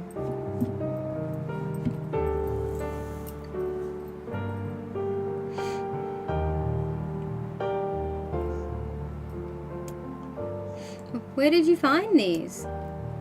Just stumbled on them while I was out doing the shopping. Oh, she's lying. How do you just stumble upon lunar tears?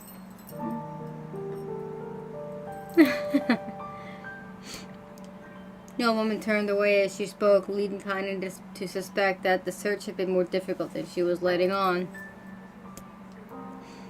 The pains she took to construct the ornament, let alone track down the flowers used in its construction, made Kaine's heart hurt. She reached up and gently adjusted the wreath, admiring the way it felt between her fingers.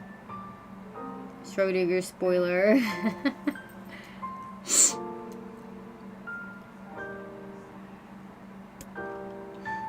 Didn't quite turn out right, said the grandmother as she squinted at it. These old hands have trouble with delicate work, but it sure looks good on a pretty girl like you. Kaine blushed and turned away. You think I'm pretty? Of course you are. What a fool thing to say. But thank you, Grandma. Her grandmother smiled. We're gonna be fine, you and me, she said. Long as we got each other, we'll be just fine. Kaine took her grandmother's hand in hers, and the two of them struggled to their feet. As they began the long walk home, Kaine gripped the hand with all her might as if trying to stop smoke from drifting away on the wind. The rain had stopped. Kaine stood beneath the weather vane, watching it spin in lazy circles, no longer caring about the direction it faced when it stopped. I don't need to escape. I have a home now. Grandma loves me, and that's enough. Even if it's us against the world. Kaine let her gaze drift up past the vane and into the cloudy sky. The last faint hints of a rainbow were slowly fading. As she turned and headed for home, the light scattered into a million particles and vanished, seemingly taken away on the breeze.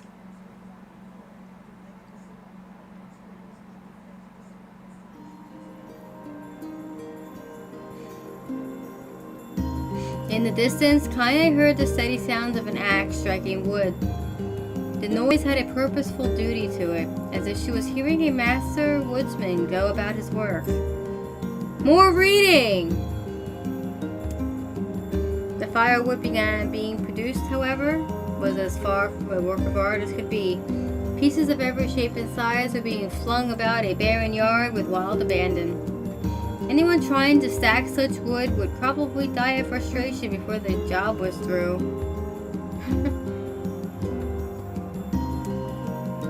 Stupid piece of shit axe! Kaine's grandmother flailed away with the axe, filling the air with both splinters of wood and words that would make the most hardened sailor blush.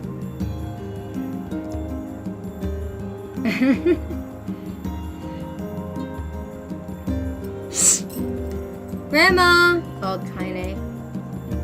That you, Kaine? Yelled the old woman, taking her eyes off the wood for a moment. Don't get too close or I might take your goddamn foot off by mistake. She brought the axe down on a piece of wood, sending chips flying in every direction. One spun past Kaine close enough for her to hear the whistle, at which point she decided to step back. Once she'd scuttled to a safe distance, she cupped her hands around her mouth and shouted, Grandma! Do you need help? I can get you water or lunch or a new axe or something. The axe poised to strike another wobbly blow, paused in midair. The old woman considered her granddaughter's offer for a moment, then smiled. Tell you what, since I'm doing such a piss poor job at chopping, why don't you come here and take over so I can go get the water? Shades have been restless lately, and I don't want you running into one of them bastards. Relinquishing the axe, her grandmother picked up a long pole with wooden buckets on either end. Gathering water was by far more difficult of the two jobs, but Kaine knew better than to complain. Once Grandma's mind was set, there was no changing it. Kaine did her best to help with chores, but Grandma took every task that required travel to the village. Though she had a long list of plausible excuses, Kaine knew the real reason. She didn't want her granddaughter to be taunted and harassed by the villagers. Once Kaine moved in, Grandma decided to take up residence a good distance from the area. Out of sight, out of mind seemed the best policy when it came to the villagers and her granddaughter. And rare were the days when any but the two of them could be found on the rocky acre of land they called home.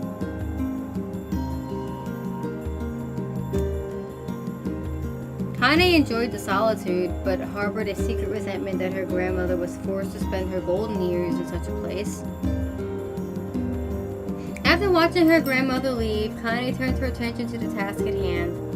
She had never chopped wood before in her life, and soon discovered why the old woman hated the chore. Swing after swing of the axe produced only a thick crack in the wood. And when she finally managed to connect with a solid stroke, the tool embedded itself in the log and refused to budge. I am now done, so I guess I have arrived before the reading is done. Tara, has basically been confirmed that Kaine is intersex. And that's why she was bullied as a child. Or at least one of the reasons.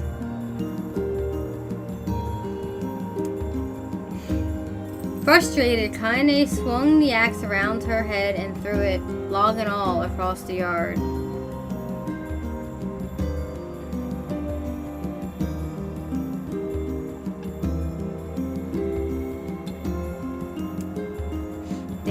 Damn it! Ah, crap.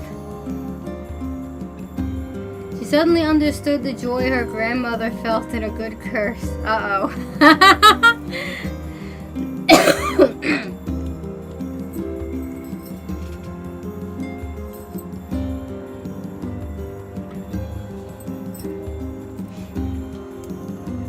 Happier now, she picked up the axe, forced it from the wood, and resumed chopping. She had a natural skill with a blade, but the task was challenging. Blisters soon began to form on her small pink hands. She hasn't developed the calluses yet. This is tough.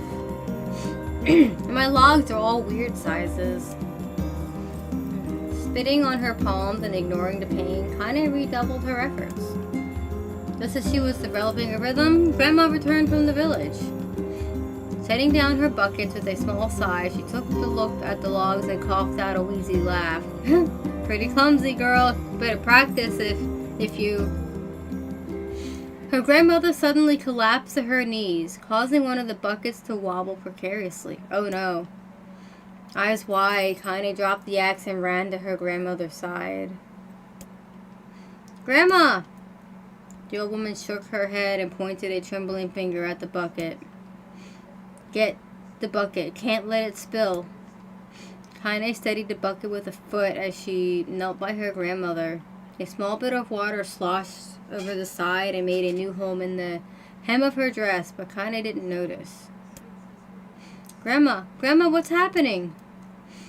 Crazed with panic, she grabbed her grandmother by the shoulders and shook. After a moment, the woman lifted her arms and batted Kaine away. Stop that. Just stop, she cried, breathing heavily. Yeah, shaking somebody's the last thing you want to do if somebody's in trouble like this. That could cause more problems. It ain't like I'm dying. Famous last words? Just tired from the trip is all. Kaine desperately wanted to believe her, but one look at the old woman's shaking hands and worn face told her more than words could ever. Her grandmother had lived a long, hard life, and it seemed the bill was finally coming due. The time when her grandmother watched over Kaine was ending. Sooner than either of them had feared, the positions would be reversed. The next morning, Kaine came to the side of her grandmother's bed and took her wrinkled hand. Grandma, you're sick and you need medicine. I'm going to the village. The old woman shook her head and tried to rise, but Kaine gently pushed her down. It's alright, she said. I'll be fine. Her grandmother fixed her with a gaze that could melt steel. After what seemed an eternity, she finally lowered her eyes and sighed. Well, I don't like it, goddammit. But I guess I should quit being so stubborn and let you grow up. The old woman watched as Kaine strapped on her boots and made her way down the road to the village. Hours later, as an unseen sun made its way across a dark and rainy sky, she was still watching. Kaine moved at a brisk pace, checking her pockets every few minutes to make sure the money her grandmother gave her was still there. Every noise caused her to spin on her heels, making sure she wasn't being stalked by a shade, or worse, Demo and his gang. But she encountered neither tormentors nor shades, and Kaine finally found herself at the entrance to the village. A few adults she could see glanced sideways at her, then muttered to each other behind raised hands before slinking away into the shadows.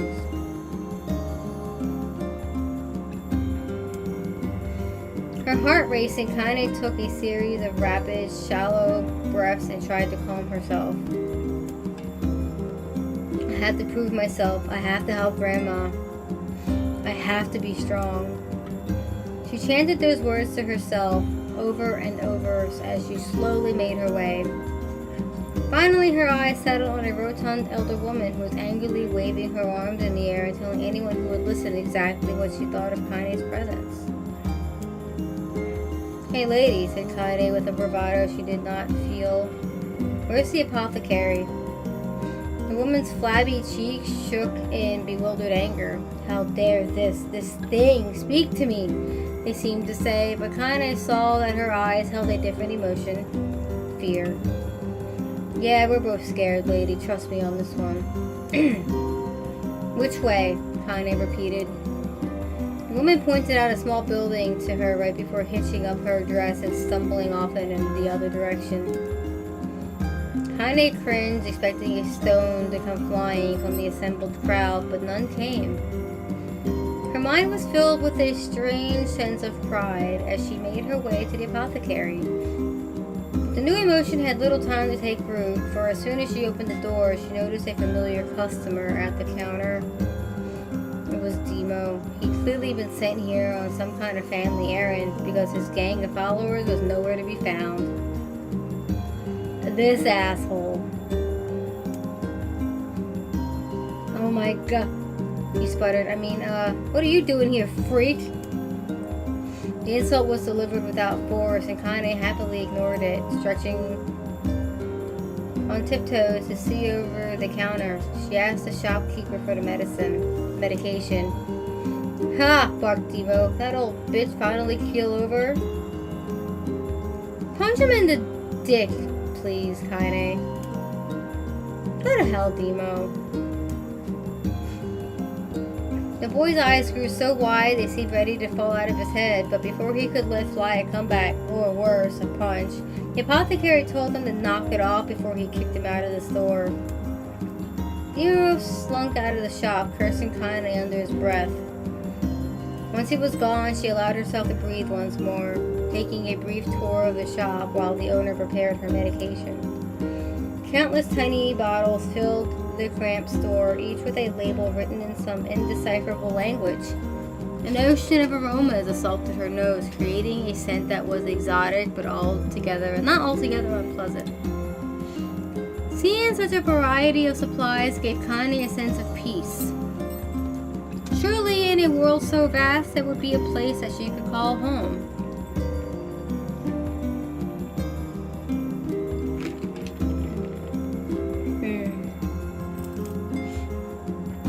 On the far wall behind the counter rested a portrait of a stunning young girl. The picture had once contained bright, vibrant colors, but time had worked its cruel magic and they were beginning to fade. The beauty of the work, however, remained undiminished. "You like that picture?" Kaine turned to find the apothecary with a small vial of medicine in his hand.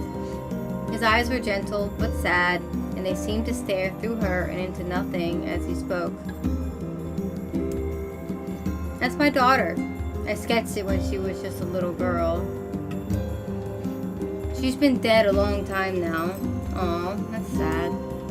Kaine didn't know how to respond. She just stared at the portrait and tried to come up with the right words. "Pictures are wonderful things," continued the shopkeeper. "They let the ones closest to you live on forever."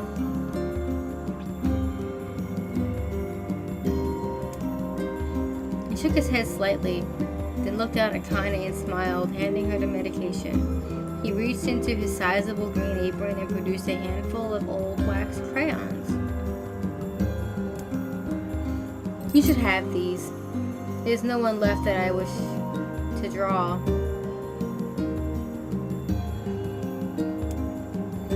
Kaine took an instinctive step back, causing the shopkeeper's face to darken.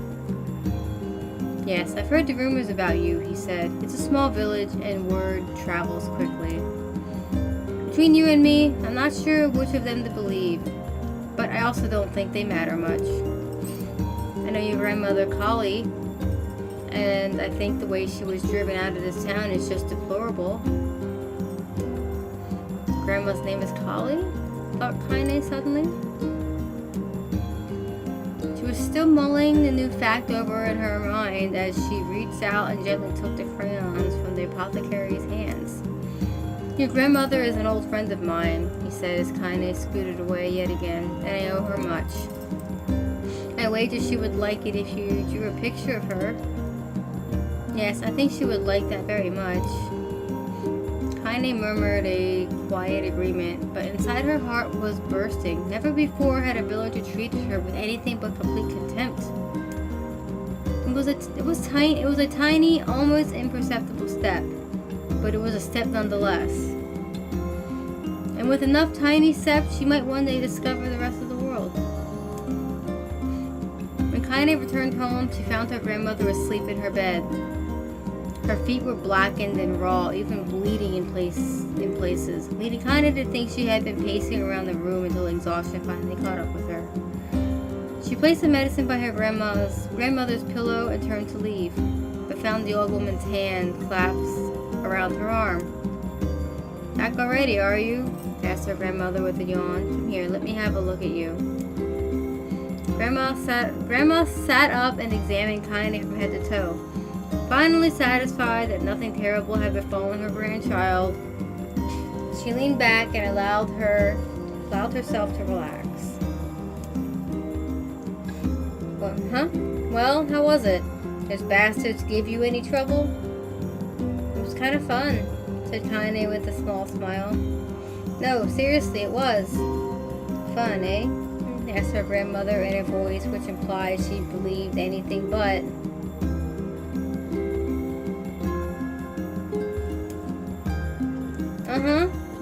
So anytime you need me to run an errand, just let me know. As she spoke, Kaine removed the crayons from her pocket. After a brief explanation of their source, she informed her grandmother that she was going to sketch her portrait. A portrait of me? Ridiculous. No one wants to stare at a wrinkled old crone. But Grandma, it'll make you live forever. Horse shit, said her grandmother, throwing back the sheet from her bed. Living forever would just piss me off. Now put those crayons away and help with dinner. Damn, old lady. But Kaine would not relent, and in the end, Grandma found herself leaning against the wall of their house as if posing for a master artist. Kaine took up the crayons, eyed her subject carefully, and set to work. Just as her grandmother was about to nod off, Kaine finished the piece. After staring at it for a bit, she released it from her grip and let it slowly drift to the floor. It's terrible. It doesn't look like you at all. Well, obviously, if you've never drawn anything before in your life. I'm sorry, Grandma. I thought these crayons would, make drawing easy or something. If only it were that easy. The old woman's eyes narrowed at her granddaughter's disappointment. Let me be the judge of that, she said, ignoring the pain in her back and reaching for the paper. The sketch could have been a person's face, but it also could have been a boulder, a lump of clay, or an incredibly misshapen loaf of bread, all rendered in a chaotic array of colors.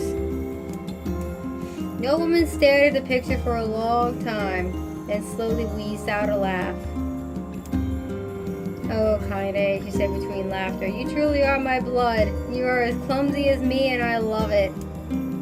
But, hush, I won't hear any more bull about how ugly you think it is. It came from the heart, and I'll treasure it always. Oh, ain't that sweet. True to her word, the old woman gave the picture a place of honor above the kitchen table. In the days that followed, Kaine would often catch her staring at the portrait with a strange smile on her face.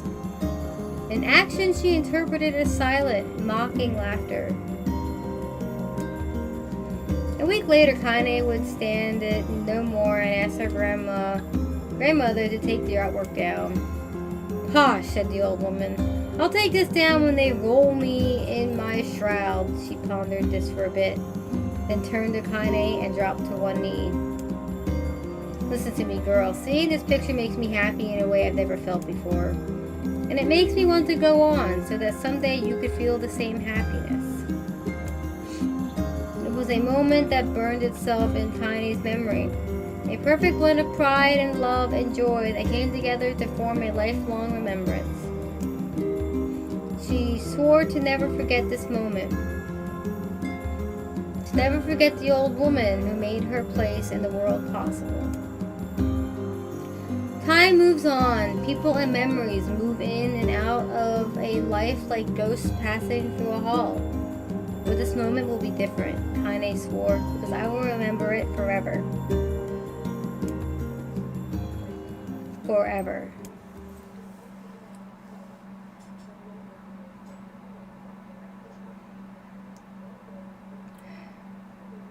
Come on. Couldn't you have just made this into like cutscenes? Gosh.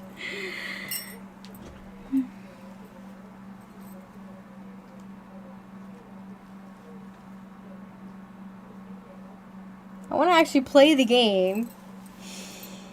If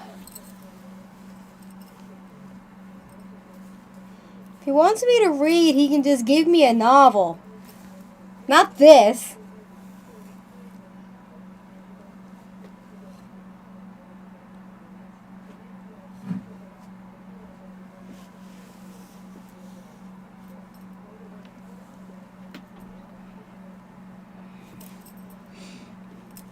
Kaine listened to the sound of crackling firewood and stared at the black object on her plate.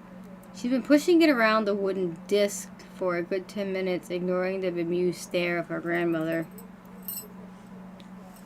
Is she an adult now? Finally, she summoned her courage and gave the object a brief sniff. A sharp, bitter scent flew up her nostrils and made its home there, causing her face to twist with disgust. "Grandma, I can't believe you want me to eat a bug." The old woman threw some more wood under the cooking pot and snorted. "It's no bug, you fool girl, it's a berry." What kind of berry is like that? But okay. I'll also give you a novel as written by Jun Eshima.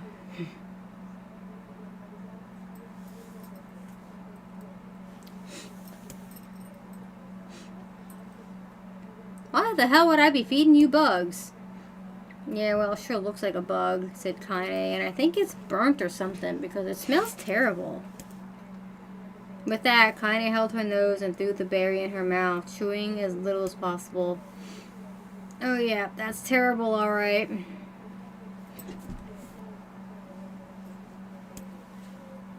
"Why, you little brat," laughed the old woman.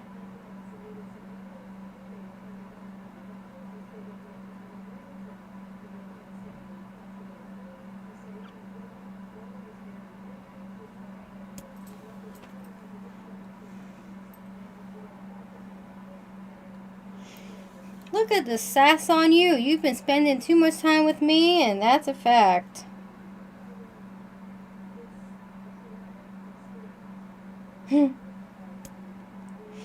"5 years had passed since the moment when Kaine's grandmother saved her from the bullies. As is often the way with two stubborn people, the relationship had grown in fits and starts, but moved forward all the same. Meals that used to be somber affairs are now filled with laughter and hurled abuse in equal measure."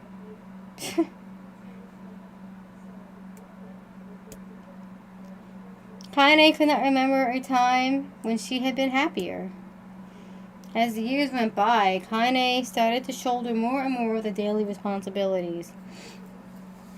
Her grandmother's legs grew weaker by the day, and she could no longer do many of the chores she used to take for granted.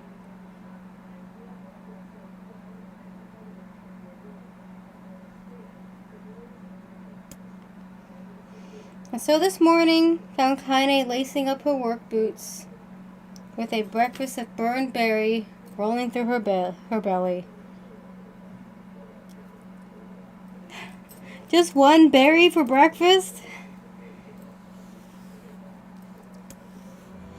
Where are you going today? Asked Grandma suddenly.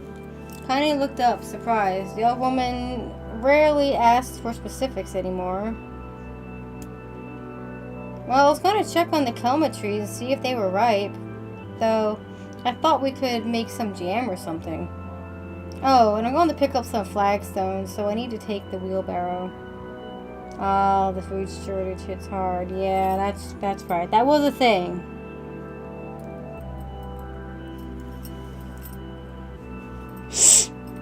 Well, I hope it was a big berry.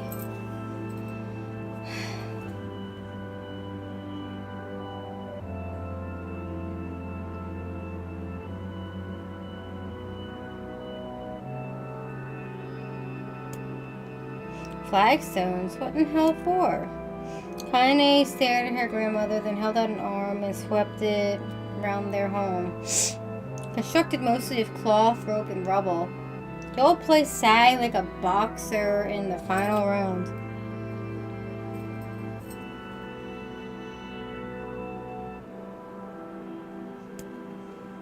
Grandma, a dying cat could chew through this house. I'm going to build a stone wall so we have some protection. The old woman laughed, exposing her toothless grin to the world. God damn, girl, if a bunch of thieves want to ransack this old place, let them come. We got nothing worth stealing anyway. Thieves are the least of your worries, though. What about weather? I'm not worried about thieves. I'm worried about shades. That too.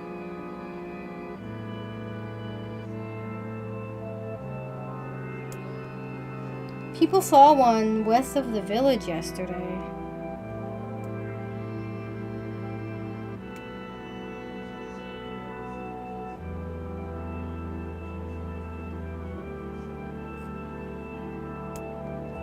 The old woman tilted her head and stared at her granddaughter. Here's a question. Is that massive shade that Kaine was so insistent on taking down? Is that her grandmother?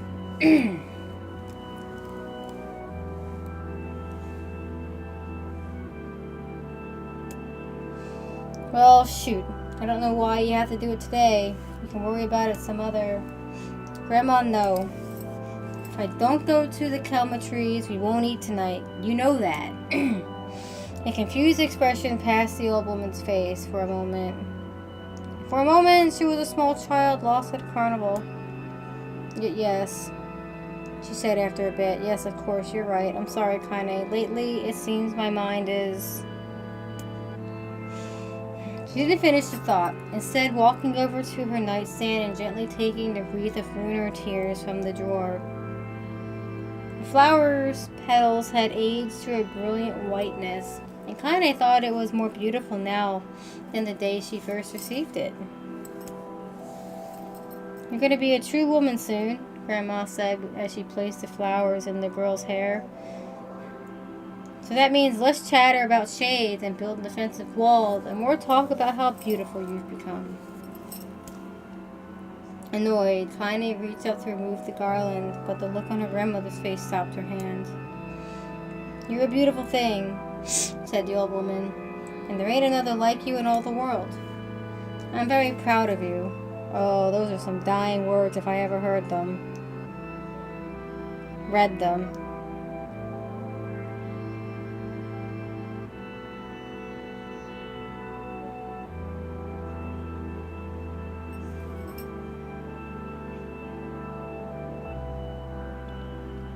A On top of her old age, she's probably not eating as much as she needs. Probably making sure Kaine is more taken care of than herself.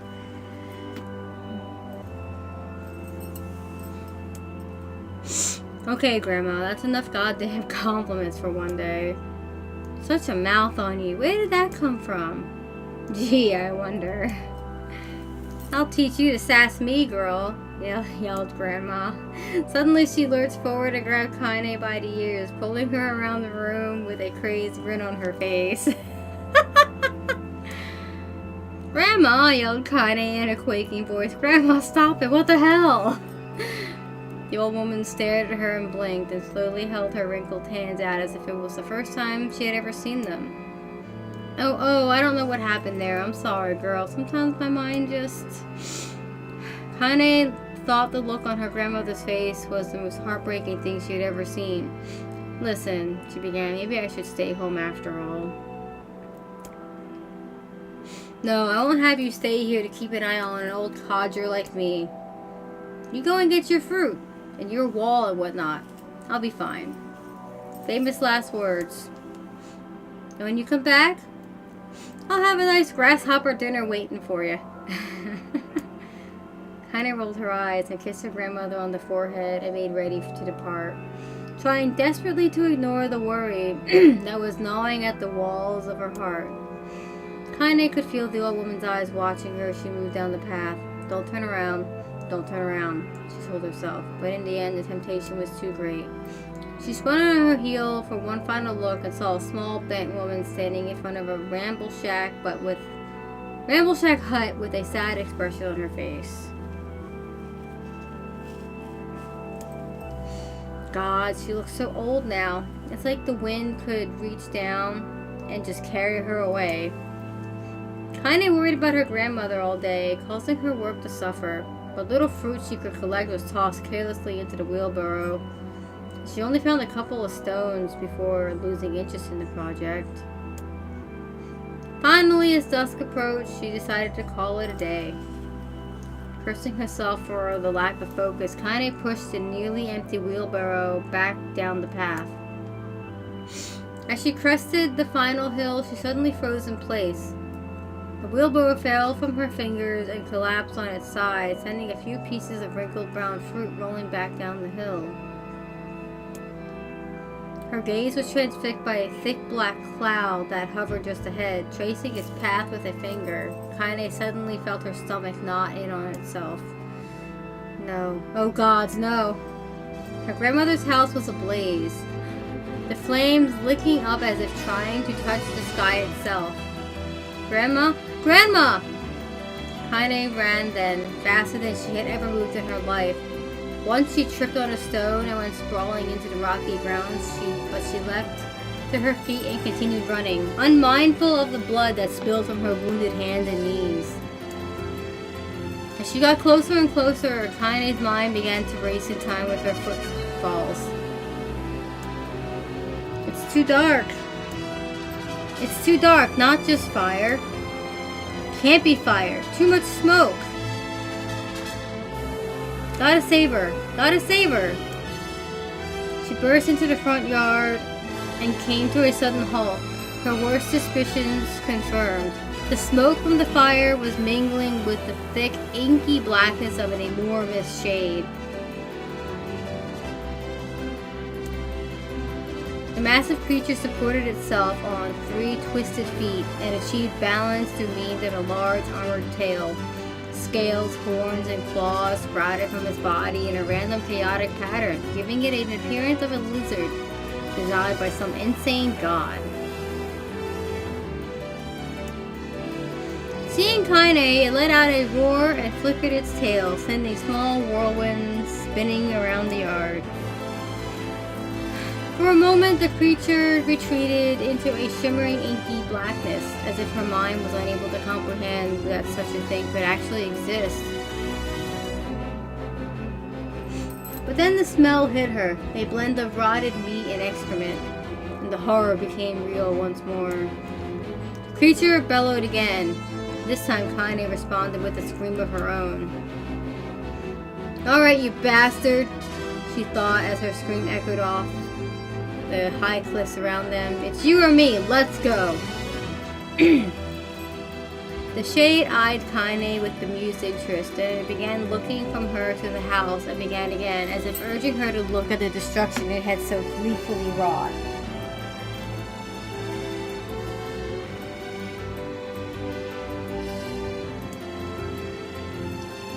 With dread building up in her heart, Kaine glanced toward the house. Through the smoke and flame, she spotted a small figure struggling to escape the ruins.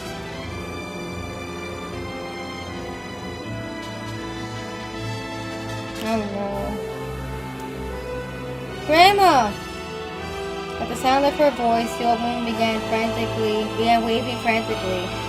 She's alive, thought Kaine. She's alive!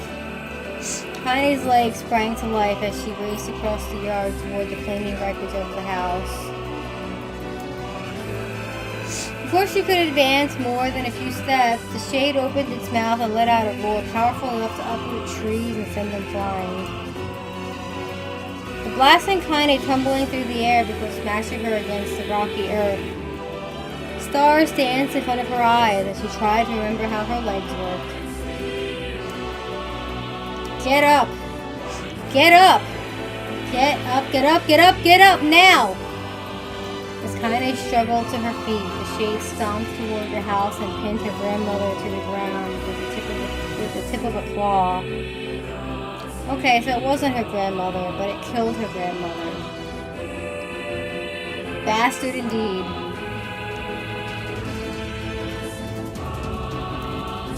The old woman struggled to move the claw from her stomach, but she might as well have been pushing a mountain. She coughed briefly, sending a small spray of blood into the air, then collapsed to the ground, her energy spent. Kaine lurched to her feet, only to fall back to earth with a gasp. Her ankles were on fire. One or both of them were surely broken. Ignoring the pain that screamed through her body, she began dragging herself across the ground, leaving a drunken trail of dust and blood in her wake. Your grandma! Hold on. Just a little longer. Her grandmother's face was turning blue, her eyes rolling back until only the whites were exposed. Kaine pulled herself across the ground with maddening slowness. The distance seemed to increase with every second that passed.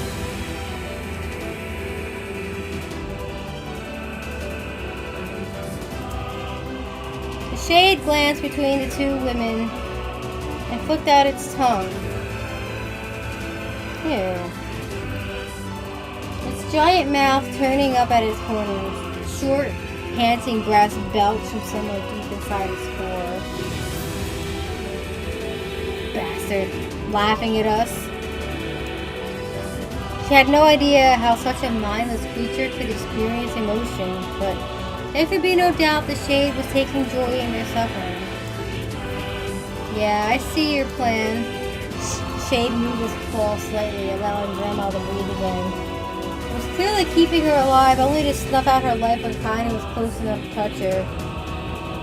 I'm gonna kill this bastard. Summoning all her strength, Kaine rose to her feet.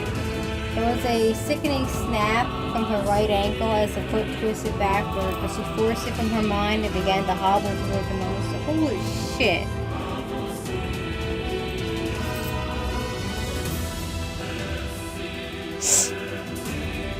Pulling a small knife from the pouch at her waist, she leapt on the foot that pinned her grandmother and plunged the weapon deep. Give her back, she screamed. Give her back to me. It was like stabbing a rock. After a few swipes, the knife broke at the hilt with a dull snap. The shade panted laughter again, then raised its tail and sent it rushing through the air toward the young girl that was lashed to its foot. Kaine never had a chance. The tail struck her square in the chest and sent her crashing into the burning wreckage of the home. As she lay on the ground with blood pouring from multiple wounds, a small, weak voice spoke up.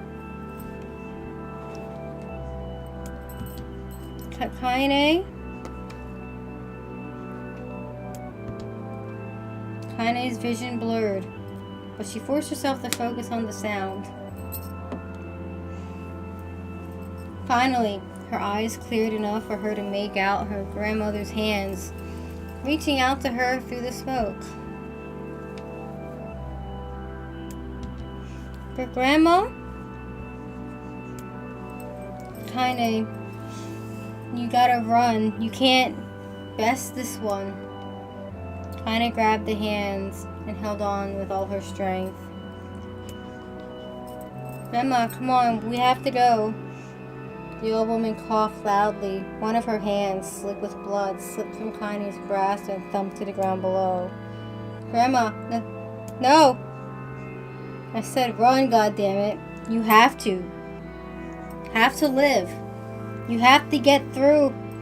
The thought would stay forever unfinished before she could say another word. The shade's clawed foot descended, smashing through the remains of the roof and down upon the shattered figure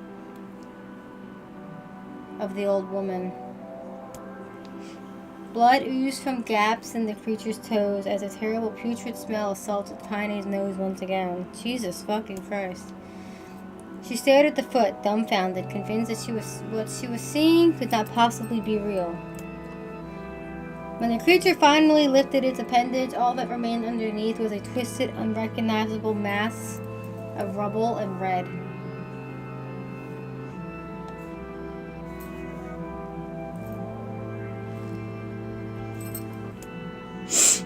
Her grandmother was gone. Kaine blinked, trying to feel the hands which had been in hers just a moment ago. For a fleeting instant, she could remember the warmth of that embrace, the trembling of the fingers, but the sensation drifted away on the breeze and was gone. Memories flashed through Kaine's mind, one after the other, faster and faster, until they became a meaningless jangle of noise. Kaine screamed then, a thunderous sound that echoed off the cliffs and seemed to roll away forever. The shade eased forward, black ichor pouring from its mouth and dissolving into smoke on the ground below. The earth shook with every step as it crept toward its prey.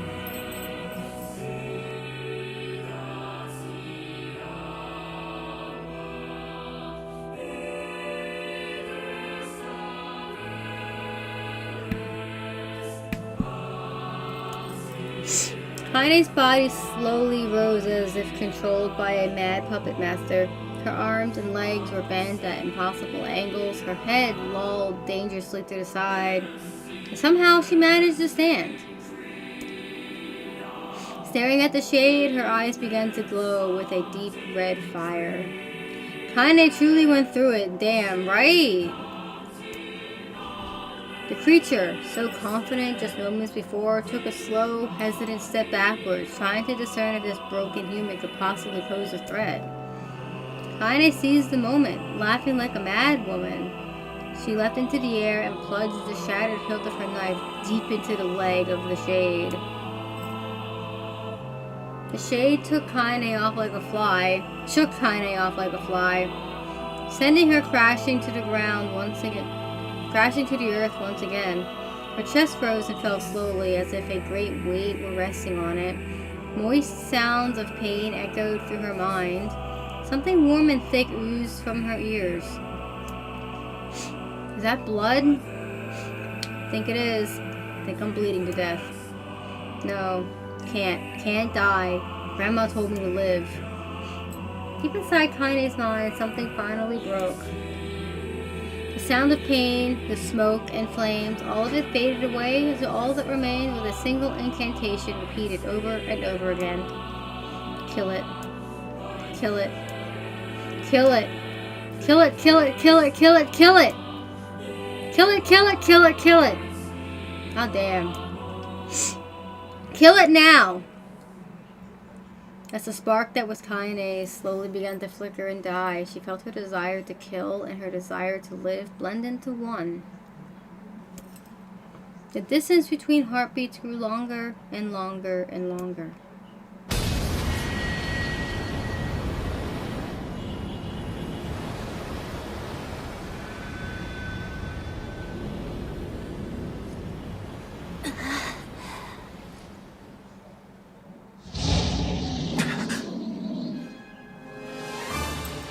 The beast approaches. Oh, I know.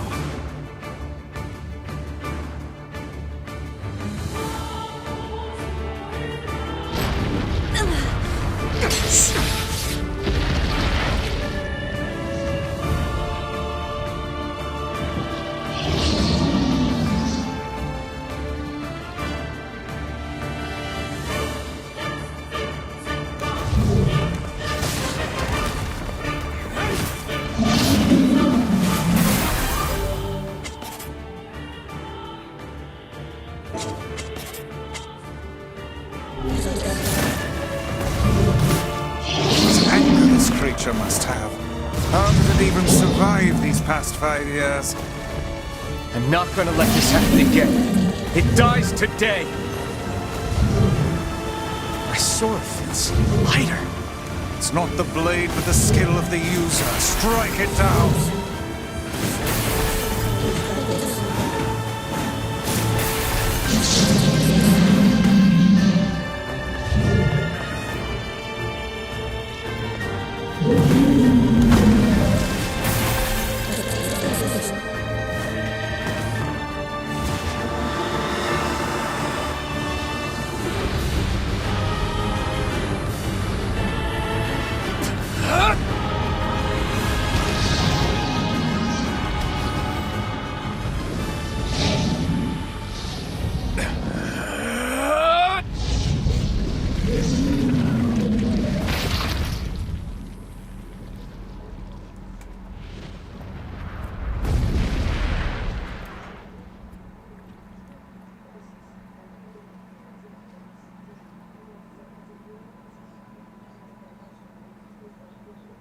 And that was the moment Emil fell in love with the player character.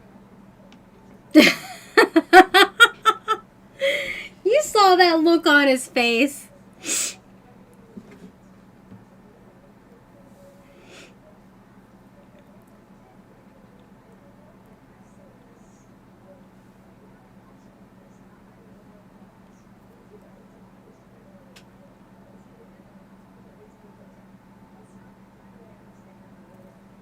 Gently, weakly, softly. The shade, sure that its tormentor was dead, turned and stomped off toward the horizon, stopping along the way to bellow one final roar. Couldn't kill it. Shamed beyond imagining, Connie tried to turn her head to the side, but only succeeded in coughing up a huge gout of blood. Oof.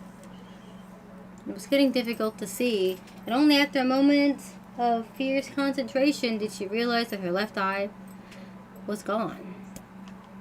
Laughing to herself, she turned her remaining eye to the ruins of her home and noticed a ragged stump of arm resting a few feet away. Yeah, that's mine, she thought with a mad giggle. This is gonna make clapping a real bitch. Ha! Cried a sudden voice from the depths of her mind. Finally gonna die, are ya? Well, you had it coming. Go to hell, Demo, she thought at the unseen assailant. Go to hell before I pluck out your eyes and feed them to a dog. The voice of her childhood terror evaporated into smoke, only to be replaced by another, more recent voice. Hold still, said the apothecary, materializing from the ruins like a ghost. I want to draw you. That way you can live forever. No, stop. Don't want to live forever. Want to die right now. Right here. I see, he said quietly. Well, if that's what you want. The spectral shopkeeper fluttered in and out of existence for a moment, then produced a piece of paper and sketched quickly.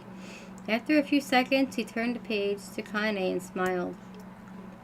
Since you rejected my offer, I decided to draw someone else. It was a picture of her grandmother, real as life. Kaine opened her mouth to thank the man, but stopped as the picture began to blacken in the middle. Before she could say anything, dozens of multi-legged insects began to swarm across the image, tearing at it with sharpened pincers. No, Stop! No! Don't hurt that picture! Kaine reached out with her remaining arm and waved futilely at the air. So Kaine lost a couple of limbs, and yet when we meet her, she's fully formed. Fascinating. To her surprise, the insects fell off the picture into the ground below, where they vanished into tiny black tendrils of smoke. Relieved, Kaine turned her good eye back to the picture, only to open her mouth in a silent scream. The sketch now showed her grandmother as she truly was, a smashed, unrecognizable lump of nothing. The apothecary smiled, then broke into a jolly dance. See that? He cried as he danced his jig. It's perfect now. She looks just like you. Ha-cha-cha! I look like that?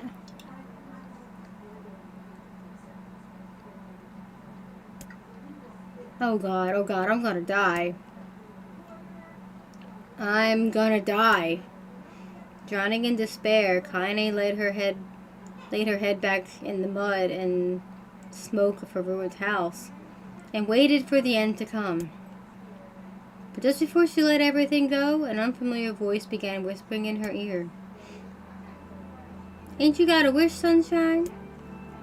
The voice was vulgar and fierce at the same time, as if insanity had somehow found a way to take form. Kaine wanted to scream as the voice crawled under her skin, but her lungs refused to work. You know, a wish. Like a prayer or something. Why don't you get on your knees and start praying to heaven? Please, invisible man in the sky, save me! Save me!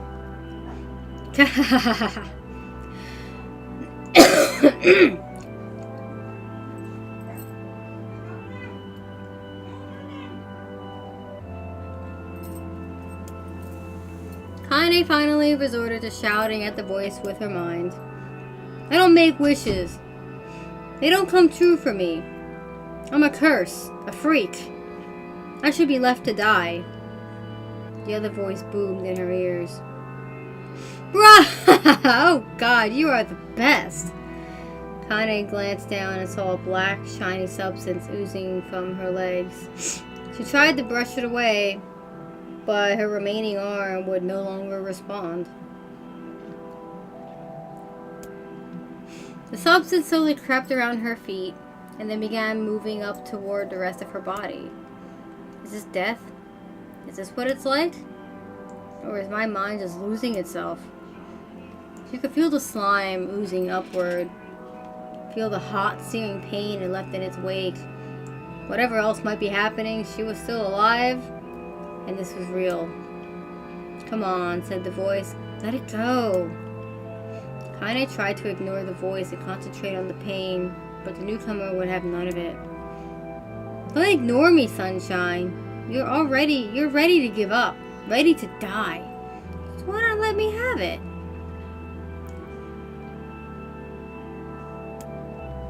To have what? Your body. Your body! Come on, give it to me. Give it to me. I want to stand on the ground, feel the rain, taste the wind. Okay, so we're getting the context of what happened with the shade. The voice paused as if licking its lips. When it resumed, it was filled with mad, unabated joy. And I want to take your hand and use them to choke the goddamn life out of people. I want to tear out their throats and bathe in the blood, just like before.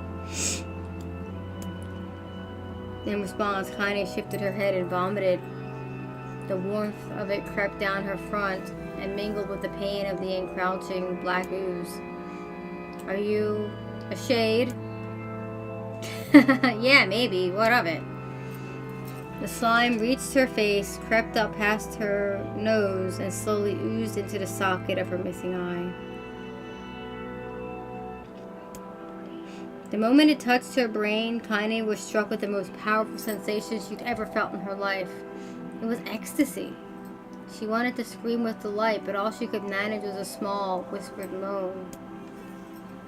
Feels good, don't it? Asked the voice with a chuckle. Yeah, what can I say? I know how to please the ladies. Now give me that body. Come on. Give me the body and I'll give you more of this feeling. It's a fair trade.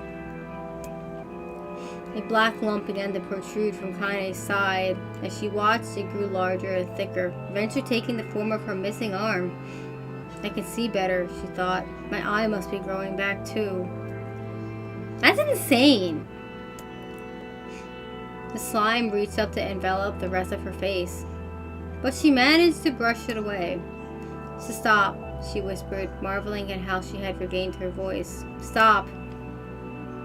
Black ooze hesitated, as if considering this request, then quickly shimmered down her body before disappearing in a cloud of smoke. Ah, what the hell, Sunshine? Screamed the voice. We had a deal. I thought you wanted to die. Grandma said, can't die yet. A brief image of her grandmother, bloodied and broken, flashed before her eyes. She saw the shade that had killed her and heard its mocking laughter, then closed her eyes and forced the image from her head. Her whole body was quaking with rage. When she opened her eyes again, they burned bright red. That thing took my grandmother. I have to kill it before I die. Kaine glanced down and saw a mysterious pattern. The pattern of the shades burn itself into her left arm. Ah, that explains all the rapping, doesn't it? Well, I'll be damned, the voice said cheerfully. Look at that, Sunshine. I think you and me are going to be good friends now. Kaine stared intently at her arm. The more emotional she felt, the more the letters seemed ready to puncture her skin and begin infecting the rest of her body. The arm clearly had a will of its own now. Stop. Gotta stop.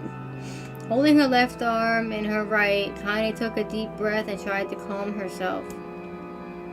Come on, don't fight it, pleaded the voice. Hate's my favorite dish and I'm hungry. Yeah, I'm hungry too. Let it go. Feel the anger. Burn with the fire of revenge. Thirst for blood. Then go out there and shut up. Shut up and get the hell out of my body. Your body. Oh, that's rich, Sunshine. Real rich. Look, why don't you just up and die so I can have this body all to myself? What do you say? I bet those buddies of yours in the area would love to see you dead. Kaine grabbed a nearby shard of glass and tried to saw off the shade-infected portion of her side. Before she could, her darkened left arm grabbed her right wrist, crushing it. Kaine screamed and dropped the shard as the sound of bone crunching on bone filled the air. Damn. Stupid idiot girl. You're possessed now, Sunshine. And there ain't no going back.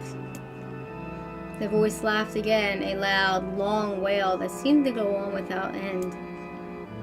Possessed? Whispered Kaine. Yeah, possessed.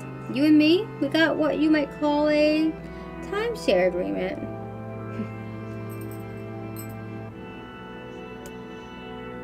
Arrangement. Timeshare arrangement. Remember how folks used to think you were a freak? wait till they get a load of you now. Kaine looked up, tears in her eyes. The sky seemed smaller somehow, darker. Is this because of that shade? Is this how they see the world? So, listen, purred the voice. I know this whole possession thing seems a bit sudden, but it ain't all bad. There's plenty in it for you, too. I'm a very powerful creature, Sunshine. Now that power belongs to you. You got enemies? People you want to kill? I can make it happen. That little fat kid who kept picking on you, that big old shade that squashed your granny, we'll wrap them up in their own assholes. Gross. No more abuse for you, Sunshine. No more pain. Wait, said Kaine. You're a shade. Why would you help me kill another shade? What, you think I'm some kind of racist?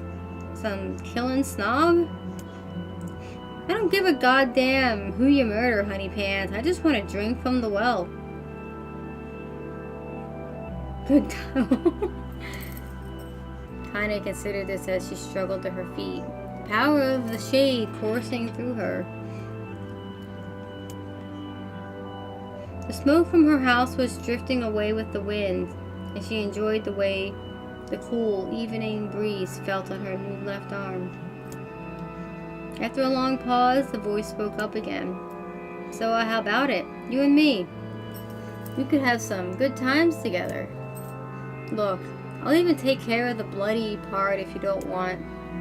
Fuck off, asshole, muttered Kaine. I'll handle the killing.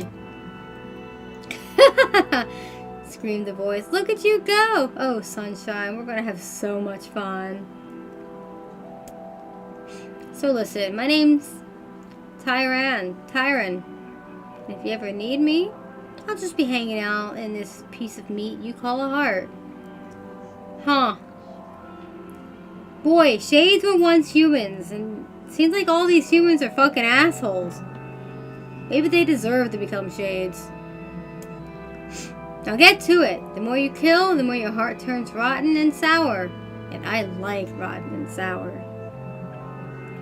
This is also happening with the player character too, isn't it? Killing to collect blood to empower the magic.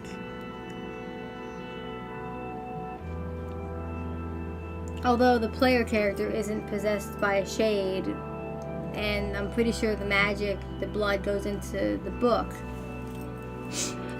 Curious.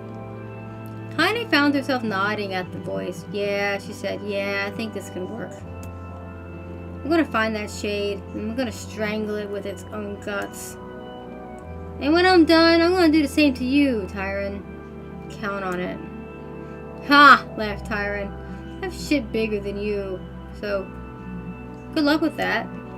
Oh, and hey, one more thing. Right now, you and me are sharing this body.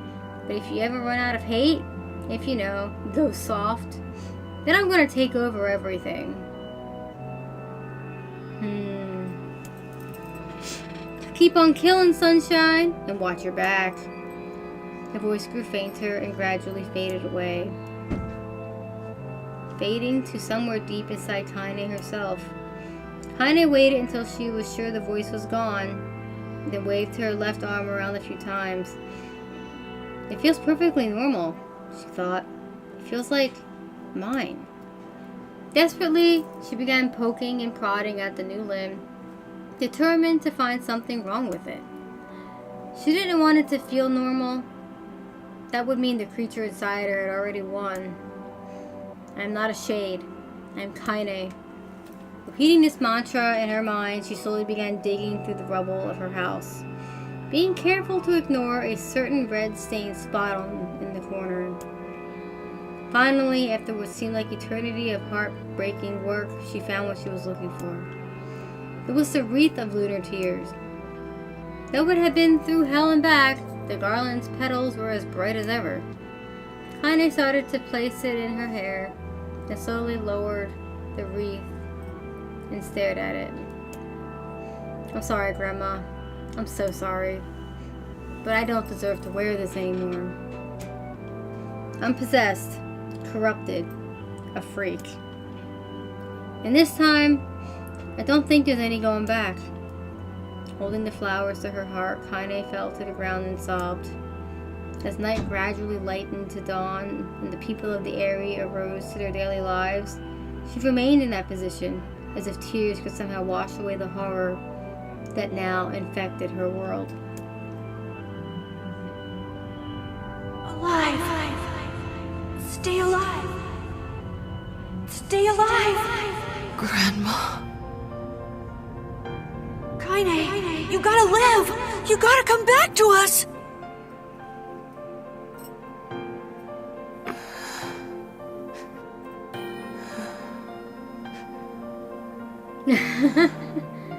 Oh, hey.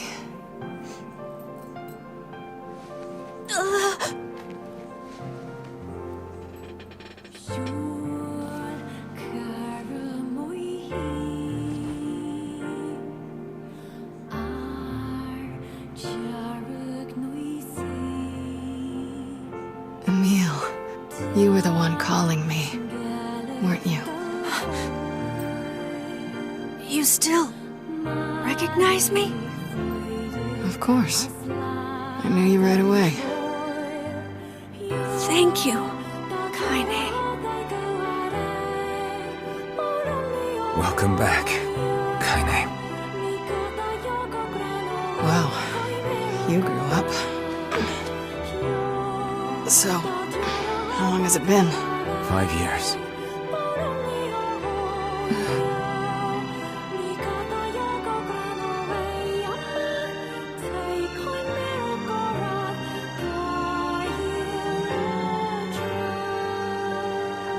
Shit.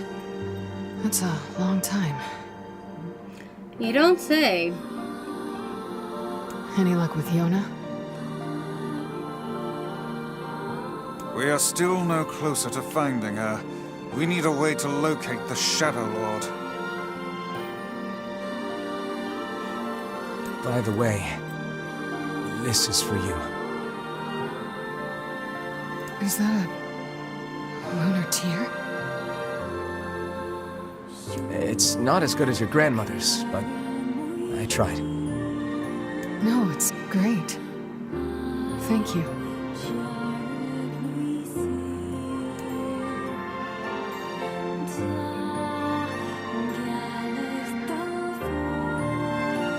Kaine waking from her long petrified sleep. Emil's unflagging kindness. Our reunion was a happy one. We let it wash over us like rain. That is, until Devila and Popola had to go and ruin it all. Typical. Are you kidding me? You can't be serious! I don't mind rewatching things again. Helps recontextualize things. These two are ruining everything always, it seems like.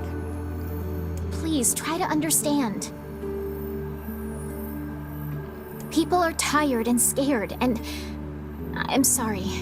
I'm sorry you have to bear the brunt of that. This is crap, and you know it! It's okay. We can sleep outside. No one's sleeping outside. You and Kaine saved this village, and now they want to run you out? People are afraid of us. And really, I understand. I mean, look at me.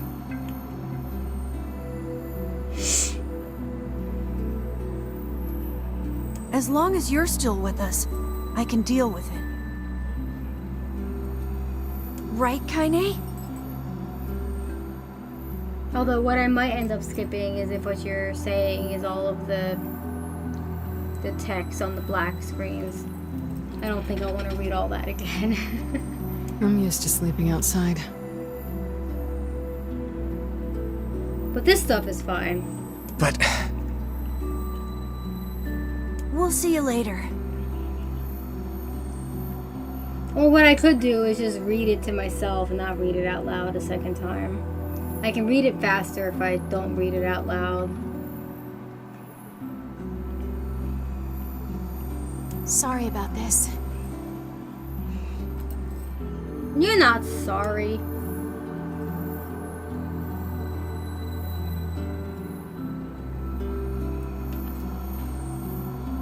What is the matter? Kaine always sleeps outside. I never thought about that until just now. Never even occurred to me. Damn it. We should turn in.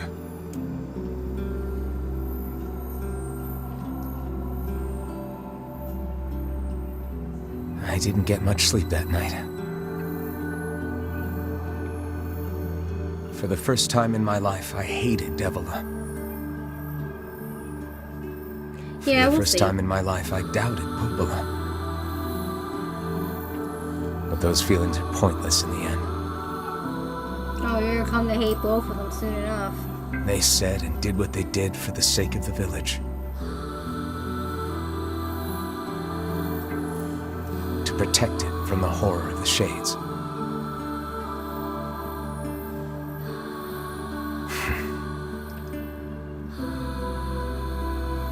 Really, how can I blame Devila and Popola? Do we get context on why In the end, I'm just as bad. sided with the Shadow Lord? Because I never once stopped to think about Kaine and Emil's situation myself.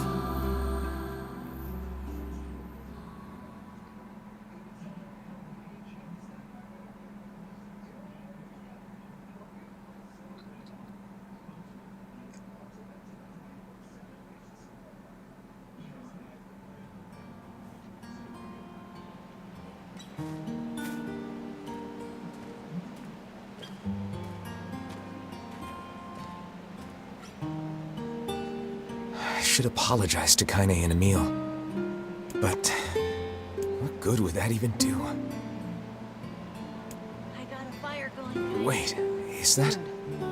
Campfires are weird, aren't they? I'm so happy to get to talk to you again, Kaine. Yeah, me too. I tried everything I could think of to save you, you know. I polished you with a special cloth. I poured warm water over you. Wait, you poured water on me? Yeah, but it didn't really do much except make you all shiny. Aw. Hey, Emil.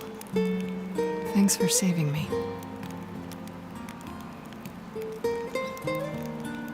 I guess you noticed how I look different now.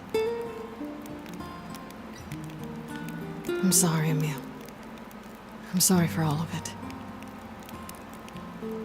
Well, I mean, this new form isn't all bad, you know? At least I can look at you when we talk, right? Hey, so why don't you tell me something about yourself? I'm not very interesting. Sorry.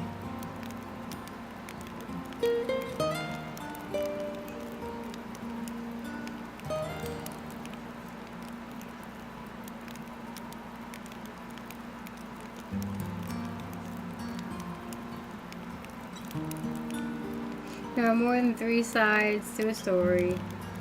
Definitely. Come on, I just want to know you better. Please? Fine.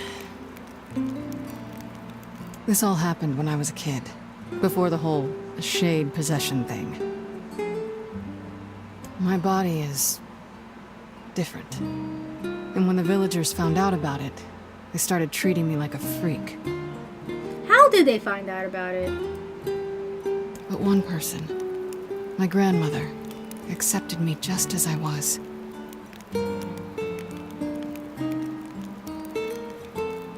No matter how bad things got, she gave me the strength to keep going. She's really special to you, huh?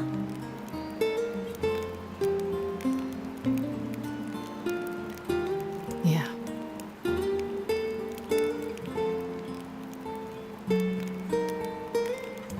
Oh, hey! That gives me an idea.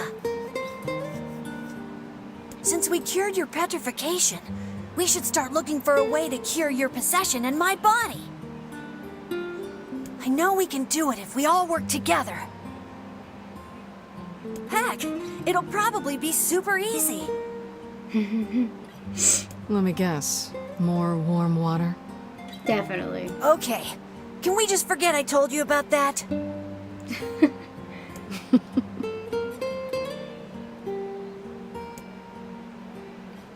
That was cute.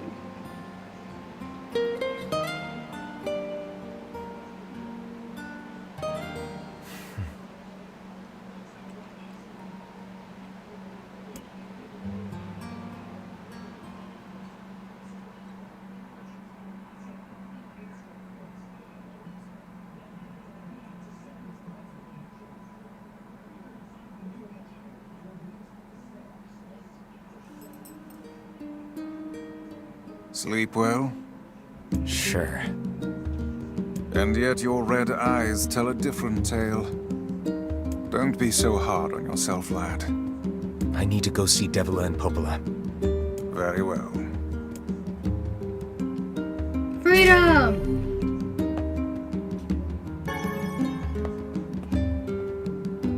What might that be?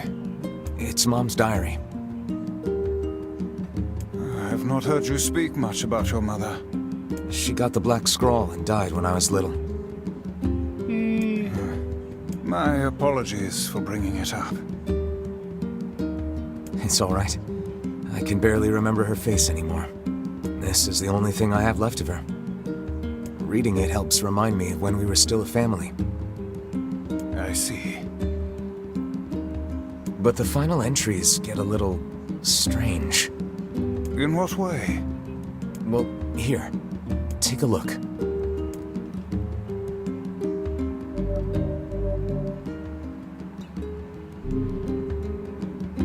Oh, thanks for saving. Say there.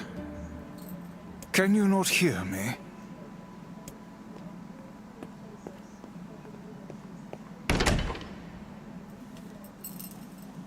Why are you standing about like a slack-jawed ninny? Sorry. Felt like I was dreaming or something. Sleeping on one's feet is quite the talent indeed. Come now, there's the door. Right. Can I? Let's go. Is this supposed to be the father?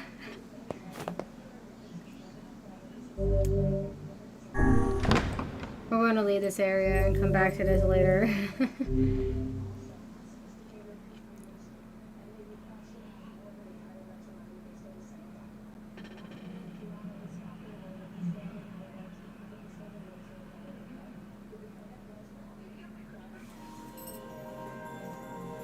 My word. Something wrong? I feel as if I've just awoken from a most unpleasant dream. I know what you mean. That happens to me whenever I read it. Alright, time to go save.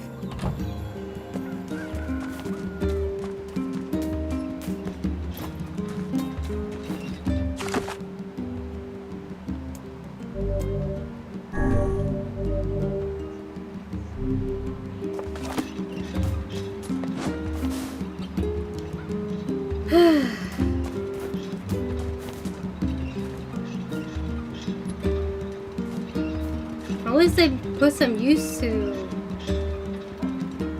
that character model.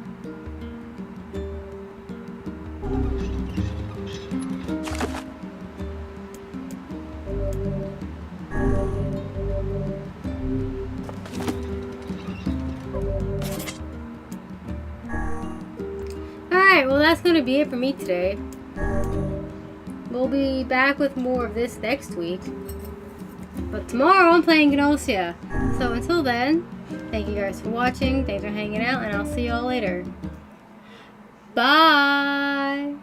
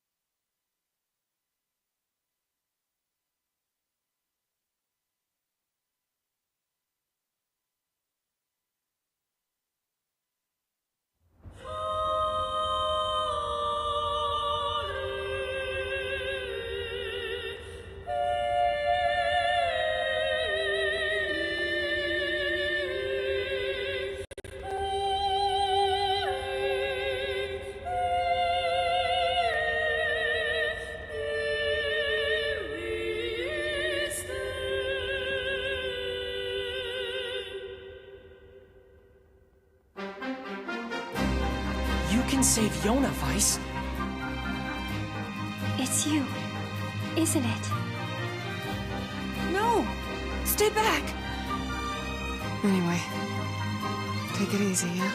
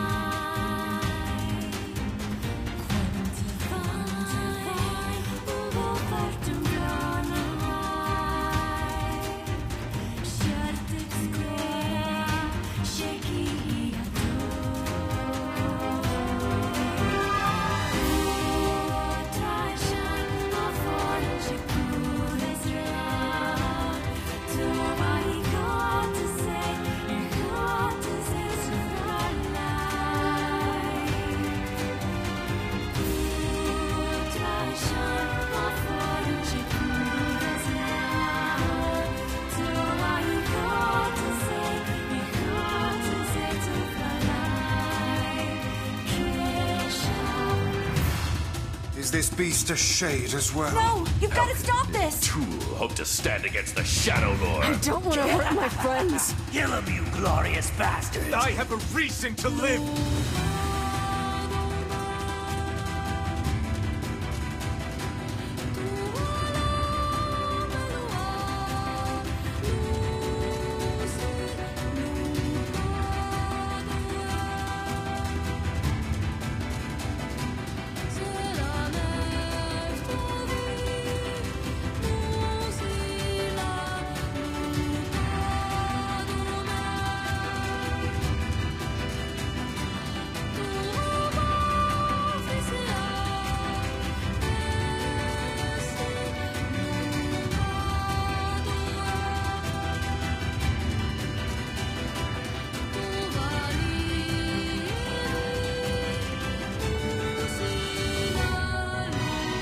We're the same.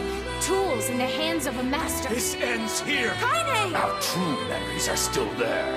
How dare you ignore them? We were hoping to put it off for 100 years or so. I shall fight by their side, now and forever. I'm tired of this world and everybody in it.